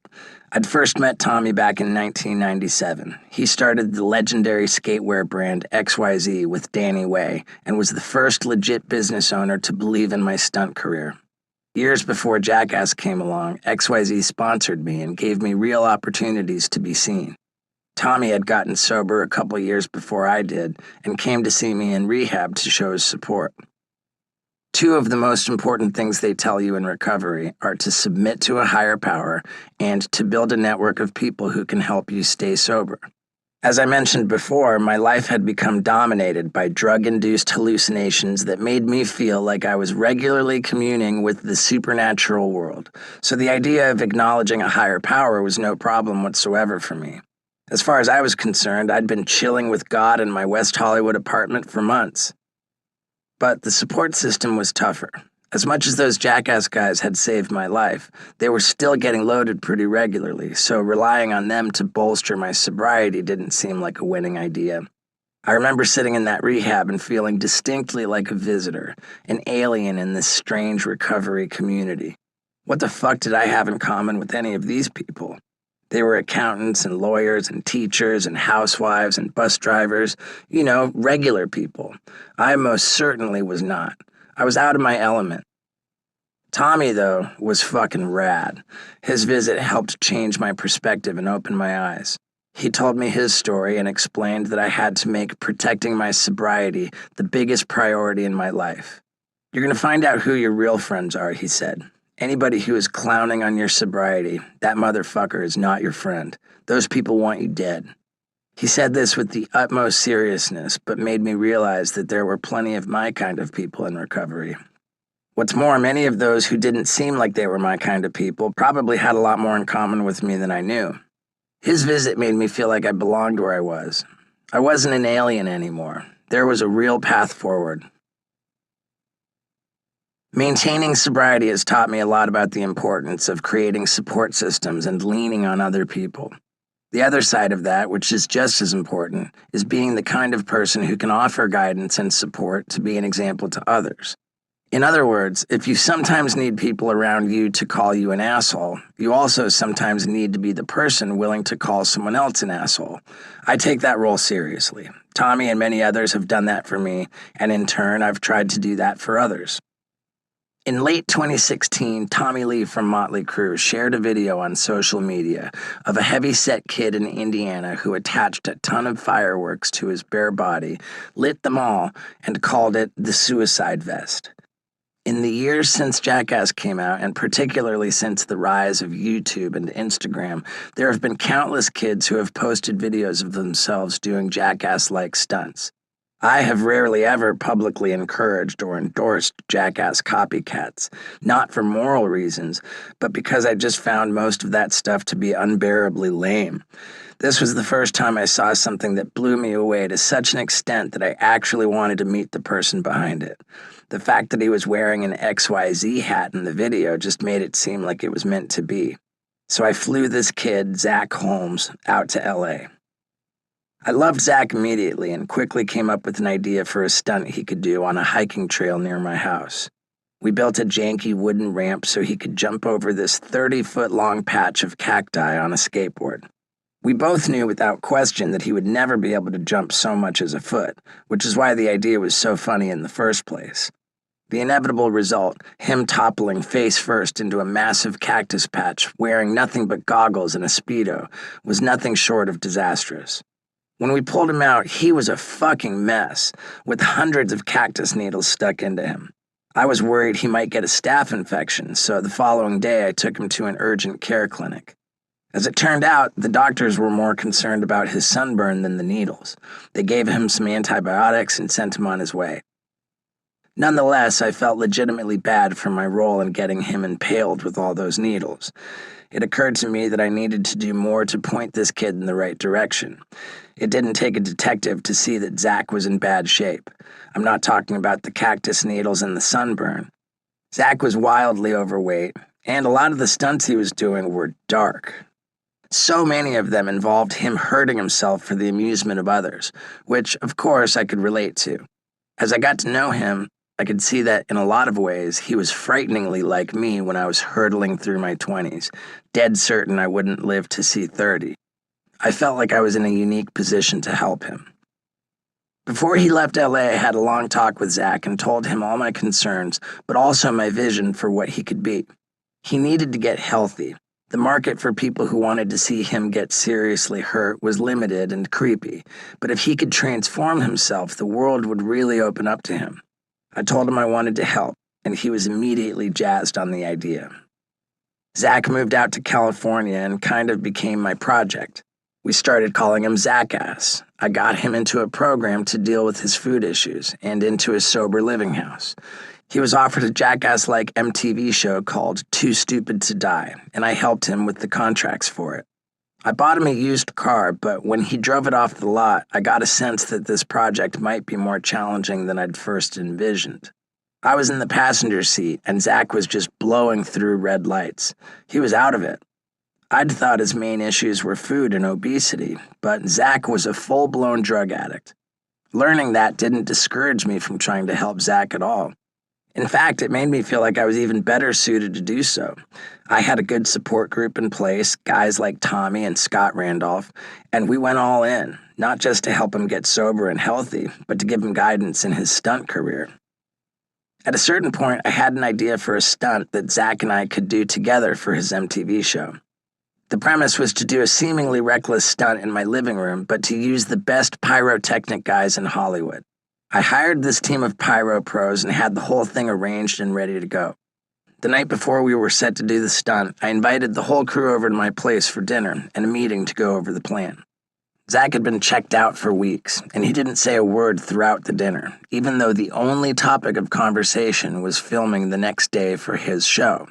I was questioning the whole project I had undertaken with him. I'd spent a lot of money, time, and energy on him, and he couldn't even be bothered to participate in planning a stunt that we were doing for his show. I thought about it and decided to just do the stunt myself. Zach wouldn't even be on camera.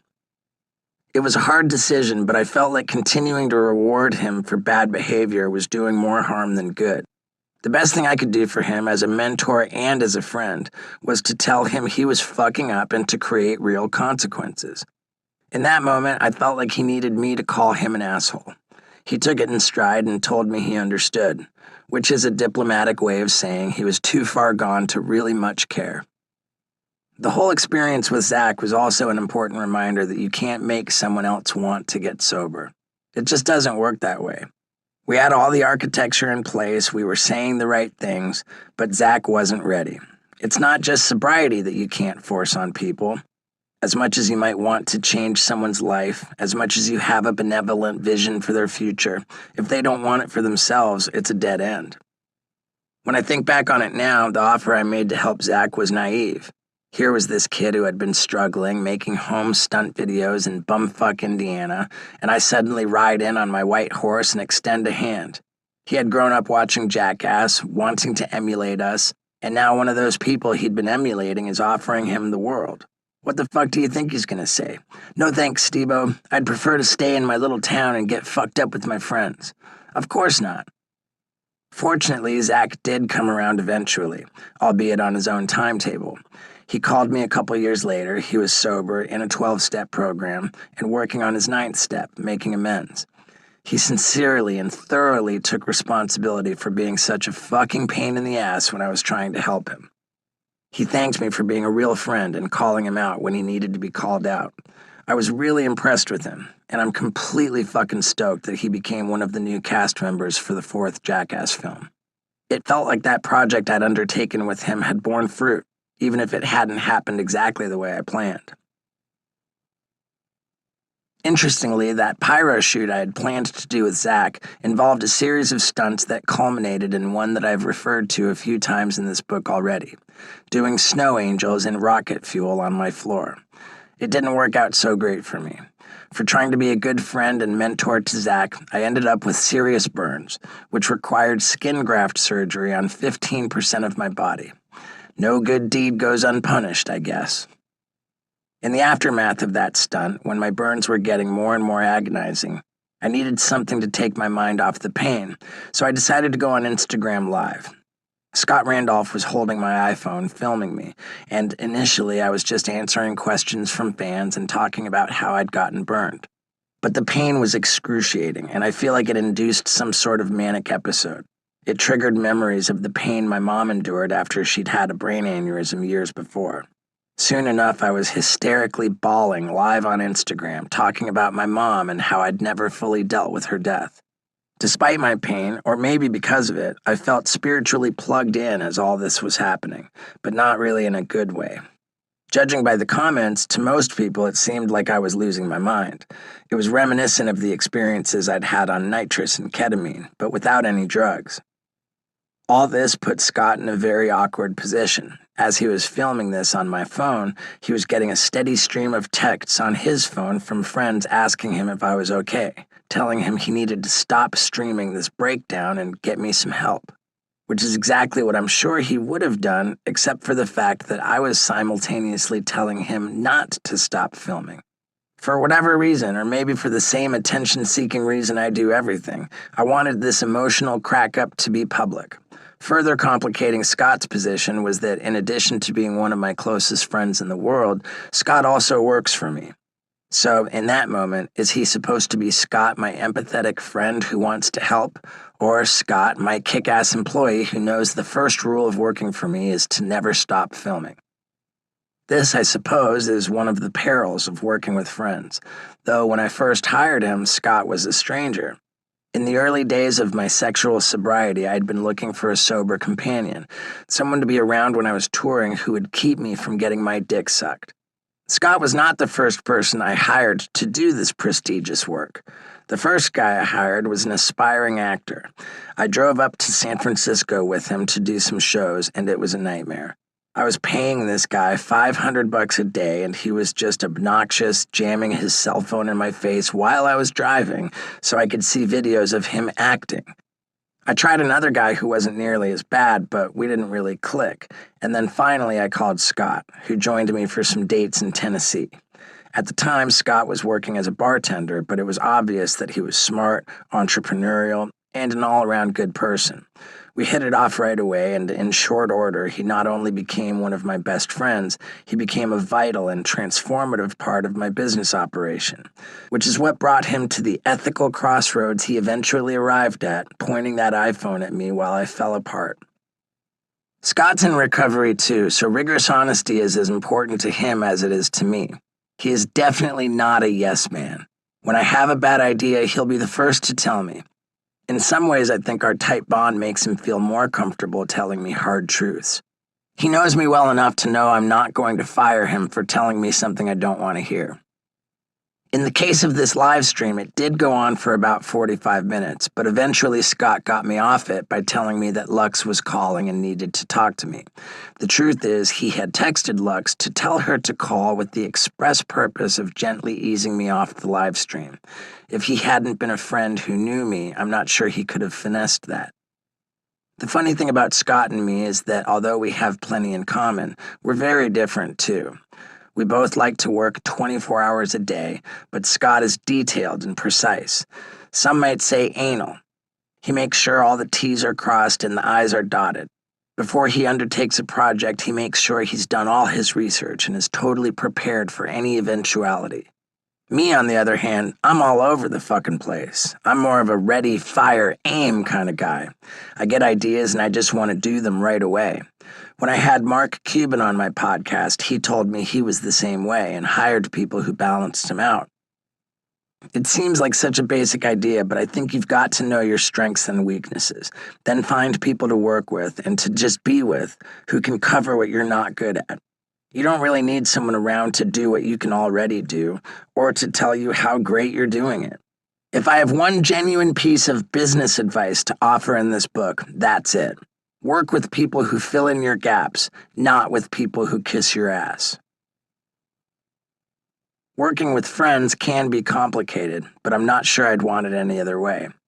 I consider the Jackass crew to be among my closest friends in the world, but those are also work relationships, which can make them a fucking bitch to navigate. That cliche about how money can ruin friendships has a lot of truth in it. The thing about Jackass is that while it has been extraordinarily successful, it's not as if we have all shared equally in that success.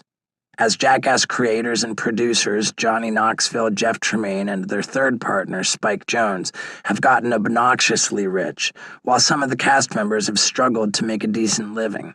I don't say this as a knock on Knoxville and Tremaine. They've done much more work and they deserve more money. But let's just say that in the decade after Jackass 3D came out, there were a lot of emails going around among the core Jackass members about whether to do another film. Some of the guys would make the point that fans were constantly asking for another film. For a long time, Knoxville's response was always some version of, "I'd rather leave people asking for another film than to have them asking why we made the last film." It was a totally fair point, leave them wanting more, but also one that ignored the financial reality that some of the cast members were facing. They had bills to pay and families to support. They needed another film, and they felt like this guy who was supposed to be their friend wasn't helping them out. When the fourth Jackass film, Jackass Forever, finally became a reality, there were a lot of sighs of relief among the cast. I was in a slightly different position. I had spent the previous decade building my business. I had done other TV shows. I had branched out into stand-up, created a profitable YouTube channel, and had millions more social media followers than anyone else in the Jackass cast, including Knoxville. I was selling tens of thousands of dollars in merch every month. All my workaholic insanity had begun to pay off, and while I was stoked to do another Jackass film, I was not in the same financial straits as a few of the other cast members. I was also in a much different situation than I had been in when Jackass 3D came around a decade earlier.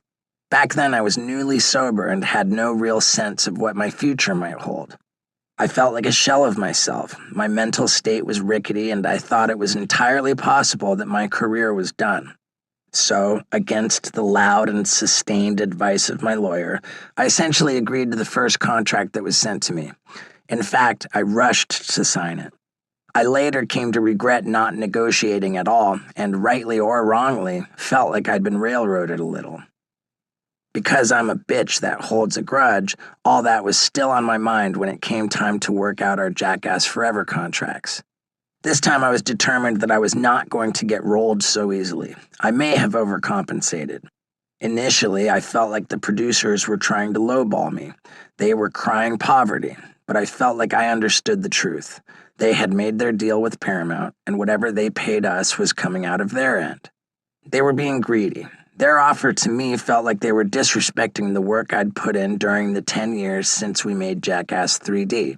I made the case that with the platform I'd built over the past decade, I brought more to the table than I had in the past. So I said no to the contract they offered. Again and again, I said no. This didn't make anyone happy with me. The rest of the Jackass guys were exasperated. I was made to feel like an ungrateful, selfish dick who didn't care about his friends. And maybe I was acting like an ungrateful, selfish dick. I was certainly being reckless with the relationships that had, to that point, been among the most important in my life. I know Knoxville was getting pissed off with me, but I held firm. I felt like they needed me more than I needed them, and I told them as much. I kept pushing. Production started without me. Things got very tense between us. During their first week of test shoots, which I wasn't there for since I had not signed a contract, but which I heard all about through friends on set, Knoxville got in front of the camera to introduce the first stunt they'd filmed in years. He mentioned that he had so many ideas for stunts over the previous 10 years that he had wanted to film, and then proceeded to introduce one that he called Fire in the Hole. In the stunt, multiple cast members inserted a funnel into their asses and then poured in hot sauce. Great stunt, right? Except that I had posted the exact same stunt nearly a year earlier on YouTube to promote my own hot sauce, which is actually called, wait for it, Hot Sauce for Your Butthole. I drove traffic toward that video with all my social media. Knoxville had even liked and commented on the stunt when I posted it. So what the fuck was this? Were they just trying to stick it to me? Was this a hardball negotiation tactic? I was flabbergasted and fuming. This contract stalemate dragged on for a while. I told them I was okay if the movie happened and I wasn't in it. I did a few interviews in which I said basically the same thing. I tried hard to convince myself that this was, in fact, true. Really, deep down, it probably would have crushed me to know that they were doing Jackass and I wasn't part of it. Fortunately, that didn't happen. Cooler heads prevailed. Compromises were made.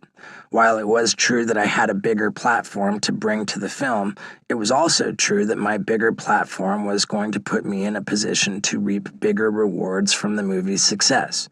In the end, I don't think it was really ever about wanting more money, so much as it was about wanting acknowledgement and recognition from Knoxville and Tremaine that I had done well for myself in the previous 10 years, that I had really built something. That, and to somehow make up for the fact that I hadn't fought for my own interests on Jackass 3D. I don't think any of this haggling is particularly unusual for a Hollywood film, but it's necessary context for what happened next. When I showed up on the set of Jackass, there was a little tension, but within a day or two it had dissipated, and we were back to our normal selves doing stupid shit with and to each other. It felt good to know that the friendship endured. I distinctly remember one of the first stunts I did, strapping a tiny box with a queen bee onto my dick, which then attracted thousands more bees, which eventually started stinging me.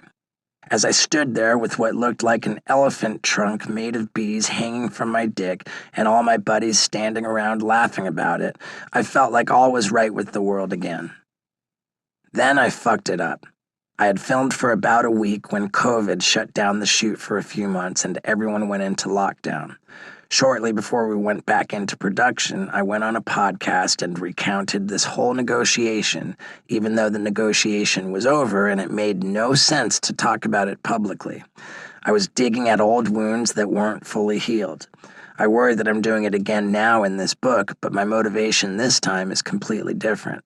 In trying to make my case on that podcast for why I deserved more money, I said, over the last 10 years, I've stayed active. And without being a dick, I'm the only guy that's been active. I think it's safe to say at this point I bring more to the table than the rest of the guys. The fact that I used the phrase, quote, without being a dick was a surefire tell that I knew I was being a dick.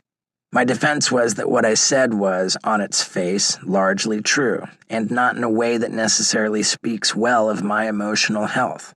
I had spent the last 10 years chasing something, trying to prove something to somebody, trying to stay relevant, while most of the rest of the cast were content and happy with who they were. In many ways, I envy their peace of mind. All that said, to come out and air that dirty laundry was just fucking stupid and unnecessary.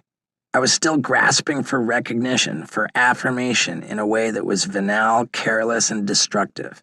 That soundbite quickly made its way back to the Jackass cast and was shared in our group text. People were fucking unhappy with me, and I understood why. When production restarted, I slunk back onto set and did the only thing I could do: apologize. I went around to each of the guys and admitted that, as much as I wanted to be able to defend myself, the fact is, I'm a douche. I've always been a douche, and I'm sorry. To their credit, none of them held a grudge, and everyone quickly put it behind them. Well, almost everyone. If I'm being honest, my whole contract holdout, the reasons behind it, and the callous disregard I showed for the most important friendships in my life, it all ate at me for weeks while we were filming. One day I called Knoxville and spilled my regrets about how I'd handled the negotiations. For as much progress as I'd made toward being healthy and well-adjusted, I told him, I was still very much a pitiful, needy creep at my core. Jackass has always been very much like being in a band. We're a bunch of guys who have known each other for most of our adult lives. We love each other, but we're also in business together. I recognized that in the proverbial behind the music episode about this band, I was the asshole who was bringing all the negative energy that was going to break up the group. It was only the fact that the rest of the guys were healthy enough that this band was able to survive it. I told Knoxville how profoundly grateful I was for that. Knoxville got choked up. He told me I was being too hard on myself, but that it was a rare person who was willing to take a hard look in the mirror and make this sort of phone call. Most people just stuff it down and move on. He took responsibility for his part too, admitting that he was not the easiest guy to deal with either. It was a powerful conversation that really cleared the air between us and made me feel like our relationship was stronger than it had ever been. I had similar conversations with Tremaine and Spike. It goes back to what I was saying before about being your own harshest critic and being candid about your shortcomings. I don't mean just doing this as sort of a performative act, but there is something extremely powerful about not defending or justifying your actions, about trying to see yourself as the asshole that other people may be seeing. It's fucking liberating. I've needed Knoxville, Tremaine, Spike, and all those guys to call me on my bullshit so many times in my life, but I think it was even more meaningful when I was finally grown up enough to call myself on it. Interestingly, that hot sauce bit that they did without me never made it into Jackass Forever. But when I attended a screening of Jackass 4.5, a streaming release that tells the behind-the-scenes story of making Jackass Forever, complete with lots of unseen stunt footage that didn't make the cut for the theatrical release, the very first bit was the hot sauce stunt, complete with Knoxville's intro. There was no mention of my hot sauce or that it was originally my bit. I lost my shit. For one, this was a blatant theft of my intellectual property. Beyond that, it just felt like a hard fuck you at me. And keep in mind, this was not an early, unedited cut of the film. This was a locked, mixed, finished movie. And I even talked to Tremaine about the possibility of plugging my hot sauce in the movie. So this made me feel seriously fucking violated. I raised holy hell about it. The Jackass producers quickly backed down and profusely apologized. Spike sent me a long message telling me that it was not done maliciously but was incredibly thoughtless, and that they felt horrible about it. They offered to recut the bit, adding a voiceover that credited me with the idea and showing a clip of my stunt as well as my hot sauce. I thought about all this for a minute. It felt fair. It's a big fucking deal to unlock a finished picture and make changes to it. It costs money. I'm still not certain that including that hot sauce bit in the first place wasn't done with deliberate intent to needle me for my contract holdout, but in the same way that they had all accepted my apology after I'd badmouthed them on a podcast, I realized it was incumbent on me to let it go. I suppose the other side of being willing to call your friends out for being assholes is being willing to accept their apologies when they own up to it. As it turned out, my contract holdout and blundering negotiation was not the most tumultuous personnel upheaval around Jackass forever. Not even close.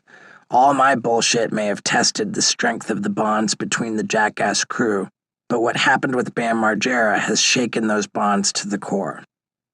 This is a really hard thing to get into, not just because in many ways it is still going on, but also because I fucking love Bam.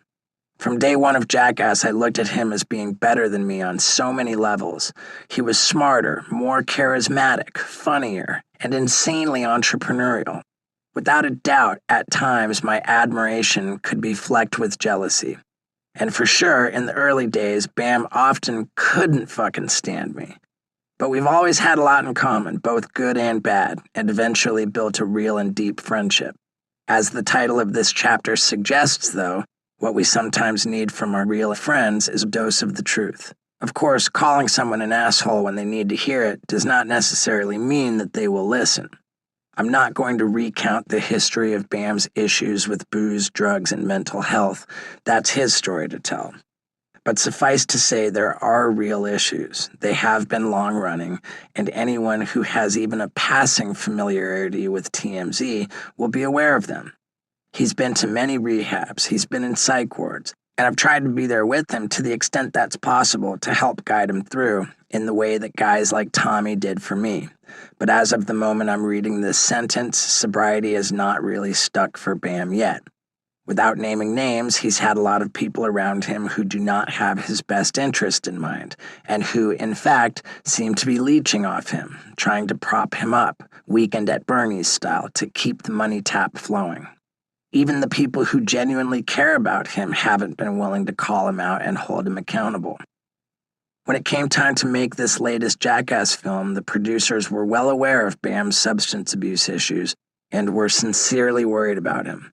As such, they wrote an amendment to his contract that required him to stay sober and prove he was staying sober by submitting to regular drug tests. He didn't live up to those conditions, and Knoxville, Tremaine, and Spike were faced with a decision as to what to do about it. It was an agonizing choice with no good options. Bam had already filmed a few bits, including one they talked about calling The Silence of the Bam, him walking through a pitch-black house while being terrorized by Knoxville, who was wearing night vision goggles.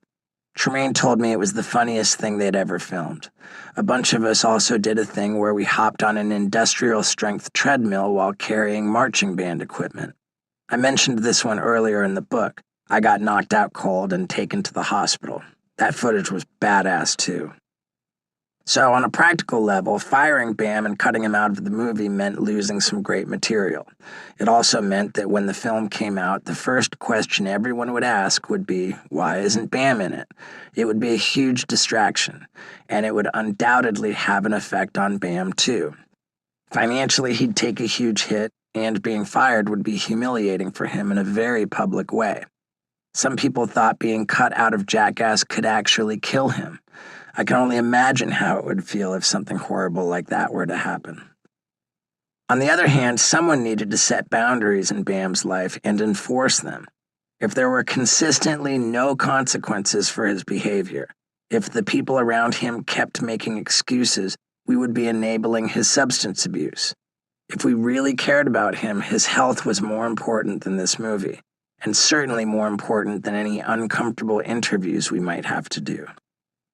Look, it's unbelievably hard when someone you love is an addict. You are faced with horrible choices daily. Parents have to turn their kids out into the street or refuse to bail them out of jail, even though every fiber of their being is telling them to do otherwise. Without support, without guidance, making those kinds of decisions is unbearable. With Bam, none of this was my decision to make, but because of my experiences in rehab and the psych ward, my opinion was frequently solicited and probably held some sway. I was torn, and for a while I was somewhat surprisingly arguing for Bam to be given another chance. At various points, he was trying to stay sober, and I thought the damage from cutting him loose could be worse than the damage from keeping him involved. I thought maybe there was an in-between solution, firing him, creating some financial consequences, but still allowing the bits he'd filmed to be in the movie. I also worried that the attention-seeking part of me just didn't want to lose the marching band stunt that sent me to the hospital. Behind the scenes, I spoke to and texted with Bam daily, trying to keep him committed to sobriety and counseling him on how to approach Tremaine, Knoxville, and Spike about getting back on board with the film. I was practically writing scripts of what to tell them that would convince them he was committed to getting healthy. Ultimately, though, not unlike the situation with Zach, Bam really wasn't ready to hear that message. He blamed the producers for putting him through a battery of unfair drug tests. He felt like he was being singled out. He told me he just wanted to put all this behind him and get back to filming. To me, it felt like he was still in denial about how serious this really was. At one point, he had a call scheduled with Tremaine, Knoxville, and Spike to talk about a way forward for him, and he showed up visibly wasted on social media before failing to join the call. Essentially, he made their decision for them. He was out. It's unsurprising that Bam responded to getting fired by lashing out. He tried to rally people to boycott Jackass forever. He trashed Knoxville, Tremaine, and Spike on social media, and he sued them and Paramount for what he claimed was wrongful termination. I think back to when those same guys came to my apartment and forced me into the psych ward to get me sober. I thought they were ganging up on me and unfairly singling me out. I thought I knew better. I was pissed. I was lashing out. It was only because they threatened to physically drag me out of that apartment that I finally relented. Even then, I figured I was just going along with them until I could weasel my way out of the psych ward and back into the loving arms of my drug addiction. Fortunately for me, my life had unraveled to such a degree that when I dried out even a little, I could recognize the gravity of the situation. My inability to function at all as a rock-bottom alcoholic drug addict made me lucky. For me, it was sobriety or death. Bam has bumbled along with drugs and alcohol for longer than I ever did. At times, he's held it together and been somewhat functional, which has perhaps made getting sober all that much harder for him. In this way, rock bottom can be a gift. It's a long, slow ride down if you never hit that bottom. I guess what I'm getting at is that I can only hope that Bam will one day look back on the Jackass family exiling him from Jackass forever, the same way I look back on them forcing me into rehab, as an act of the most extreme love possible. It tracks back to the previous chapter about standing up for what you believe in without any expectation that you'll be thanked for it. Doing that for people close to you, at the risk of pushing them away forever, is selfless, thankless, and the true measure of a friend. I am here today because I had people willing to tell me what an asshole I was and how I was killing myself. We all need that in our lives, even if, no, especially if, we don't really want it. Chapter 10. Your legacy is bullshit. Human existence is all a bit of a cruel prank. I mentioned this earlier in the book. Our most basic human instinct is to survive, and the one guarantee life provides us is that we won't. Fuck, that sucks. One way to think about the entire human experience is that it's all an exercise in coming to terms with that paradox. When every fiber of your being cries out for something, not dying, that you know you'll never achieve, how do you find a way to be okay with that? How do we give our lives meaning when, in the grand scheme of things, it all seems so pointless? I imagine people have been wrestling with these questions ever since there were people. Once cavemen grasped the fact that they were all one day going to die, it couldn't have been long before Og, Ugg, and the rest of the gang started painting on the walls of their cave, praying to unseen gods and naming their kids things like Og Jr. In the face of life's big riddle, it's hard not to get obsessed with what we're going to leave behind when we're gone. That was a big part of the reason I turned the video camera on myself when I was a teenager. It felt like a way out of the, oh shit, I'm gonna die one day conundrum. My footage was going to be my message in a bottle to future generations, my proclamation that yes, Steve-O was once here on this earth, and yes, he did staple his scrotum to his leg. Multiple times, in fact. Those stunt videos were going to be my cave paintings. Da Vinci painted the Mona Lisa. I chugged beer up my own asshole with a funnel. We're both artists in our own way. With all due respect to scientific advances in cryogenics and artificial intelligence, man hasn't really made any huge strides since the caveman days in how we think about life after death. You can have children, so part of you lives on. You can lean on religion, because most religions exist to make you feel better about death by promising heaven or some other afterlife prize. Or you can try to leave something interesting behind. That last one always seemed to fit best for me. I remember when I was at clown college, one night I was drunk and babbling confidently about how I had all this rad video footage that was going to live on after I was gone and make me immortal. This marine biology student listened to me patiently, and when I was done, shook her head sadly. "You're pathetic," she said. "You're so self-absorbed. How about if I help preserve a coral reef, and every time an organism feeds on that coral reef, I'm still alive? Isn't that a more worthwhile legacy? It doesn't have to be all about you.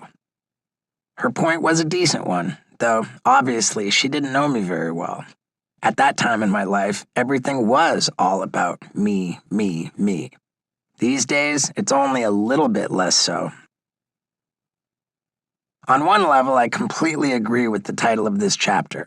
The entire idea of caring about your personal legacy is bullshit. I'm not saying we shouldn't think about future generations, not at all, but any time spent fretting over how future generations will think of you is like masturbation for your ego. Somewhat gratifying, but kind of a waste of time. I mean, what do you care what everyone is saying about you after you're gone? It shouldn't matter, you douchebag. You're dead. Except, while I logically know all of that to be true, the self-obsessed attention whore in me can't help thinking rather compulsively about my legacy. I mean, what other possible reason could there be for me to spend endless hours trying to perfect every YouTube video I post? This is a medium that is supposed to be transitory practically by definition, but deep down, the way I think about those videos, or any video footage, hasn't really changed since I explained it to that annoyed marine biology student. I still hope it will make me immortal. The thing is, those VHS tapes I filmed my first footage on would be virtually unwatchable now if I hadn't been around to convert them to a new digital format. Even if you could hunt down a VHS player, the tapes degrade over time. Ditto for my early DVDs. I expect that media will continue to evolve, and eventually I'll be scrambling to preserve my YouTube archive on another format, not to mention trying to promote it. Then one day I won't be around to even do that, and who knows if anyone else will care enough to do it for me. On an intellectual level, I know that we are all destined to be forgotten. It's just a matter of how quickly. In 250 years, how many entertainers from this era will still be recognized or talked about? Well, think about it like this. How many entertainers can you name from the 1770s? Granted, entertainment is a bigger part of our culture than it was 250 years ago, but still, how many from today will be being talked about in the 2270s? 5? 10? That means in the battle for long-term relevance, I'm going to have to somehow elbow out Taylor Swift, Beyoncé, Brad Pitt, Dave Chappelle, Kim Kardashian, and many others. I know not many would bet on that happening, but I haven't given up hope. When you think of some of the most famous entertainment figures from the late 19th and early 20th century, people like Harry Houdini or P.T. Barnum, they weren't necessarily the most accomplished people. They were the ones who were best at promoting and publicizing their work. They were, in essence, the self-obsessed attention whores of their day. You can probably see where I'm going with this. Maybe there's a chance for me. All that said, the older I get, the the more I think about what the marine biology student told me about saving a coral reef, and the more that concept makes sense to me. That cliche about leaving the world a better place than you found it is a pretty hopeless task for anyone in my generation, seeing as how we've fucked things up so badly over the past 40 years. But that doesn't mean you can't leave a small corner of it better than when you found it. I already talked about my SeaWorld protests and have peppered stories of my charitable giving into this book in a way that is probably stomach-turningly self-congratulatory. But I do think that part of the reason why doing good in these ways feels so good is because we are doing something that can resonate even after we're gone. We're solving just a little piece of that dreaded existential puzzle. If I have one long-term project that I hope will be my version of that restored coral reef, it's the animal sanctuary that Lux and I are planning to open. We've been taking baby steps toward it for a while. We've shopped for plots of land and explored ways that we can make it sustainable as a nonprofit. We've tried to learn how to run the sanctuary ourselves and acquired 3 goats who live in a small barn at our home in the Hollywood Hills as kind of a sanctuary starter kit. Once we've got the land, Lux and I will finally get married on it. That's the plan. When I think about it like that, the sanctuary does sort of feel like a classic legacy project, both personally and professionally. If we do it right, it will be a place that can outlive me and can rescue animals long after I'm dead. If I do it wrong, it will be a boondoggle that eats up all my savings during the years when I'll need those savings most. As such, it's a high-risk, high-reward endeavor, but that's been the case with pretty much every worthwhile stunt that I've done in my life so far. I remember hearing this joke when I was in 7th grade that stuck with me. What is the definition of macho? A man who jogs home from his own vasectomy. It's not the greatest joke, and I'm betting that when I first heard it, I didn't even know what a vasectomy was. But back then, I really wanted to be macho, so I knew that at some point I was going to get a vasectomy, and afterward I was going to do something way more badass than just jog home. As I got older, my ideas about manhood evolved. Particularly with Jackass, we've always subtly tweaked what it means to be macho, adding gleeful doses of homoerotic nudity and cross-dressing that probably have made some of our fans uncomfortable. That evolution made me think about that old joke a little differently, and I came up with a far sillier spin. If a real man jogs home from his own vasectomy, I wanted to do an Olympiad after mine. I told this idea to my father when I first thought of it, way back in 2002. My dad is not a particularly emotional guy, but of all the crazy shit that I've done, or ever even talked to him about doing, I'd never seen him get so upset about a stunt idea as he did about this one. He didn't care about the Olympiad part of it, but he was wildly disturbed that I might never have kids. You and your sister are the best things that have ever happened to me, he said. I would hate for you to be denied that same sort of richness in your life. Keep in mind that he told me this back when I was still a drug-addled pain in the ass. To steal Seth Rogen's joke from Knocked Up, if I was the best thing that ever happened to my dad, I felt bad for my dad. In all seriousness, things could have easily gone another way for me. 20 years ago, I think the good money would have been on me dropping dead of a drug overdose, dying in some tragically stupid accident, or spiraling into a depressing, debilitating, and infuriating cycle of long-term addiction.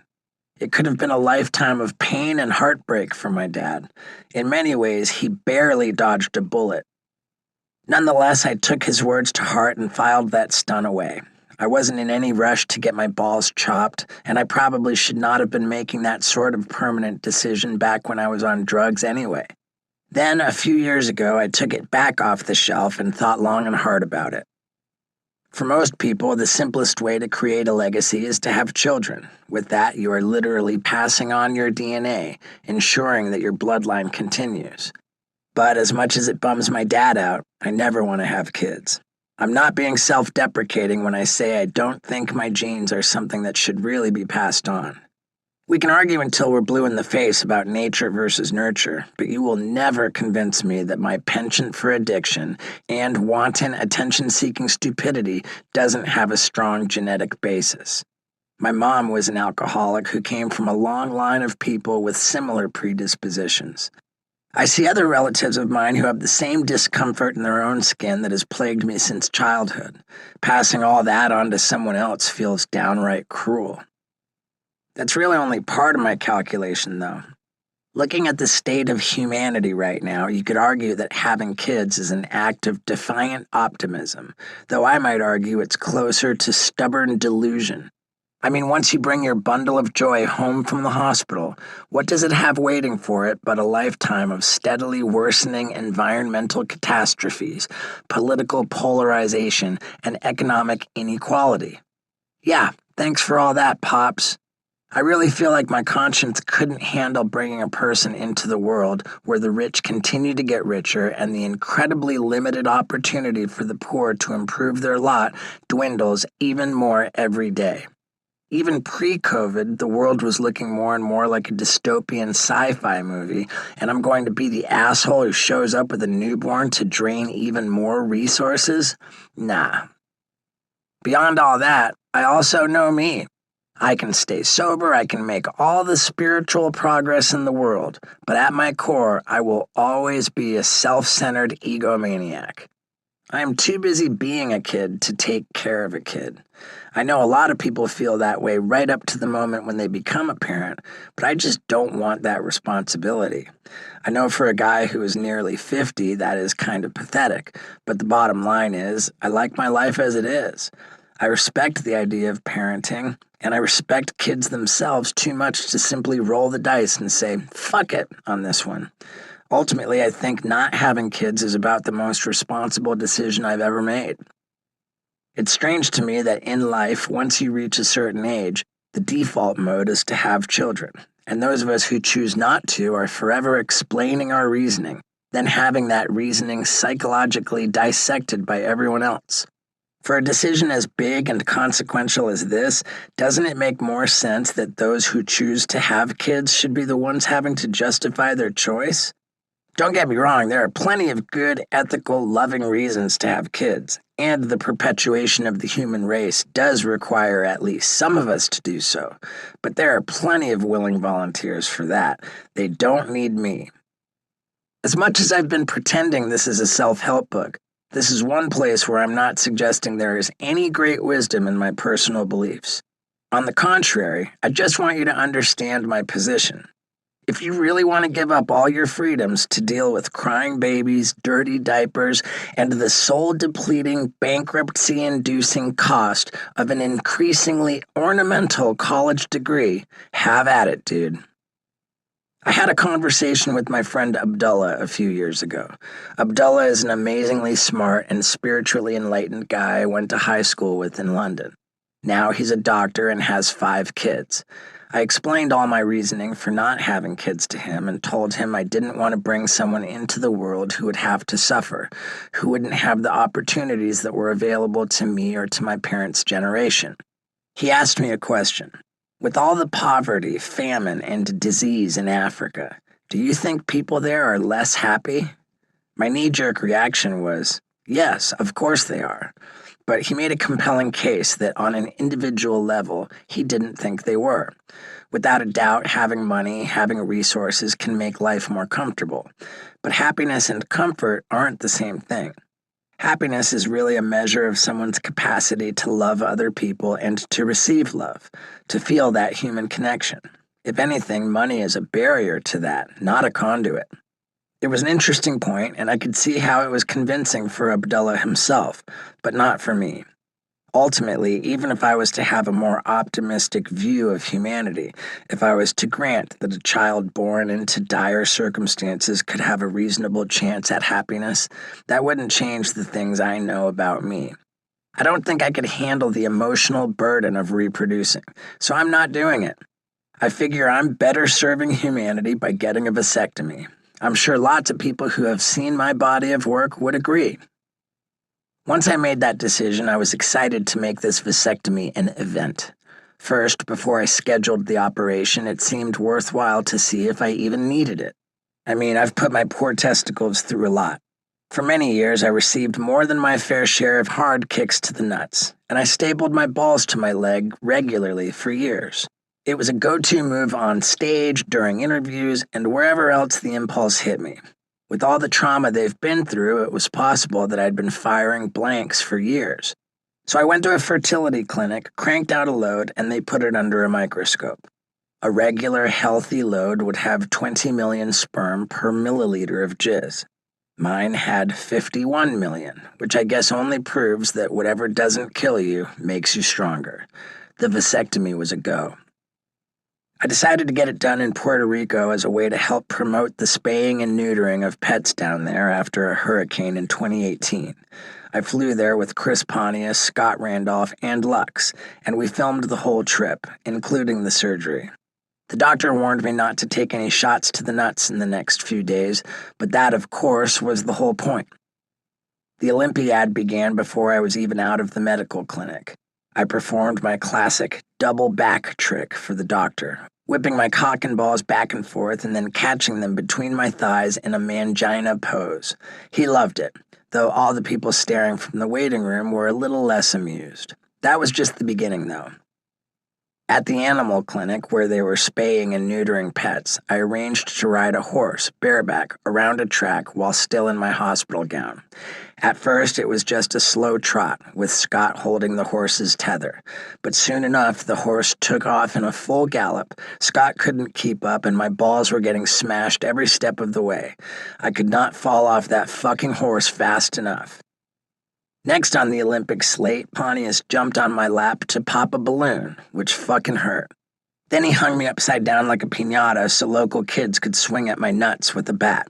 Some of these so-called kids were more like teenagers, and they were not going easy on my nads. The following day, I went flyboarding.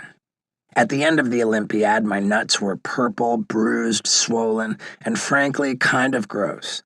I couldn't have been more thrilled with the footage of my ballsack in such a state. The whole bit we filmed really paid off. 6 weeks later, I returned to the fertility clinic, cranked out another load, and confirmed that the vasectomy had done its job.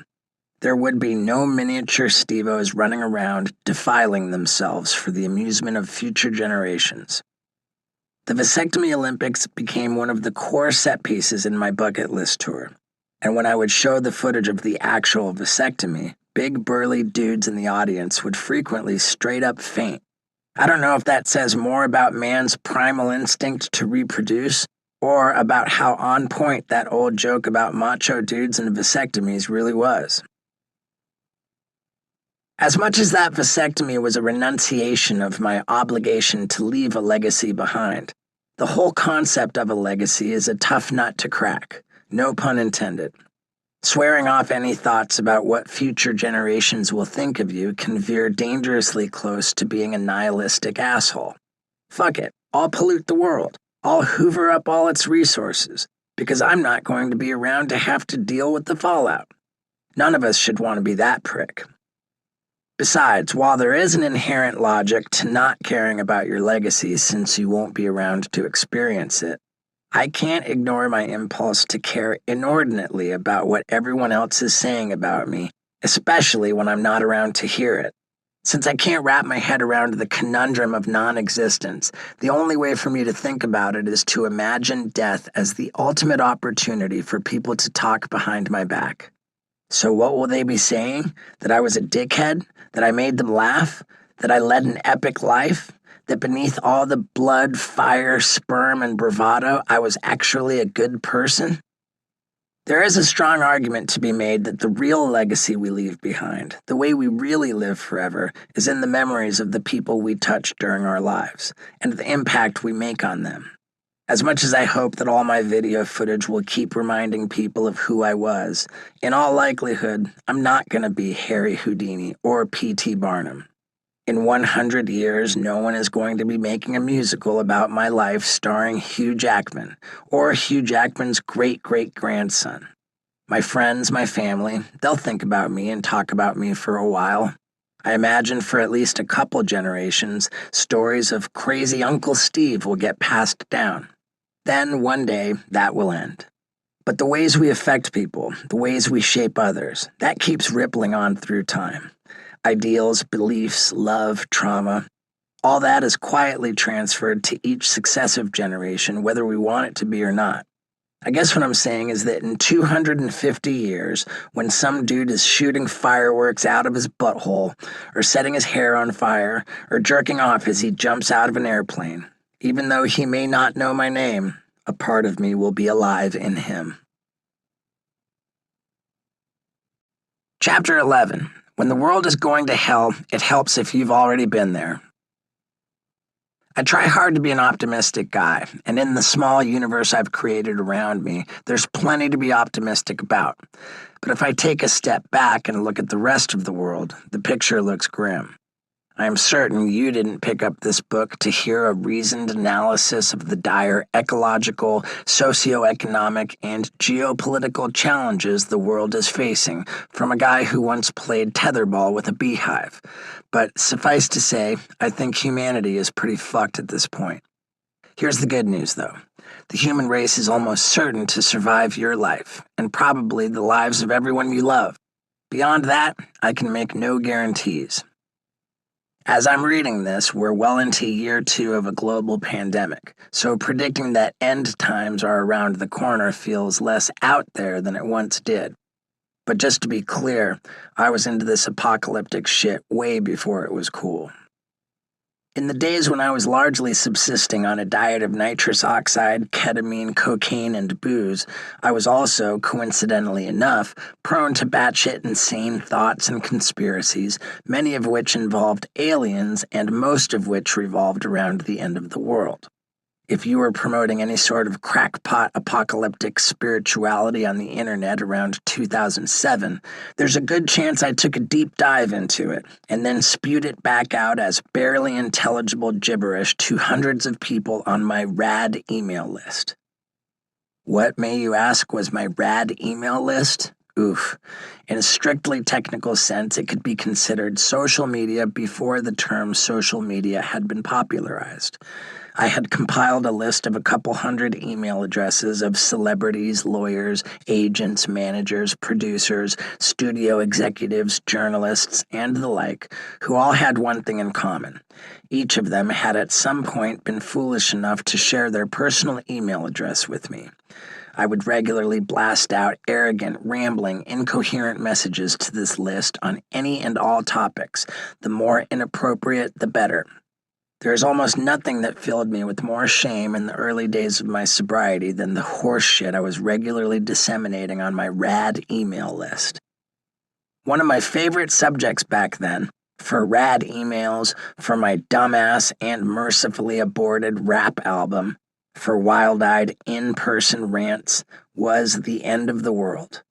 I was regularly on multi-day, no-sleep drug binges, and I'd spend those sleepless days glued to my computer doing internet, quote, research on other-dimensional spiritual entities that were utterly fascinated with the human race and, in many cases, directly involved with its coming annihilation. You see, when I was able to ingest just the right amount of drugs, or sometimes more than the right amount, I believed I was in direct communication with many of these entities, so I had credible knowledge that some of them were actively trying to rescue us, while others were trying to destroy us. So yeah, I was in deep. But my Armageddon fetish didn't necessarily require extraterrestrial invasions. You may remember that there were a lot of people who were subscribed to a supposed Mayan prophecy that the world was going to end on December 21st, 2012. I was all in on that shit, too. Although the drugs absolutely accelerated and enhanced this kind of lunacy, even in sobriety, I have not been immune to this sort of thinking. If I'm being honest, to this day I retain a soft spot in my heart for anyone who has a whacked-out conviction that the world is speeding toward imminent oblivion and an entertaining story about how it's going to get there. After the 2008 financial crisis, it seemed like there were more and more of those people around, or at least around me.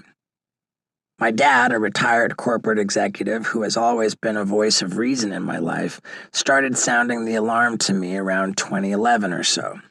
He wasn't spewing nonsense about aliens and Mayans. He had hard facts and reasoned prognostications. The U.S. economy was an elaborate Ponzi scheme that eventually would crash, Dad told me. He rolled out statistics that sounded ominous. At that time, the national debt was merely $13 trillion, but when you kicked in unfunded obligations for Medicare, Medicaid, and Social Security, plus the debt racked up by state and local governments, the true figure was closer to $100 trillion. That's a lot of fucking money. To pay that off with tax increases and spending cuts was politically impossible, so the only way out was to reduce the value of the debt by promoting inflation. In other words, they would have to devalue the dollar until it was nearly worthless. According to Dad, once that happened, the American system as we know it would crumble. The dollar would completely collapse. The ripple effects would be shocking. Government programs and pensions would go unfunded. Public employees would go unpaid. Shelves in the grocery store would be bare. Rioting and looting would be commonplace. Our current democracy would give way to some form of military government. The big takeaway was, prepare yourself. Dad encouraged me to control my spending, avoid debt, accumulate savings, and invest in gold and other precious metals. This more than slightly paranoid worldview dovetailed pretty dangerously with my pre-existing midlife fears that I was destined to lose everything I'd spent my life working for, so I took notice and did as advised. Around this time, I was flying to Europe for my first ever stand-up dates there. The guy sitting next to me was reading a book called Emergency. This book will save your life. It was by Neil Strauss, who had written the Motley Crue book, The Dirt, which gave the author instant cred in my eyes. This new book was about what to do in the case of an end-of-the-world-as-we-know-it type disaster, which was, again, totally in my wheelhouse. To write it, Strauss had embedded himself in the world of doomsday preppers. Considering that I was already jazzed for the coming apocalypse, the book became a bit of a guide for me. I found other books and websites, too. The deeper I sunk into prepper literature, the more real my plans became. I started stashing gold coins in foreign bank vaults, hoarding 5-gallon water jugs, scouting for off-the-grid locations to bunker down during this coming reckoning, and just generally building my doomsday bug-out plan. Although 2012 came and went without the world ending, the signs were all still flashing bright red, indicating societal breakdown was on the horizon. In fact, they still are. There's something about living in California that makes doomsday feel imminent. The juxtaposition of the obnoxious displays of extreme wealth and the equally visible homelessness and poverty, all against the backdrop of wildfires, literally burning towns off the map, can put you in a mood. Don't get me wrong, I love Hollywood and I love living here even more. Despite that, I'm just patiently waiting for it to burn to the ground. A few years ago, Scott and I drove up to San Francisco for a long weekend of shows and surfing. On Saturday, around noon, we went for lunch at a vegetarian restaurant in the Tenderloin district. We had what I call my super pack in the car, which is basically a fully functional studio in a backpack that includes a laptop, a high-end camera, multiple lenses, and an iPad. We parked the car right across the street and then sat at a table by the window where we could see it. When we came back to the car after lunch, the window was busted out and the super pack was gone, along with an iPhone, some wetsuits, a skateboard, and $3,000 in cash from the merch we had sold so far that weekend. For whoever took it, I venture to guess that was the single most lucrative smash and grab they'd ever undertaken. The fact that the break-in had occurred in broad daylight on a busy street while Scott and I ostensibly were watching speaks to both the desperation and talent of the perpetrator or perpetrators, as well as just how unsurprising it must have been to anyone who might have witnessed it. When we went to the police station to report the incident, the cops literally laughed at us. They didn't even pretend that they were going to investigate. This kind of theft was so common in San Francisco that they seemed to regard it as barely even against the law anymore.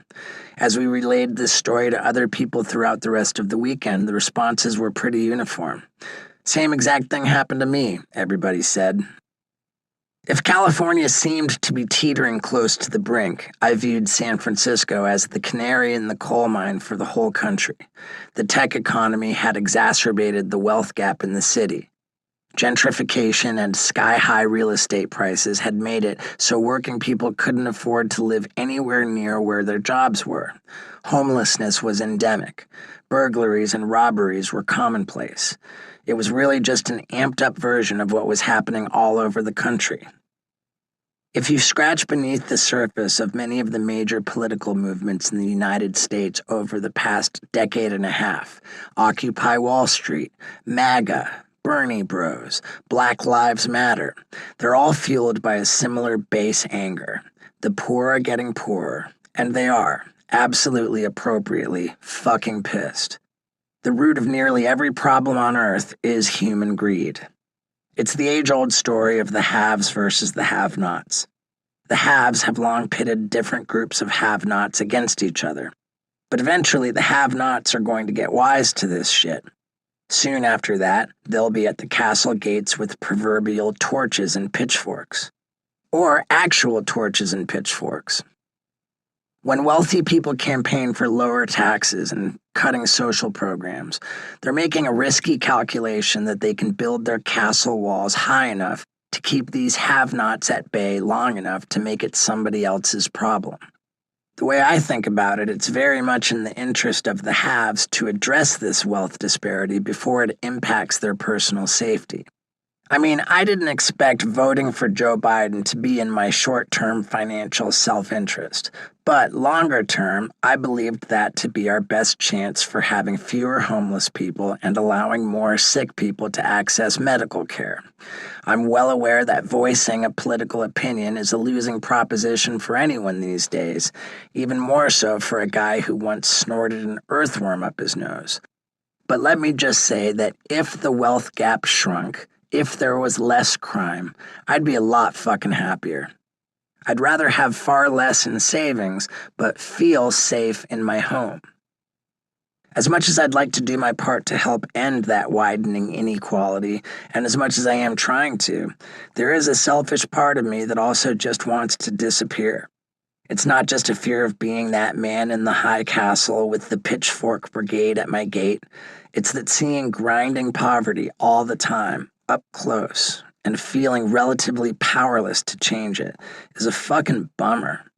I know, it's not nearly as much of a bummer to be the rich asshole living near poverty as it is to be the guy having to live in it, but it's a bummer nonetheless. I can't help but feel like there's a reckoning coming, and I don't want to be around when it arrives. Disaster prepping is quite the rabbit hole to disappear down, and it's not necessarily one that I'm recommending you dive into with every ounce of your being. Some people make it an all-encompassing lifestyle. For me, it's more of a hobby.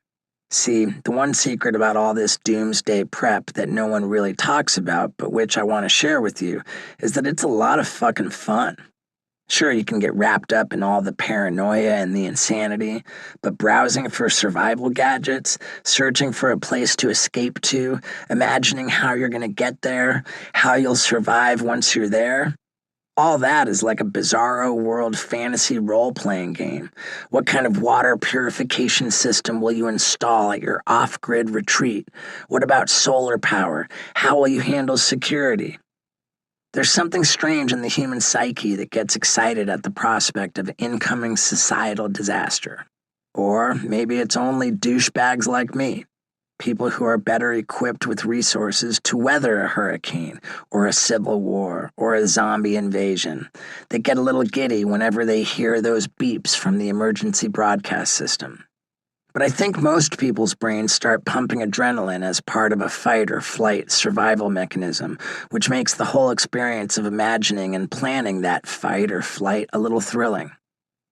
One thing I learned quickly about a bug-out plan is that it's all well and good to have a super secure, off-the-grid destination to ride out whatever you need to ride out, but when the shit goes down and disaster strikes, you need a reliable way to get there fast. The freeways will likely be gridlocked, and if you're sitting in traffic, you're a sitting duck for whatever you're running from. For the mega rich, the answer is probably a helicopter or a private plane that will ferry you to your mountain bunker, but that's not really me. For preppers on a budget, if you need to get your ass out of town fast, the best option is a motorcycle because you can split lanes to cruise through traffic. Once I discovered that, I was all about it. The only problem was I didn't know how to ride a motorcycle. So I signed up for a 3-day intensive motorcycle school. Day 1 was in a classroom, essentially learning the basics about motorcycles. It went fine. On the second day, we met in a parking lot to start riding. That's where it began to unravel for me.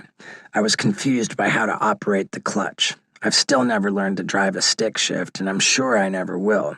And given how many accidents aren't even the fault of the motorcycle driver, having anything to slow down my reaction time when I'm already the worst driver on the road didn't make much sense to me. I mean, there's no point in surviving the apocalypse only to get killed because you suck at riding a motorcycle, right? Also, remember Elizabetta, George Clooney's supermodel ex-girlfriend? I'd just met her at the time, and she invited me to come over to her place on what happened to be the second day of motorcycle school. I never made it to day 3. Ultimately, my desire to crawl into bed with this gorgeous Italian model outweighed my fear of the world ending. I became a motorcycle school dropout. Despite that failure, it didn't slow down my search for a bug-out destination. For years, I have been scouting for potential locations to plant the fortress of solitude that I'll retreat to when I finally decide to pull the ripcord on this get-the-fuck-out-of-Dodge plan. The search itself has been so much fun that I wonder if I've subconsciously prolonged it because I don't want it to end. In fact, it continues to this day.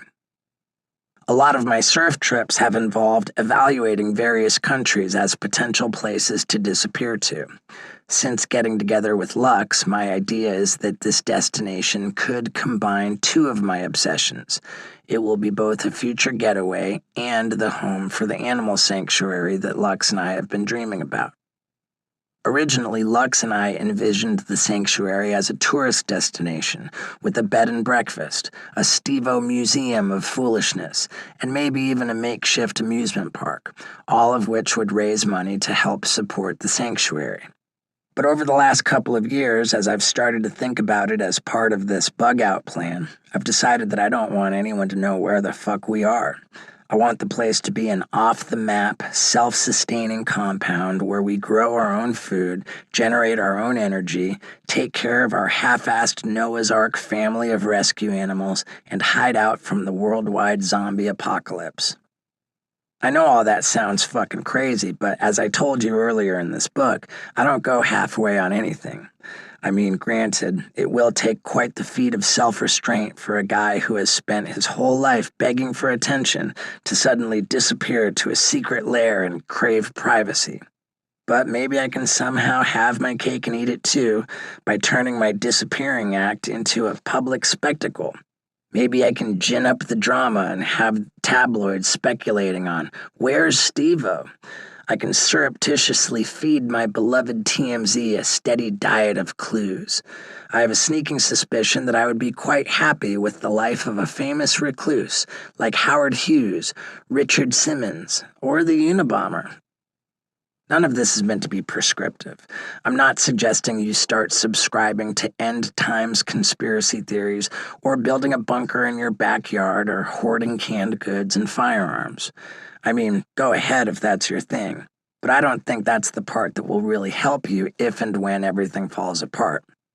What is useful to almost everyone, though, is to think hard about what you really need in your life, to assess who your real friends are, to strip all the extraneous shit out, and to figure out what you can't do without. Thinking about all this end-of-days shit does exactly that. It focuses your mind on what's important to you. Even if the zombies don't rise up and turn the world into an apocalyptic hellscape, that's good information to know. All this provides some necessary context for the closest most of us have come to an actual apocalyptic hellscape, the COVID-19 pandemic. Granted, it's been a pretty peculiar hellscape, one in which a not insignificant percentage of the population and their political representatives have consistently argued for their freedom to make this hellscape more hellish. But anyone who knows anything about zombie films knows that it's not the zombies that do most of the damage, it's the humans. In early 2020, things were looking pretty sweet in my world. I'd been on my bucket list stand-up tour, and we were selling out shows well in advance of my arrival in most cities. In early March, I got the call from my agent that I'd been hoping to get for quite some time.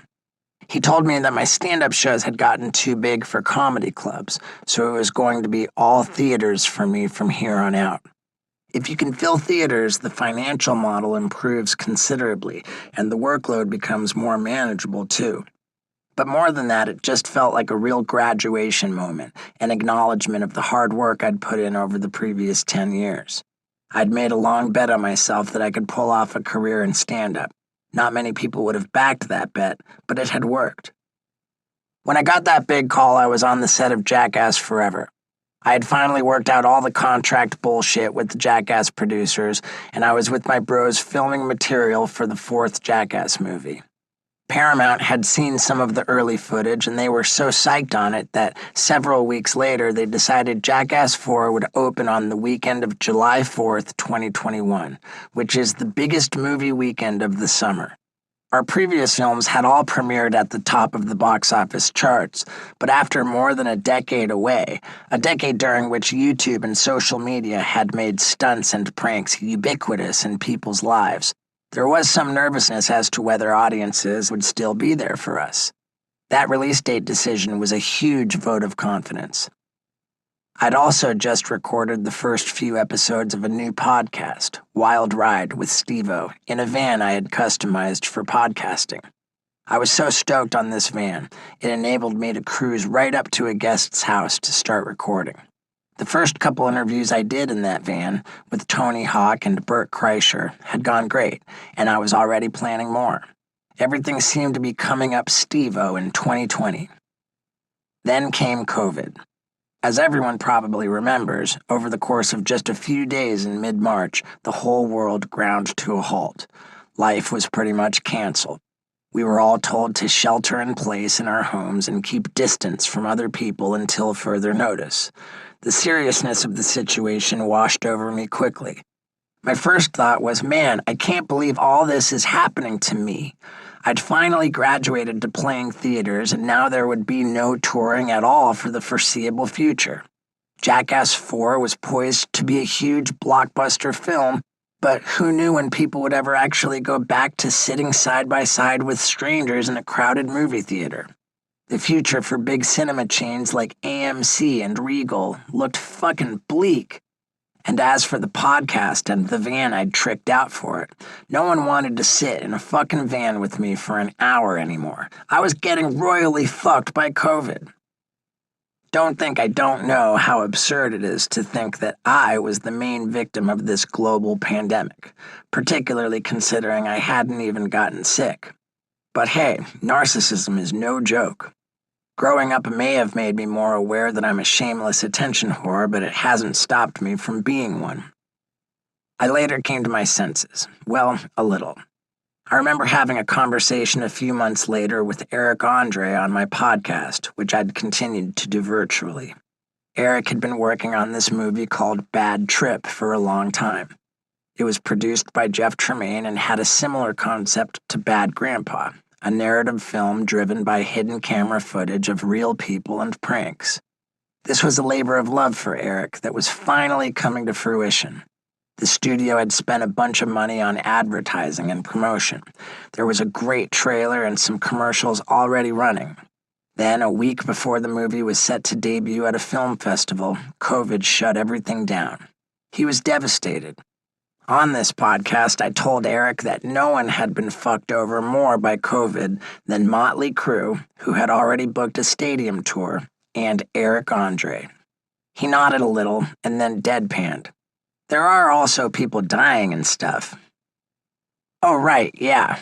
Reality check. Maybe a few people have had it worse. I think it took us all a while to get our bearings in the pandemic, but once I did, I realized I was uniquely positioned to thrive in the worldwide shutdown. All my doomsday prepping, not to mention the podcasting RV conversion van that allowed me to shelter in place pretty much anywhere I felt like it, left me pretty well suited for quarantine. Far from fucking me over, the pandemic ended up being one of the best things that ever happened to me, or at least to my career. It forced me to quit touring and concentrate on building other parts of my business. For as much as I complain about the grind of touring, I don't know if I ever would have been able to step away from the guaranteed money it was bringing in. Once there were no shows, that crutch of touring income was gone. I had been working very hard to post tons of content on social media for quite a few years, but I wasn't really working very smartly. I would look at these other online personalities, people like David Dobrik or Logan Paul or the Nelk Boys, and just get all kinds of frustrated that they were getting so much more traction and making so much more money doing essentially the same kinds of things I was doing. The more I studied it, the more I started to understand how various pieces of content could work to enhance each other. Previously, my strategy had been to splatter shit all over the place and hope that something resonated. Now I was learning to be more strategic. I felt like I was cracking the code. As an example, I set up the paywall on my website to start selling my gnarly comedy special. Then I used videos on YouTube, Facebook, and Instagram to drive interest toward that special. So while those videos could earn revenue on their own, they were also promoting the special. Merch sales, which used to primarily happen on tour, picked up dramatically online too. YouTube and social media posts could help push people toward the online merch store. After doing a handful of charity fundraising initiatives, which generally involved selling autographed 8x10 photos for various causes during the pandemic, we discovered that the fulfillment company doing all our shipping was one of the biggest benefactors of our charitable efforts.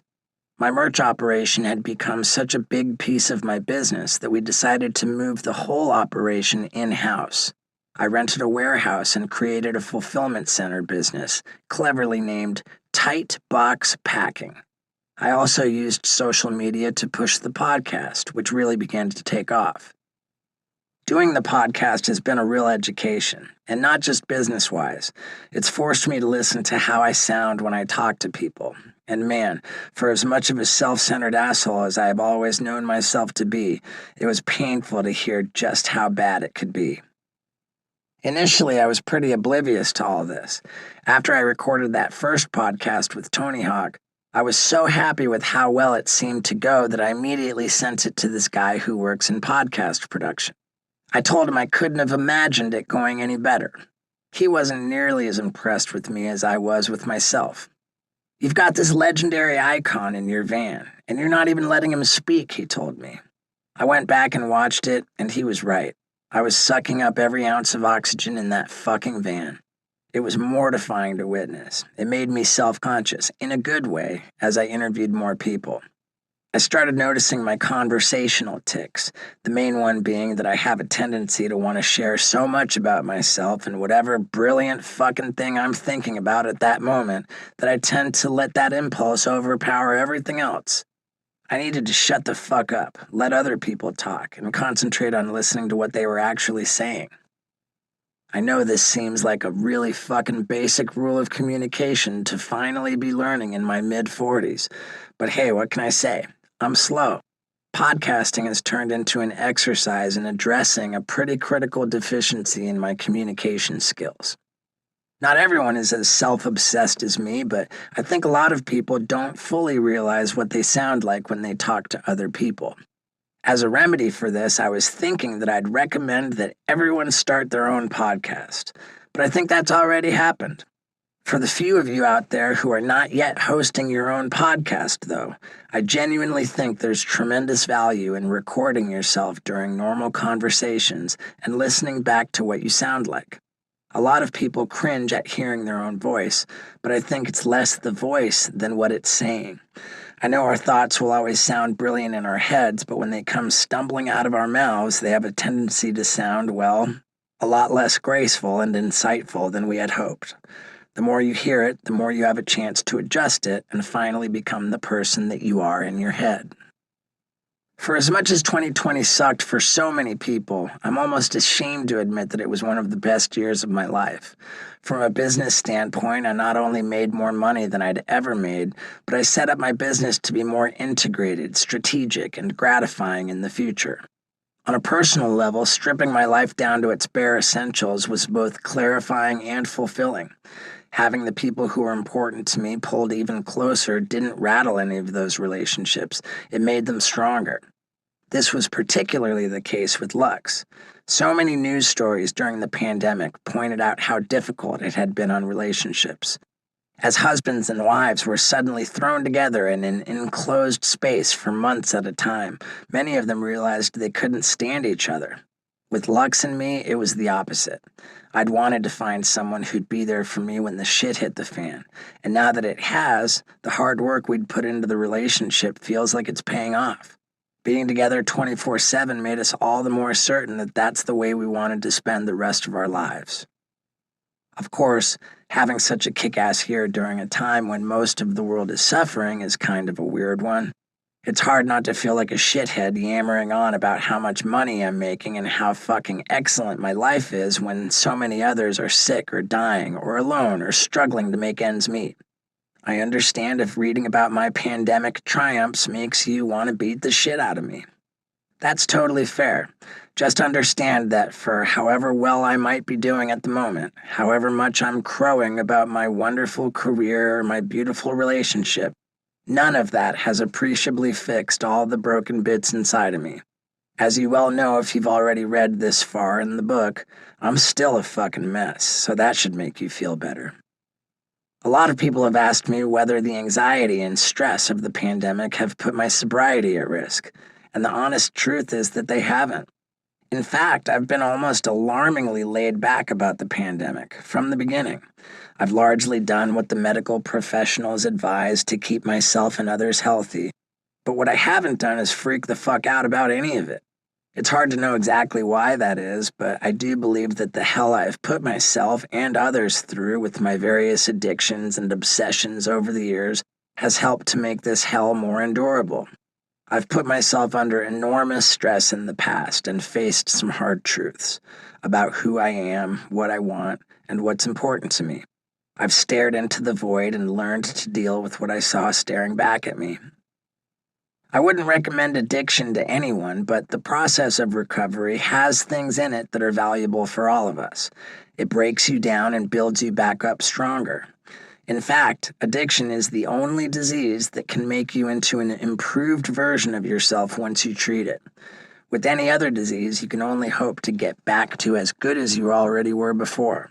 By that measure, I consider addicts and alcoholics in recovery to be the luckiest people of all. When you get sober, the serenity prayer is drilled into you pretty hard, and a lot of emphasis is placed on not spinning out over things you can't control.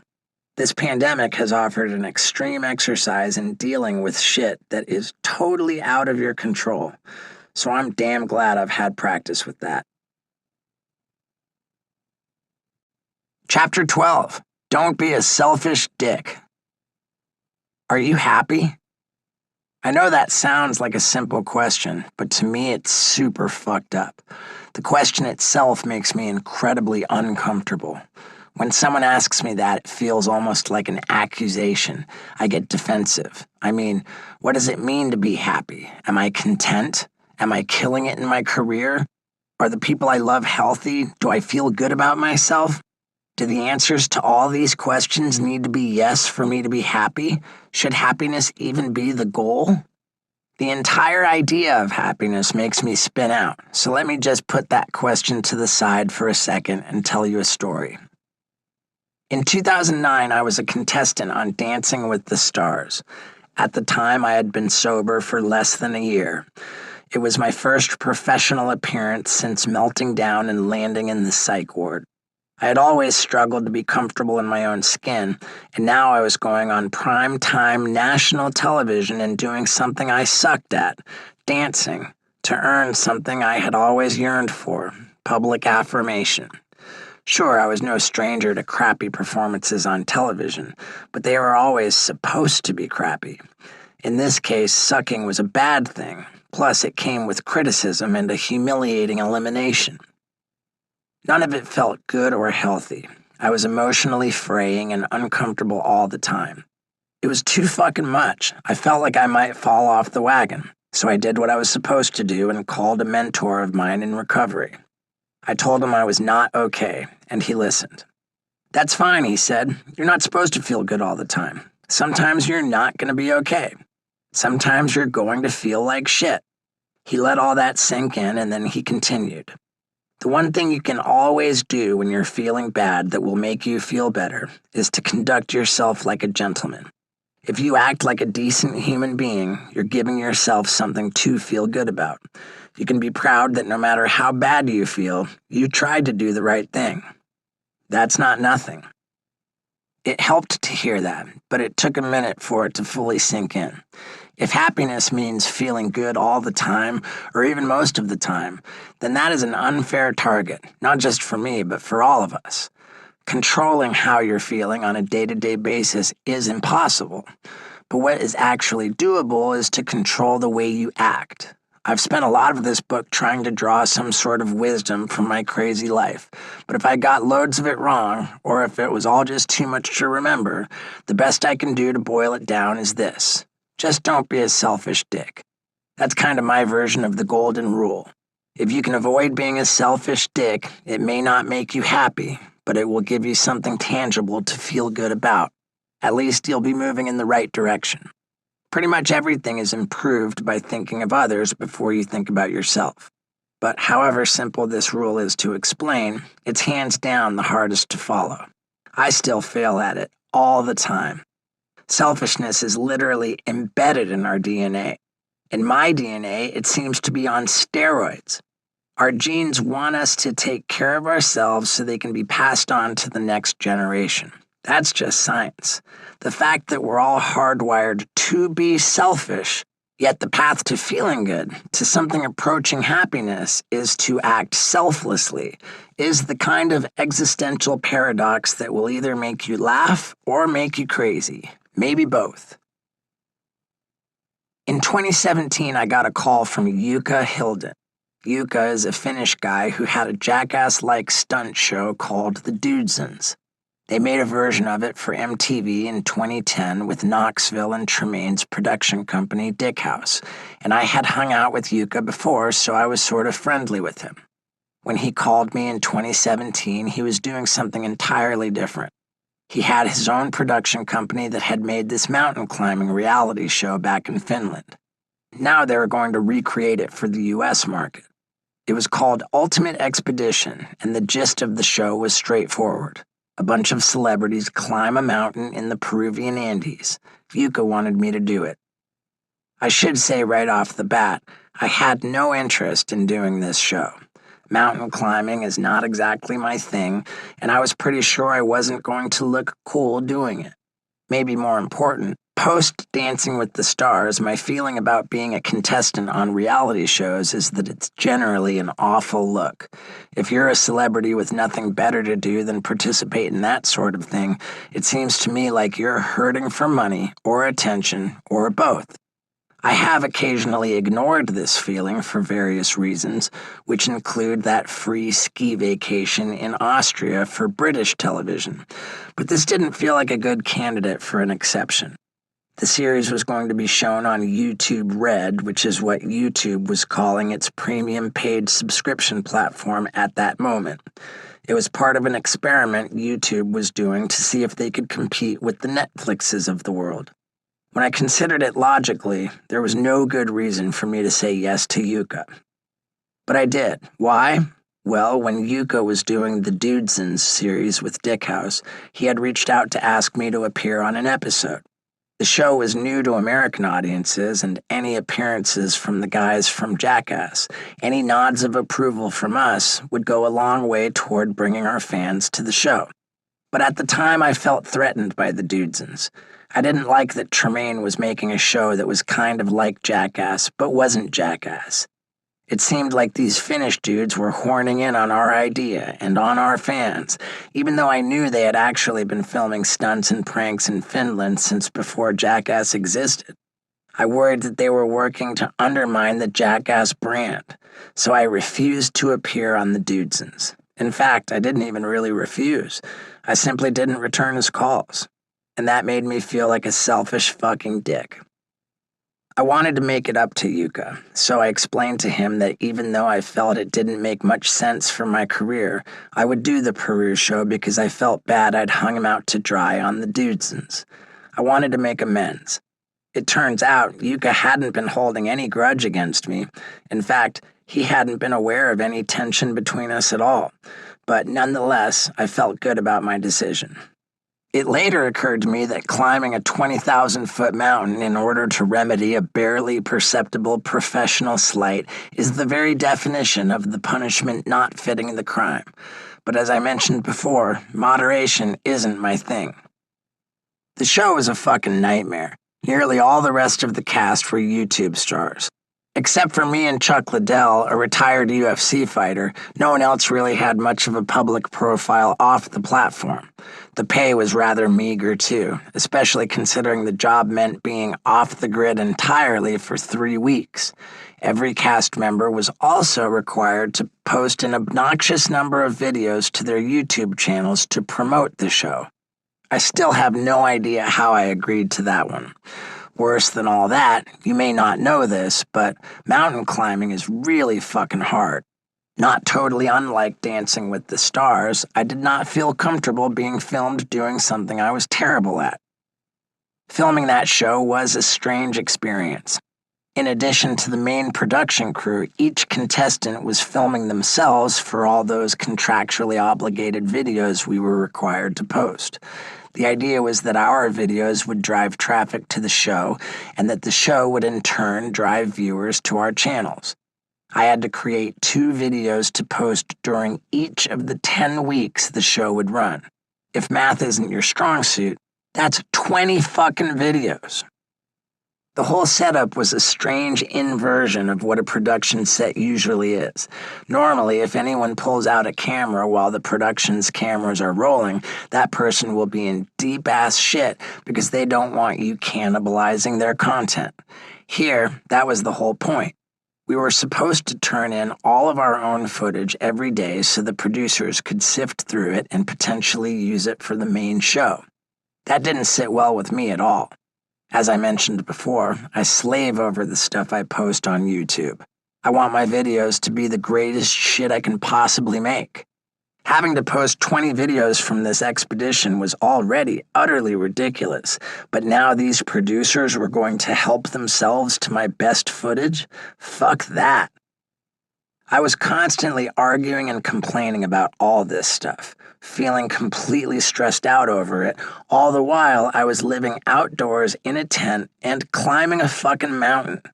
It was completely predictable that under these circumstances, each of the cast members would reach their breaking point, and I think all of us did. I know I reached mine over and over and over.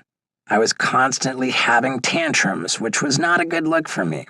I was blowing up at people, then apologizing to them, then blowing up again, then apologizing more. To make matters worse, when the final show came out, I feel like they did me dirty in the edit. There was plenty of available footage to make me look like a shithead, and the producers did just that, but without much in the way of context. I felt used. In the end, the whole experience seemed like another one to file under no good deed goes unpunished. To this day, though, I can't say I regret it at all. My intentions were selfless, and I could keep falling back on that same thing I was told during Dancing with the Stars. Do the right thing, and even though it might not make you happy, it will give you something to feel good about. For all my problems and tantrums, I hadn't been a selfish dick, at least not all the time. Even though the trip sucked dick, there was some tangible good that came out of it. The final night I was in Peru, there was a big party. Since I don't drink, I stayed for less than 30 minutes, then went back to the hotel and went to sleep. Late that night, a guy named Paul Brisky, who was in charge of digital production on the show, made his way up onto the roof of a nightclub by himself and then fell 3 stories into a fenced-off construction site next door. He broke 6 ribs in 9 places, punctured both of his lungs, fortunately only one of them collapsed, shattered his wrist, and snapped both his left arm and leg. He laid there among all this rubble, unable to move, until 4 p.m. the following day, when someone finally discovered him. I didn't even find out about this accident until weeks later, and he was still in the hospital at that point. I sent him a text to congratulate him on being a way gnarlier dude than I would ever be. A few months later, Paul left Yuka's production company and reached out to me to ask if I needed any help with producing or editing my content. I immediately hired him. Paul is amazing with video and has been a huge part of transforming and professionalizing my operation, not to mention a great fucking friend. He was not the only stray that I picked up in Peru. I also found a dog on the streets who began following me around. There were tons of street dogs there, and I was on the prowl for one to keep me company at our base camp during the expedition, but most of them wanted nothing to do with me. Except for this one. I fed her, and she started trailing me all over the place. I named her Wendy. At one point, I had to go into a building that wouldn't allow dogs inside, so I figured that would be the last I'd see of Wendy. But when I came out of a restaurant later that night, there she was, surrounded by a crew of other friendly street dogs. It's as if she vouched for me to them. Eventually, we walked back across town to the hotel, and Wendy followed me the whole way. I snuck her inside and gave her a bath, but the manager told me that they had a strict no pets policy, and I couldn't keep her in my room. I didn't want to leave her, so I got a tent and slept in it with her, on the lawn of the hotel. The next day, I took her to a vet, got her all her shots, got her dewormed, and had her treated for fleas. She stayed with me the whole time I was in Peru, then flew back to LA to live with me in Lux. I had her trained to become a service dog, and since then she's been a constant companion, a huge positive in my life, and a subtle reminder of what I learned from that whole trip. Doing things you really don't want to do for the right reason can be rewarding, although sometimes not in the ways we expect. The same way I believe meditation plugs me into a special partnership with the universe, I believe the universe brought me and Wendy together as a celebration of doing the right thing. And yes, I understand that makes me sound like a total douche, especially to anybody who actually saw what an asshole I looked like on that show in Peru. When I really analyze why I had refused to appear on the Dudesons in the first place, it's because I was operating with a mentality of scarcity. I was worried that public attention and appreciation for people doing stupid shit was a limited resource. There wasn't enough of it to go around. If Yuka and the Dudesons were successful in that space doing stunts, pranks, and whatnot, there was less sustenance available for me, and that scared me. When I relate this back to my own entry into the world of stand-up comedy, there were definitely people who had that same scarcity mindset about stand-up. I think about how I felt on Mark Maron's podcast when he was categorizing what I did as not stand-up per se, or how it pissed me off when Al Madrigal was taking shots at me. On some base level, I believe those guys feared that my stand-up might mean there was less space for them. I think about that in contrast to how someone like Joe Rogan has always welcomed me and others into stand-up. It doesn't mean that he has to like every other stand-up that comes along, but he doesn't feel like their success will take away from his. He operates with a mindset of abundance. There's enough out there for everyone. Granted, his podcast has turned him into a mogul and a very rich man. Perhaps it's easier to be generous when you're not struggling to survive. Or maybe his attitude of abundance is the very reason he's so rich in the first place. Then again, there are plenty of wealthy people who are greedy, selfish pricks, so go figure. I must admit that, in my gut, I am much more like Maron than Rogan. My default position is to jealously defend my turf, but I don't want to be like that. It's selfish and certainly, in this case, unnecessary. The entertainment world is not just 3 channels of network TV anymore. It's not 500 channels of cable TV. It's now a seemingly infinite universe of internet, streaming, social media, traditional television, films, live shows, and whatever else is being invented as I read this sentence. There is genuine abundance out there. I don't need to be on guard against anyone encroaching on it. That was the attitude I took toward Jackass Holmes. It was the attitude I took toward the other new cast members of Jackass. That doesn't mean that we don't still compete to create the best footage, but I don't look at their wins as my losses. There is no reason we can't all win together. I've tried hard to extend that generosity to other hungry amateur jackasses too. When I was on tour in Europe in 2016, I met these 2 Austrian kids who were incredibly creative with their stunts. They had created a game of electric twister, which was just like regular twister, except that every time you put your hand or foot down on a new color, you'd get an electric shock through the mat. It was pretty genius. They also did a simultaneous double nut kick that I genuinely loved. I was impressed with their ingenuity, shared one of their videos, and stayed in touch with one of the 2, a guy named Malty. A year or so later, he mentioned to me that he was collecting his pee in bottles, though he never told me his plans for it. Cut to several years later, and I too had started collecting urine. I was maintaining a strict no-shitting policy in my podcast studio RV's bathroom. Then, when I saw this viral condom challenge, people were filling condoms with water and dropping them on each other's heads without breaking the condom. I pitched Tremaine the idea of trying it with the condom filled from my RV's sewage tank. He liked the idea, so we tried it over and over on the Jackass set, but we couldn't get it to work before we ran out of piss.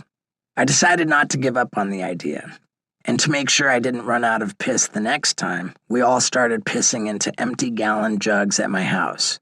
Even Lux got in on the act, with the help of a device called the Go Girl. Soon enough, I came up with a better use for all this piss.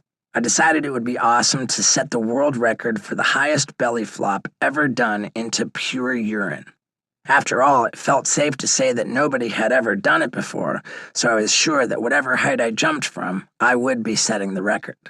I purchased the largest inflatable kiddie pool I could find, with a capacity of 134 gallons when filled to the fill line.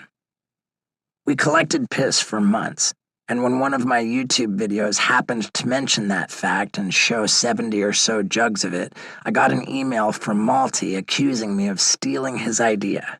I explained the origins of my urine collection regime and that it had nothing to do with him. When he emailed me back, I took one glance at his email and got pissed. He was still calling me a thief.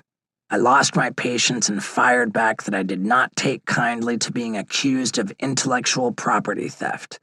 He was hardly the first guy in the world to collect urine anyway. Howard Hughes had done it long before either of us, and that doing so hardly constituted a stunt idea in and of itself. When I cooled off a little, I reread Malty's reply to my explanation and realized I had totally misinterpreted his response. First off, English was not his first language, and something was getting lost in translation. When I read it more closely, I could see that he was actually trying to apologize for accusing me of stealing. I felt like shit that I'd blown up at him. I was getting caught up in the whole scarcity mindset again. There was no reason to. I told him that instead of us fighting over this idea, let's do it together. I invited him to compete with me for that world record for the highest belly flop into urine. I shipped him 2 of the exact same kiddie pools I was using and sent photos of the way I had set mine up for practicing my belly flops. There would be nothing funnier than me attempting this stunt only to be easily bested by this random Austrian dude, and he was fucking stoked. The thing is, I genuinely hadn't stolen Malty's idea. I didn't feel guilty about what I had done, and I didn't feel like I owed him anything. When he accused me, I got defensive and could easily have just dismissed him, blocked his email, and moved on with my life. But by inviting him to do this with me, I felt good about myself. Not only was there no cost to being kind and generous, it was a net benefit to me. It wasn't about who was right and who was wrong. This wasn't a zero-sum game. We could both win. As it turned out, though, Malty didn't just best me in this contest. He fucking destroyed me. I was so terrified of doing my belly flop from the roof of my RV, I had been literally losing sleep. I had a paranoid fear of landing wrong and becoming paralyzed. On top of that, when I did it, I had to duct tape my hands behind my back to prevent myself from instinctually putting them in front of me to break my fall.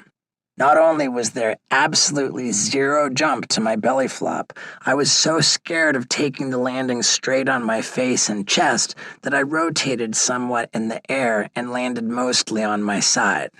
And, keep in mind, my RV is only 10 feet tall. Malty, on the other hand, built a tower that was about 15 feet tall and set his kiddie pool so ridiculously far from it, I thought he was joking with me when I first saw it. He didn't need to tie his hands behind his back. He had them outstretched like wings the whole way. He fucking flew, man. It was absolutely gorgeous. I'd be lying if I tried to say I wasn't neon green with jealousy of Malty's belly flop, and utterly ashamed of my own, but I still maintain that living in a mindset of abundance just makes you happier. Spiritually, I struggle with lots of shit, and anyone who has read this far will understand this, but the one area where I'd give myself a pretty good grade is my generosity. If someone does any work for me, I don't ever want them to feel taken advantage of. I will always lean toward overcompensating people. When I tour as a stand-up, I have what's called a guarantee, which is basically what the promoter is paying me to show up. That guarantee is based on how many tickets they think I can sell. If I ever do a show that I know has underperformed sales-wise, I will tell my agent to refund the promoter whatever money they lost. That sort of defeats the purpose of a guarantee, but I don't want anyone to ever feel like they got a raw deal by being in business with me. On one level, I know that's also good business. That promoter won't hesitate to work with me again because he knows he's going to make money. But that's not the reason I do it. I do it because it's the bare minimum of what I need to do to feel okay about myself. The fact is, I know I'm an insufferable douche. I'm self-centered, selfish, and narcissistic. I have to act with this sort of intentionality to fight against those impulses, and doing that makes me feel like a decent human being. Even with these guardrails in place, I fuck up time and again. When I do, I beat myself up for it in a way that is usually out of proportion to whatever the fuck up actually was. Like, climbing a mountain in Peru, and making 20 fucking YouTube videos about it because I didn't return a dude's call 7 years earlier. On some level, I take a perverse pleasure in flaying myself for my fuck-ups because that means I'm a moral, virtuous person. I have identified my failings and I will ritually flog myself for them so I and everyone around me knows what a moral, virtuous person I am. I guess there's an element of ethical grandstanding and all that, but so fucking what, if it makes me a better person? While all this makes me sound like a swell guy, it's not really selfless. When I'm generous, when I hook someone up, when I overpay people for the work they do for me, I get to enjoy feeling like a great guy. I selfishly set aside a deliberate moment to bask in that feeling. When you think about it, there's almost something inherently selfish about being a selfless person because it genuinely makes you feel better about yourself. By that measure, doing good is actually its own reward. It feels good. Not too long ago, Lux's dog Olive got into some chocolate in the middle of the night. We couldn't tell how much she had eaten, but we knew chocolate can be dangerous for dogs. It was about 2 a.m, and Lux immediately started putting on her shoes to take Olive to the emergency vet clinic. I started to do the same. "You don't need to go," she told me. "It's my dog. I'll take care of it."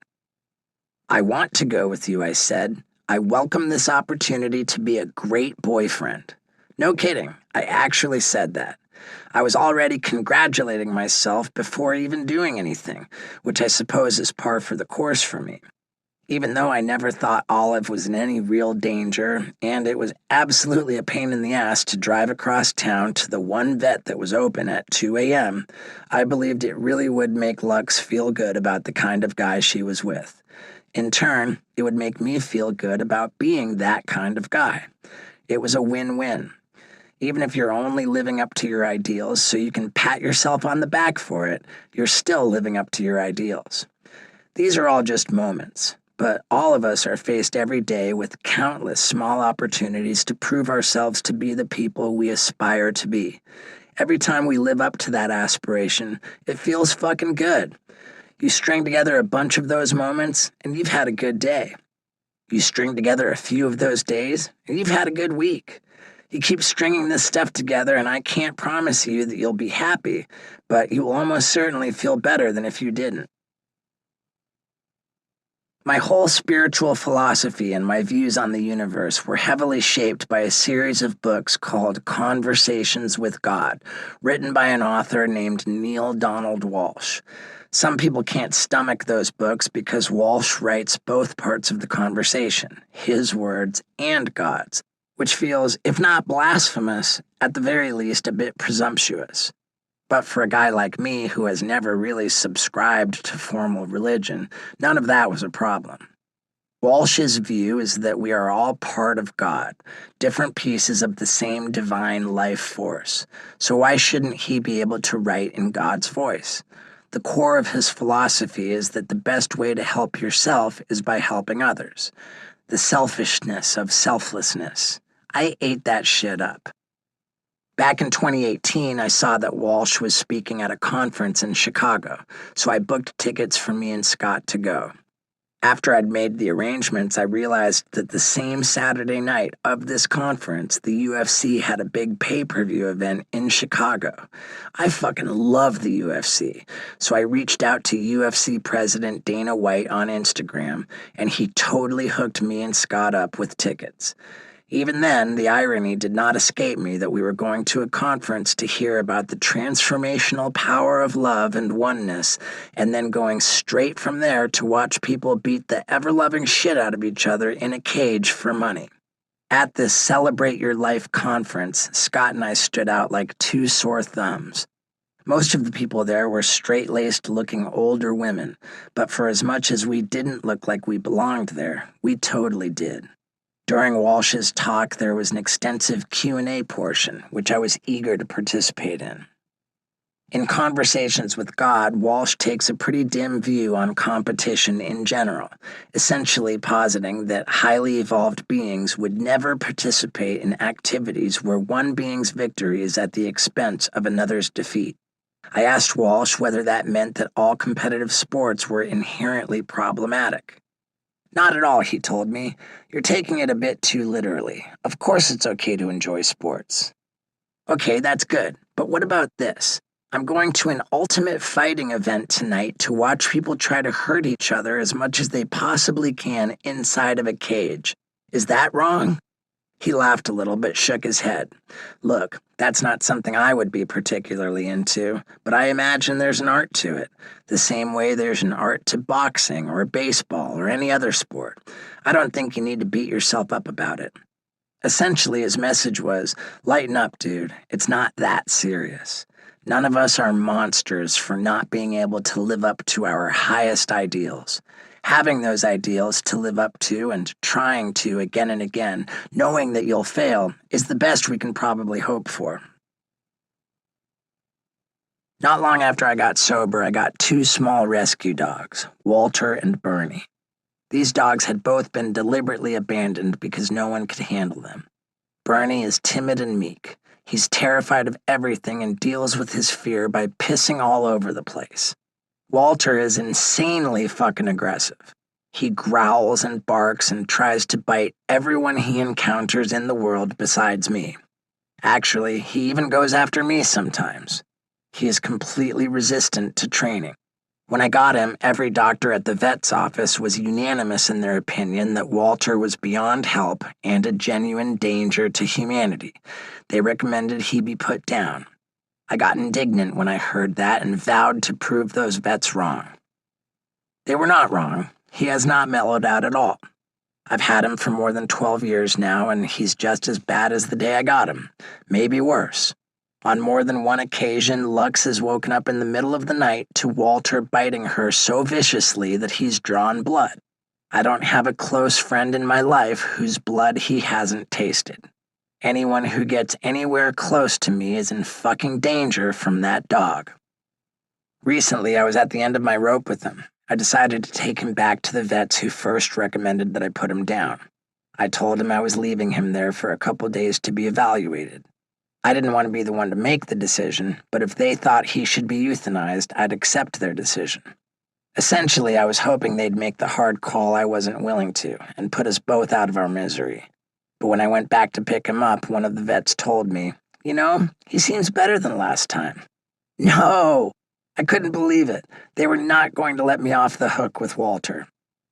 Not long after, I took Walter to another vet in West Hollywood and told them flat out, "He bites everyone. He's dangerous. I want you to put him down."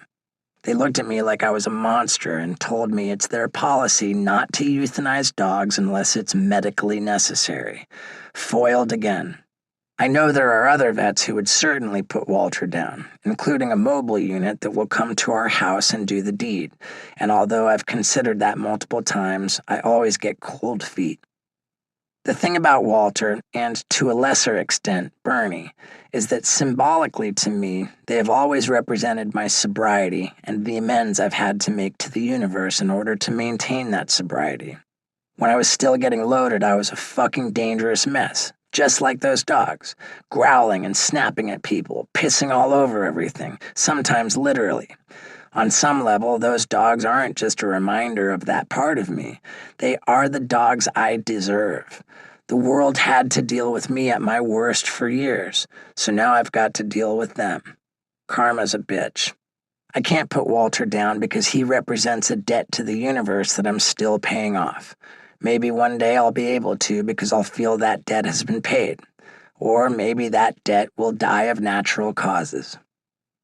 In fact, when I think about all three of those dogs, Walter, Bernie, and Wendy, they seem to embody a different part of me. Wendy is the good, loving, generous part. Bernie is the frightful, fearful part. And Walter is the asshole. I've been trying to kill off the asshole inside of me, but if I'm being honest, much like with Walter, I haven't yet snuffed it out completely. So let's get back to the question that opened this chapter. Am I happy? If I had to assess that honestly, my answer would be no. I know what you're thinking. Why did you wait until the end of this book to tell me that the guy dispensing wisdom throughout it is a miserable prick? Well, to be fair, I've told you in nearly every one of these chapters that I'm a miserable prick, and that all of my advice should be considered suspect. I think what's more important than whether or not I'm happy is whether or not I'm okay with that, and I am. The thing is, I can truthfully say that I'm pretty much never at ease. I have some kind of default setting constantly telling me that I'm going to lose everything, so I better hurry up and work my ass off so that I'll be okay. It's like there's a fire under my ass that never goes out, which constantly compels me to strive for some type of achievement.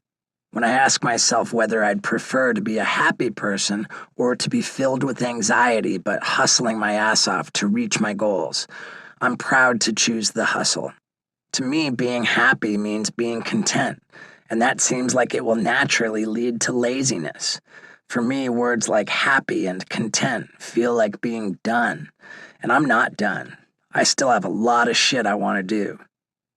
The closest I get to happiness is thinking about a schedule filled with work and trips with my friends and plans for future projects I want to create and ideas for new businesses and blueprints for an animal sanctuary and a wedding deluxe.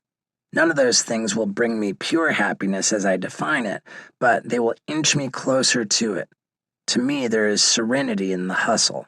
I want to be perpetually striving for an accomplishment, even if that accomplishment just means coming up with a new way to shove something up my ass. I don't dream of a day far in the future when Lux and I will be quietly sitting on our porch, sipping iced tea and thinking of all the wonderful things we've done in our lives. I expect to be planning for the future and running toward it at full speed until the day when there is no future. I don't consider that a curse. To me, it's a gift. But hey, you may be different from me. Maybe you have the ability to stop and smell the roses without bloodying yourself among the thorns. But if there's something genuine that growing older has taught me, it's that you can't spend your life trying to become something you're not. I'm a fucking mess. I've got a lot of flaws and it feels good to be working on them. But I'm not expecting to wake up one day having transformed myself into something entirely new. Change is certainly possible, but it's usually incremental. In other words, I just want to be the best version of that fucking mess I can possibly be. I think that's a pretty good goal for anyone. Look, life's big spoiler is that it ends the same way for all of us. Whether we put in the work to make ourselves better people, or whether we revel in being selfish dickheads, every one of us ends up finishing the game of life in the same position, horizontal. Sure, that sucks, but our journey in life is to figure out a way to be okay with that. To me, that's faith. The belief that everything's okay even when every fiber of my being tells me that it's not. I like to remind myself that the process of growing and improving that I'm putting myself through isn't about the final product. It's about the process itself. We're all fucked in the end, so what else is there? In my high school yearbook when I was a senior, there was only one part of my senior quote that wasn't a reference to drugs or alcohol, and it read, "It's harder to climb up a hill than down, but the view is much better from the top." I don't know where that quote came from, but if I could, I'd add to it today. I know now that life isn't really about making it to the top of that hill. None of us will ever reach that pinnacle of complete happiness, but climbing toward it feels a hell of a lot better than spending your whole life being the pussy standing at the bottom of the hill complaining about how fucking big and imposing it is. So, start climbing, motherfucker.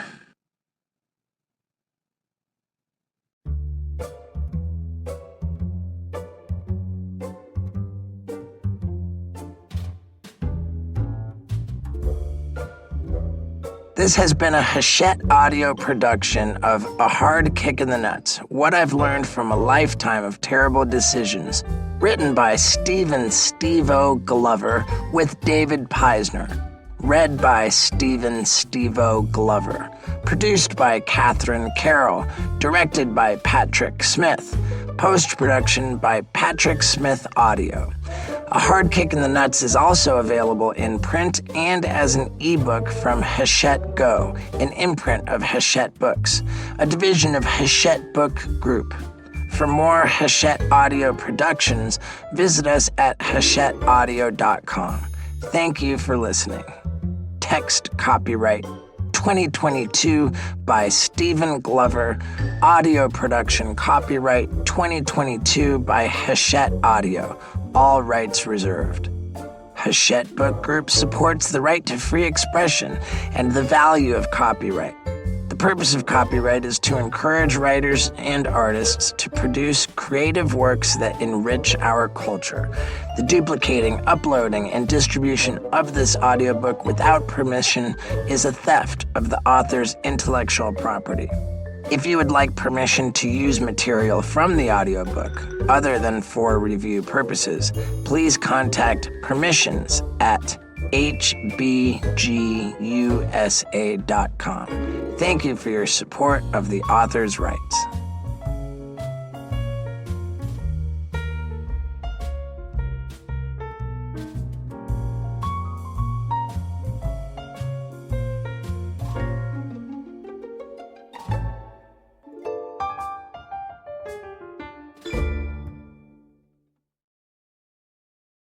Audible hopes you have enjoyed this program.